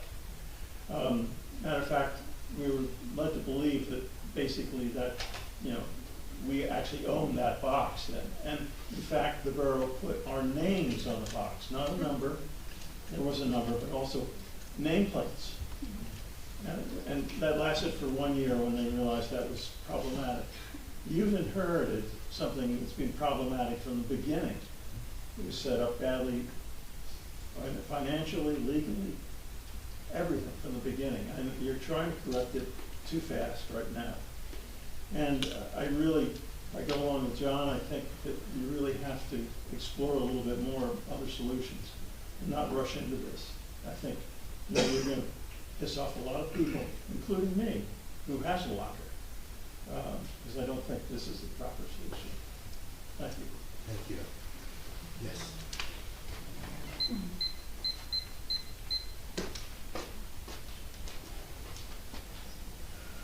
Nancy Meadow, Ocean Park Condominiums. I really didn't expect to speak to either of these issues this evening. And we all know my motto has always been a bad locker is better than no locker. But these lockers have been a problem since probably the second year that Mr. Siri built them. And I've had one since the first year. I think I got locker number 4. So much of this, well, first of all, no matter how you vote, I implore you to grandfather anyone who does not live here that has a locker, not just for 1 year. That's just bad if you don't, it's mean, it's nasty. As to who then would get the next ones, that's a whole other debate as far as I'm concerned. But this also goes to a bigger issue, and Mr. Cohen brought up the benches during Sandy. It has to do with how this borough keeps records. And it's not just a matter of, gee, it's on an Excel sheet, because then we lose the Excel sheets or people did it wrong. I don't know, I'm a big notebook person, it's probably because I'm a teacher. I still use a spiral book. I don't understand how we never have records of anything. How many times were we told we'd have records of the benches? We don't. How many times were we told we'll maintain lists on the lockers? I don't know, I don't touch Community Pass. But while you're working through all of this, and I understand what that, I'm sorry, I forgot your name, I remember Eileen. Ann. You're in the right culture. You're in the right culture. Vowel at least. You gotta look at the little stuff and see what little steps you can take to improve things, because again, we make the same mistakes over and over again. So I implore you, no matter what you decide, and I don't care that you have no records, because I'm pretty sure I can find my checks, because I keep everything from my original locker. Do what's right and make improvements as you go along. It's so important on every level of the way this borough functions. I wish Mr. Doherty were here. I know he will be playing this, but I don't envy it, but you gotta straighten things out. Thank you. Thank you. Yes, in the back.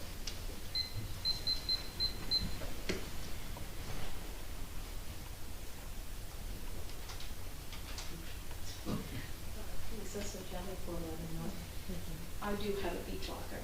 I'm not bragging, I'm just saying, I'll share it, somebody wants to put their chair in my locker. Had it for over 30 years. I'm also on the wait list to move for about 8 years. To move it closer to where I live, which no big deal, I am where I am, I have one, but I can move. The point is that there's 300 people on the wait list. If you're talking residents versus non-residents, how many are residents versus non-residents? Because now if you give up all those non-residents, kick them out, and you only have 30 people for the town that wants a locker, now what do you do with the 120 that are empty? Go back and try to find those people and say, hey, we got lockers? So that's an issue. The other issue, which I feel is, this town's quaint. I love to frequent the restaurants. But if you're a resident here full-time, how many times do you go out to eat? You think more of, well, my family's here, I'm cooking, whatever. You do go out to eat. But if you look at our restaurants, a lot of them are the outer-towners that are coming here to our restaurants. They patronize our stores. We don't even have a shop right here. You gotta go to Neptune, go here. You go to other towns to patronize their places to get food. Outsiders come here. So to disinherit them from something that they've been in, some of people 40 years, 50 years, it's not right. It's not right. So if there was some other way, you know, and sometimes people get spoiled nowadays. Well, I gotta have a trophy. I live here, I want this. Well, guess what? Just, it is what it is. Not life isn't always fair, but if, you know, you can have a car for 50 years, I'm gonna take your car away. Why? It's, you know, I know it's a weird thing, but I just said it's just not right to do with people who've been supporting this town 50 plus years, 40 years. It's not the right thing to do. And like I said, if anybody wants to put a chair in my locker, I have room. Thank you. Me too. Other comments? Yes. So, Linda W. 312 Brindley, I'm not sure what this young lady's name was, but she actually, now I know another person who has a locker, doesn't use a locker, but pays for the locker because they go to another beach. Does that make sense? Is that me? I didn't say that. It's just not on the beach. All right, so I only know one person. One person who has a locker on one street but lives on another had been put on a list for another, but she keeps an empty locker. And she was supposed to say that. No, there's someone else. Oh, someone else. Okay, so I applaud you for going through this. This is the biggest headache I'm sure you're gonna have. Besides handicap parking. At least tonight. There'll be more. I know, I'm sure there's gonna be more, but, it's a very difficult decision to make. Fortunately, a lot of people who spoke negatively about combining residents with non-residents have lockers. I have a locker. I think it's very important to keep the residents happy too. They do. I mean, I don't lose my parking space because I can walk or ride my bicycle, but I have to bring my husband to the beach. So I have to park my car at between 5 and 6 in the morning on any given day and take the handicapped spot so another neighbor can drive my husband up there so I can get the stuff out of the locker to bring him to the beach. If not, I make him wait outside and he can't stand up that long. So it's hard for people that are handicapped, but I'm not looking for that specialty, anything. I just want to ask this is totally off topic. Can you paint those handicap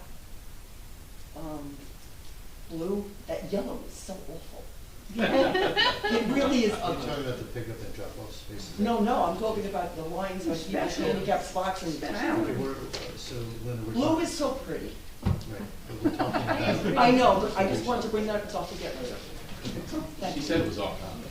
It was. What was on top of it? I'm almost afraid to ask. Who else has a comment or question? You have one Okay, person. we're done in the room? Okay.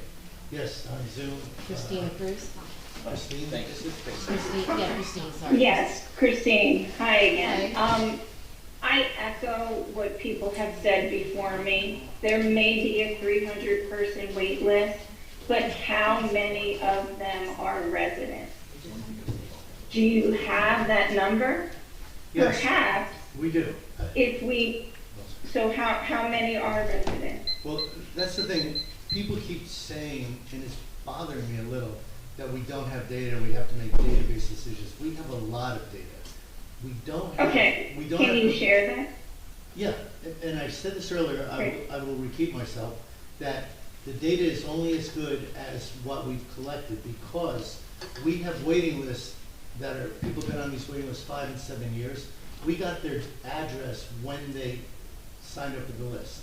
We don't track them every year. We had no reason to track them every year because up until this recent time frame, everyone was just on the waiting list. We were not differentiating. So if we were to change our ordinances, we would have to track them.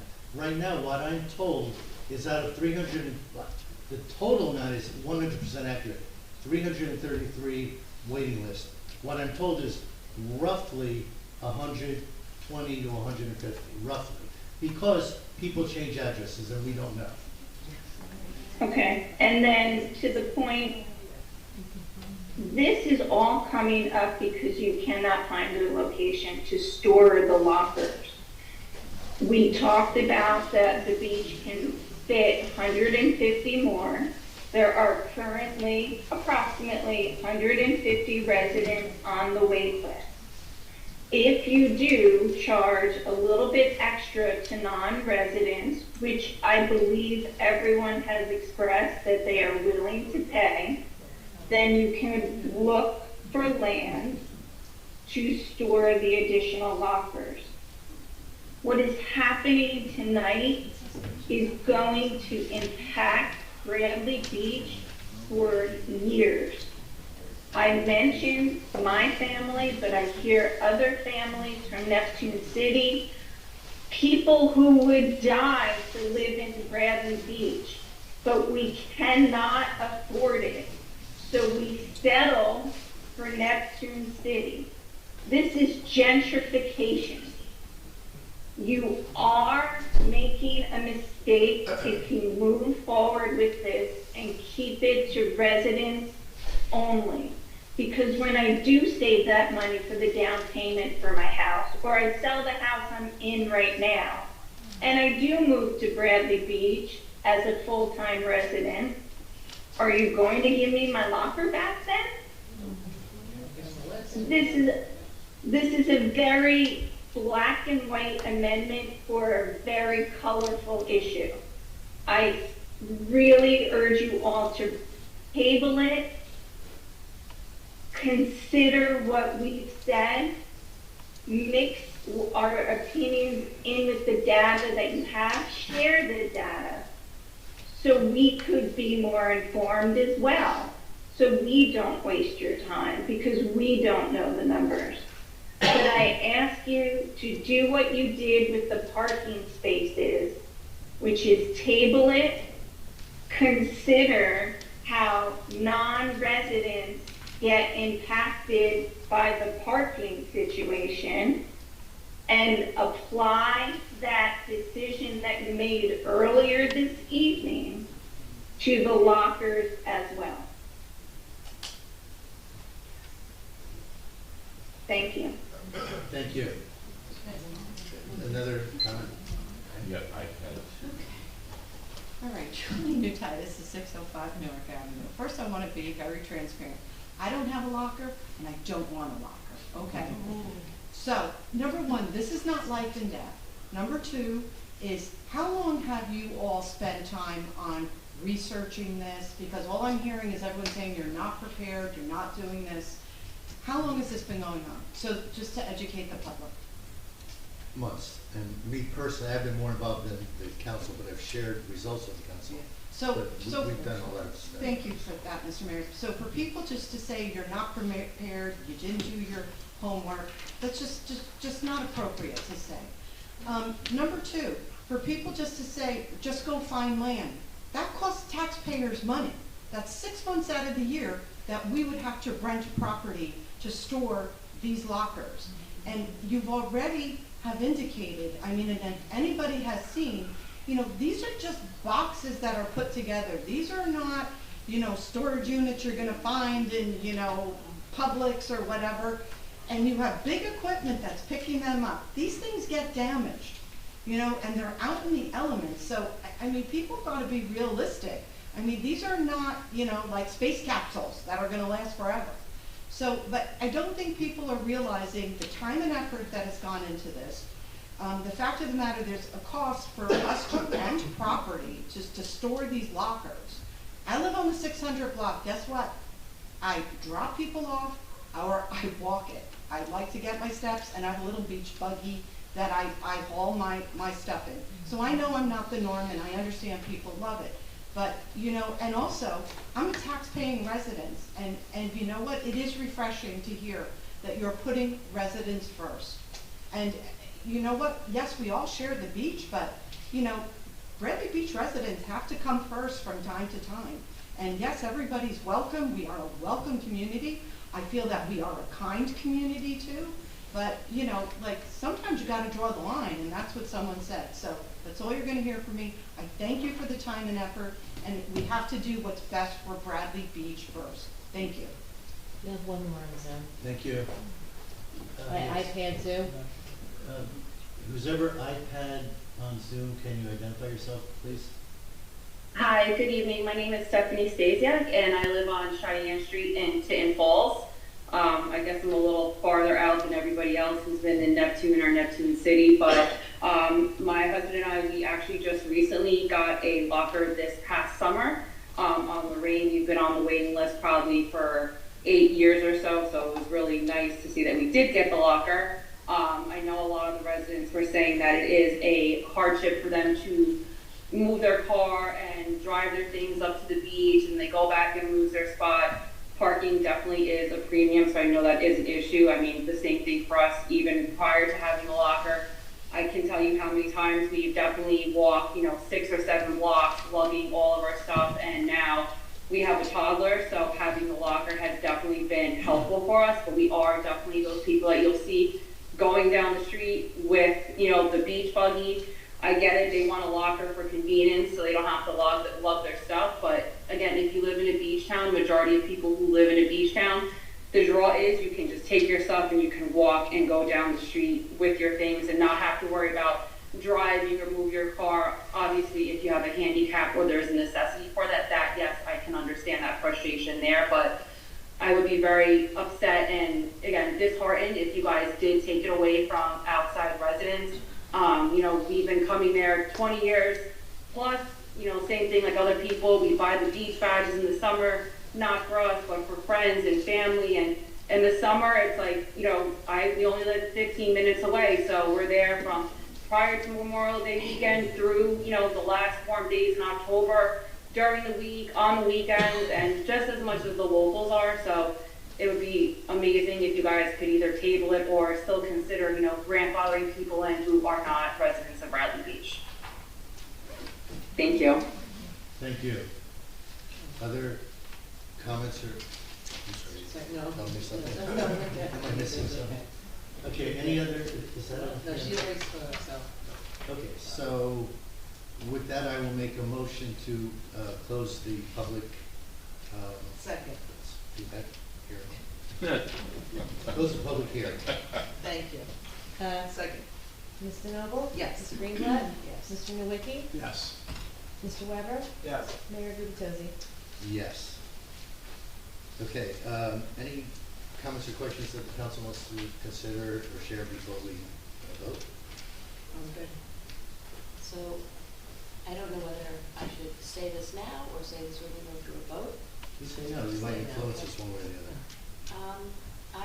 As I had mentioned before, I'm here to serve the residents of Bradley Beach, and I understand, the plight of many of you who have their lockers, who are out-of-towners, whether it's Neptune City or wherever else.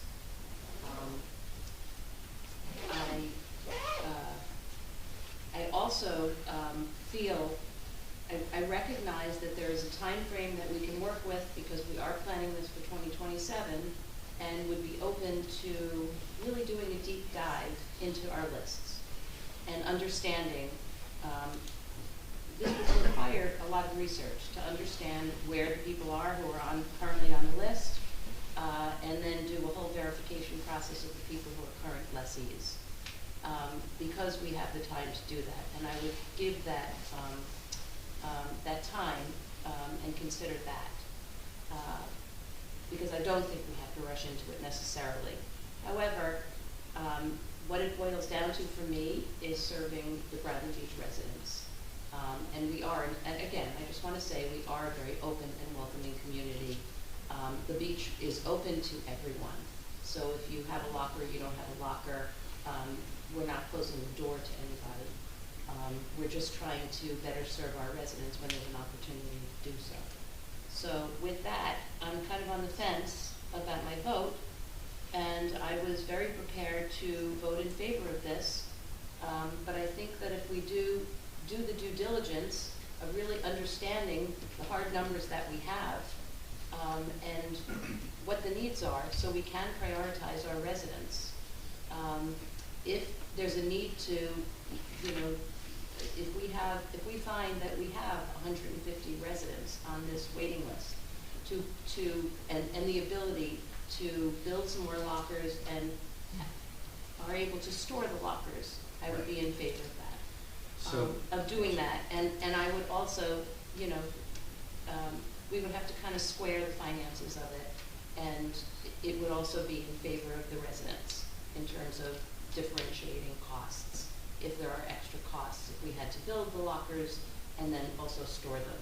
So I'm kind of wavering because I do understand the importance of so many people who value Bradley Beach. I do prioritize our residents because that's my role as a legislator. But I would put this off and do a deeper dive, have a better understanding of what we don't know in the lists. Okay, and again, it'd be better if we didn't necessarily suggest which way we're voting, guys, but rather make comments. I'll make a couple quick comments, but one is there's so many moving parts here. I guess it's probably hard for those of you who have come, especially to a council meeting at Bradley Beach for the first time, to understand what I'm about to say, but we're really not heartless people up here. We really care not only about our residents, we care very much about our broader community. We understand people who have lived here for years, families who have lived here. I speak for myself, but I think I can speak for the council, that we're just very compassionate people, and we are always going to try to do what's right. One of the challenges I've had is a lot of you, and understandably, you've come here to, to speak up for yourselves, but a lot of you have made really compelling arguments that what we're doing is not legal. Honestly, that falls on deaf ears to me because my attorney is telling me it is legal. So if a lawsuit comes, obviously we hope it doesn't, but we've been educated to believe, and if we didn't believe this, we wouldn't be having this discussion. But we've been told that the public trust doctrine, despite what many of you have said, does not apply to lockers. And this young woman near the front, you mentioned, and I appreciate that you've done some homework, you mentioned, and I personally have said in prior meetings over the last 5 years, I've said I believed it did, the public trust doctrine did apply. So I'll be the first one to say, you can find video of me saying that, and I stood fast and defended everyone's equal access to the beach, only to learn over the past few months, with many of our own residents, raising concerns, that in fact I was mistaken, at least according to our very learned council. That Mayor, I just want to point out, there's 5 other towns within 10 miles that do it. This isn't my individual legal opinion. There's 5 other borough attorneys. No, including Barry Cook in Avon, who's been there for 40 years and fought multiple different public trust doctrine lawsuits on behalf of Avon. Yeah. So I just want to point that out as well. It wasn't just, I also consulted with them as well. Yeah. I've talked to other mayors in other towns. The bottom line is, I just want everyone to understand when I'm voting, it's not going to be about legal arguments, because as far as I understand it, this is something that is legally, appropriate for us to decide one way or the other which way we want to do it. But we're not, in our minds, none of us believe if we vote to change, that we're violating a law, public trust doctrine. Others have talked about, well, you can make more money, or you might lose money, or whether it be our merchants or whether it be loss of beach badge revenue. Honestly, I can't be persuaded by these arguments, just because ultimately I've got to do what I think. I got to vote for what I think is the right thing for Bradley Beach. We recognize, people have pointed out, well, you might not get enough lockers to fill the void, and we might lose money. Understood that. Understand it completely. Might lose beach badge revenues. People who have purchased badges there. I don't want to sound heartless. I want to say, I embrace all of the folks from municipalities outside of Bradley, because you are part of our broader community. But at the end of the day, it's not going to come down to that notion of community, because I guess there's this one other thing, and Shauna, you just alluded to it, and folks have probably noticed that I'm already a little sensitive to the fact that you keep saying we need to look at more data. I disagree with you, just respectfully disagree. You were saying drill down more data. We drilled down. I think personally, and everyone's got to vote their own mind, but I think personally, we know enough that it doesn't matter what percentage of people we have with lockers or what percentage of people we have on the waiting list, resident, non-resident. It doesn't matter. All that's going to tell us is how many dollars we win or we lose here in making this move. I think we all have to just vote for what we think is right, whatever right means. To me, I'm leaning right is our residents. But I want to say a really important thing to folks. I am not at liberty to say, to share with you all the conversations I'm having trying to locate property. I said at the very beginning of this meeting, it's all about the storage. Everything else is secondary, because if we could create the lockers, and Shauna, you mentioned we could build another 120 lockers, we can, but we can't store them. So right now, if we grandfather everybody long-term, multiple years until they no longer want to go to the beach, we're not, to me, that's not a solution, because it's not addressing the storage issue, and it's not addressing the waiting list issue. So what I wanted to say to everybody is, I think the grandfathering of 1 year, we haven't discussed this, but I want to say it before we all consider voting.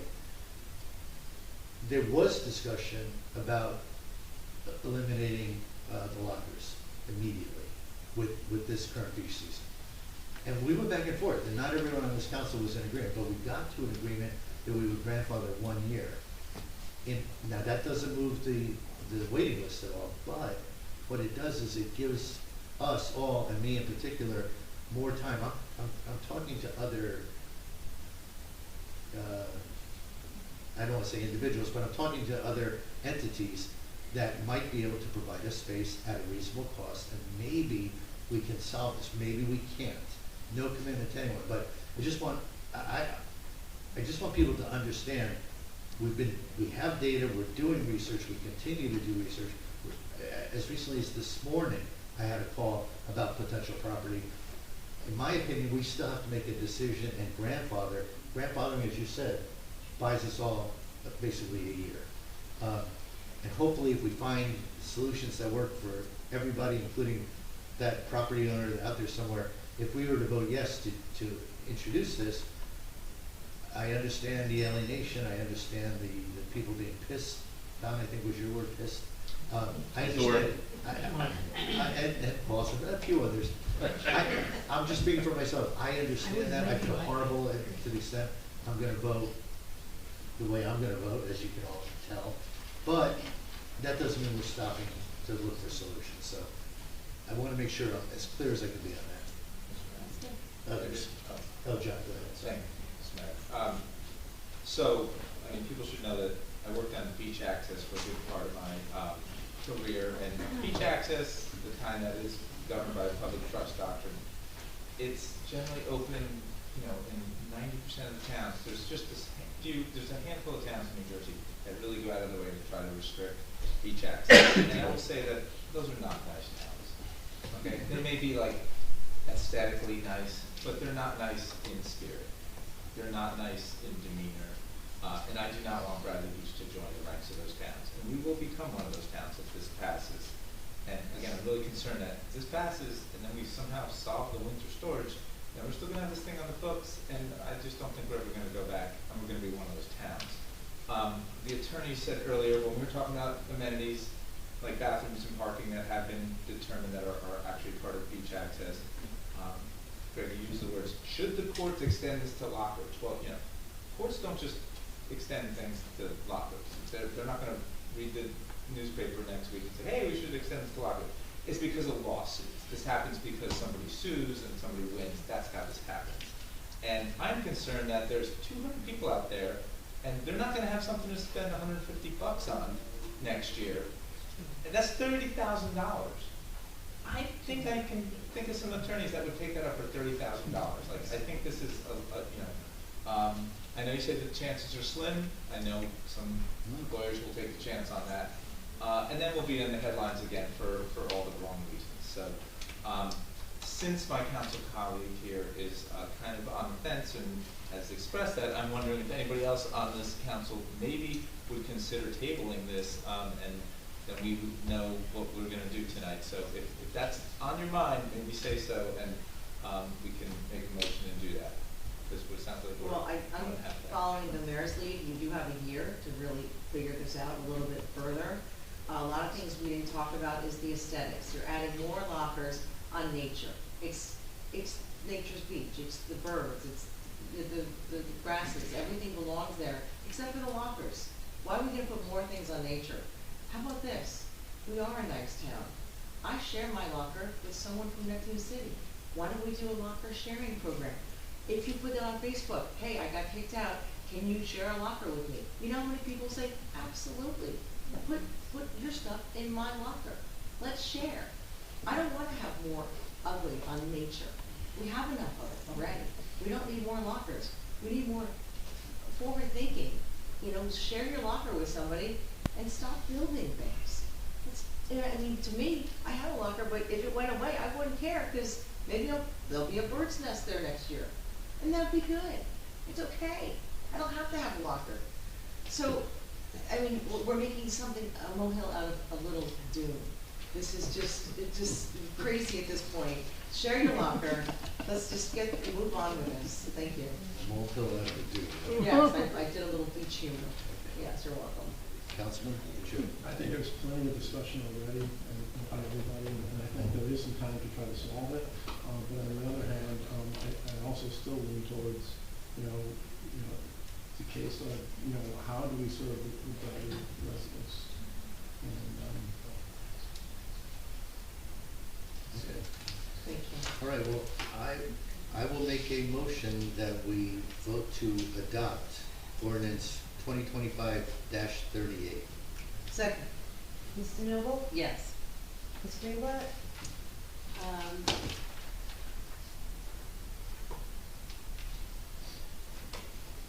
For the moment, I'm gonna say no, because I'd like to do this a little more time. Mr. Nowicki? Yes. Mr. Weber? No. Mayor Gubitosi? Yes, and I also want to give it more time.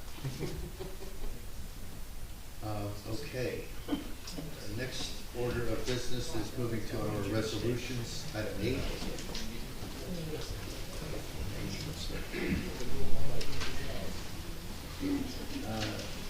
Resolution 2025-336, rejecting all bids in connection with the 54 Ocean Avenue. Folks, could we please exit quietly? Thank you for coming. Okay. 20? Yeah. Can we please stop talking? Thank you. 2025-336, rejecting all bids in connection with the 54 Ocean Ave reutilization existing building. As I mentioned, our existing bond ordinance was not adequate to enable us to hire a contractor. So I make a motion that we reject, that we approve resolution 336 to reject the bids. Second. Mr. Noble?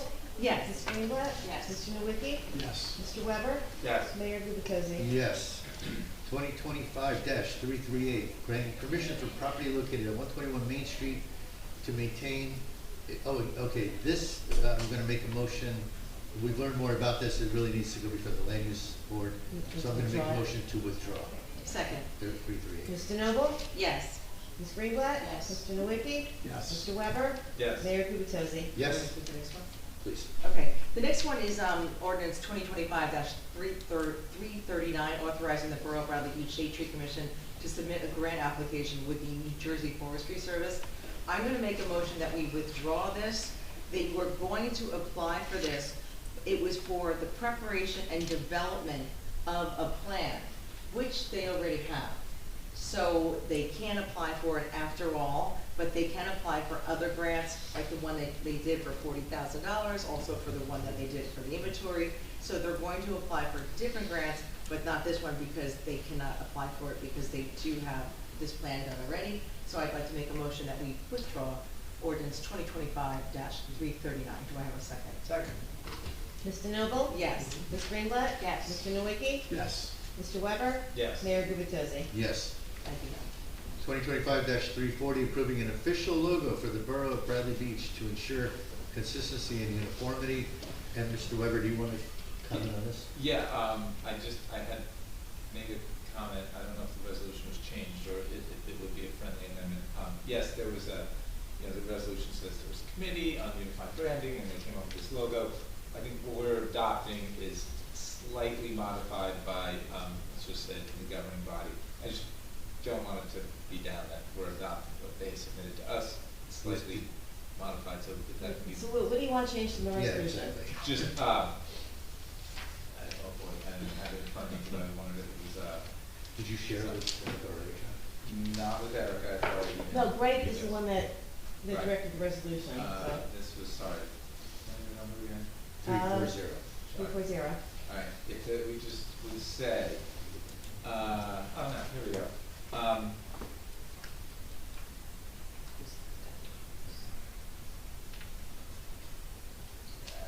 In the last whereas, we'd say after significant work and thoughtful consideration, say comma, and slight modification by the governing body, I think the rest of that is fine. Wait, slight modification of the governing By body? the governing body. Okay. Meaning what we're adopting was slightly modified by the governing body. Okay. Yeah, I think Got it. that's fine. Anyone who hasn't seen it, the resolution's got a little picture. Yeah, this is the first resolution, I think, that comes with a picture along, but, yeah, just. I just want to say, really great work on this. We were definitely overdue for something like this. It's fresh, it's current, it looks really nice. And it was a group effort. It and was. I appreciate that. I know I was part of the group, and it wasn't an easy decision. Oh, yeah. We had a lot of good ideas, and I'm glad it's done. So thank you again for all your work. Good. So, will I make a motion, so we answer? Go ahead. Okay. I'll make a motion that we adopt, resolution 2025-340, approving the official logo for the Borough of Bradley Beach.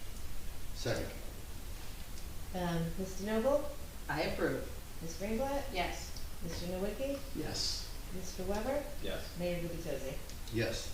Okay, the next three resolutions are basically all the same resolution. We are just officially authorizing the sale of three different borough properties that are about to close related to the demolition of the church that it used to be on right now. So 2025-341, authorizing the sale of the borough property located at 317 Lorraine. And I won't read the rest, but I'll make a motion to approve. Second. Mr. Noble? Yes. Ms. Greenblatt? Yes. Mr. Nowicki? Yes. Mr. Weber? Yes. Mayor Gubitosi? Yes, make a motion to approve 2025-342, authorizing the sale of borough property located at 321 Lorraine. Second. Mr. Noble? Yes. Ms. Greenblatt? Yes. Mr. Nowicki? Yes. Mr. Weber? Yes. Mayor Gubitosi? Yes. 2025-343, I'll make a motion that we approve authorizing the sale of borough property located at 606 Madison. Second. Mr. Noble? Yes. Ms. Greenblatt? Yes. Mr. Nowicki? Yes. Mr. Weber? Yes. Mayor Gubitosi? Yes. Before we adjourn, we don't have council comments. I'm going to offer to those of you who remain on Zoom in here, a very happy and healthy holiday. Happy Thanksgiving. And thank you all for coming and bearing with us. I know it's a long and somewhat intense meeting. Anyone else want to make a comment? See you at the bonfire. That's right. Yay, bonfire. Okay, I will make a motion that we adjourn. Second. All in favor? Aye. Meeting adjourned.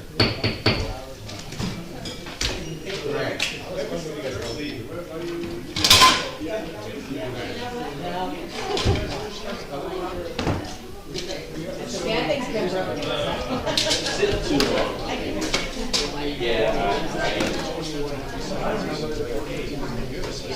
Oh, yeah, it's a long meeting.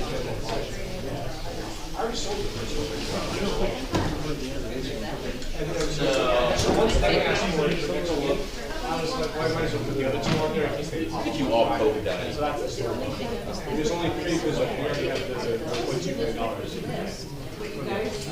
Oh, really?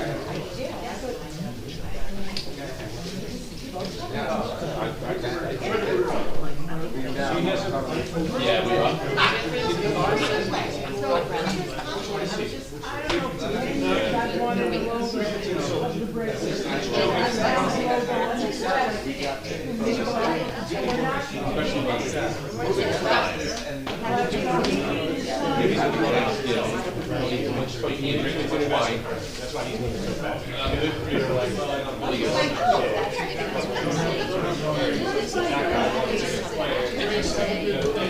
Hey, Paul.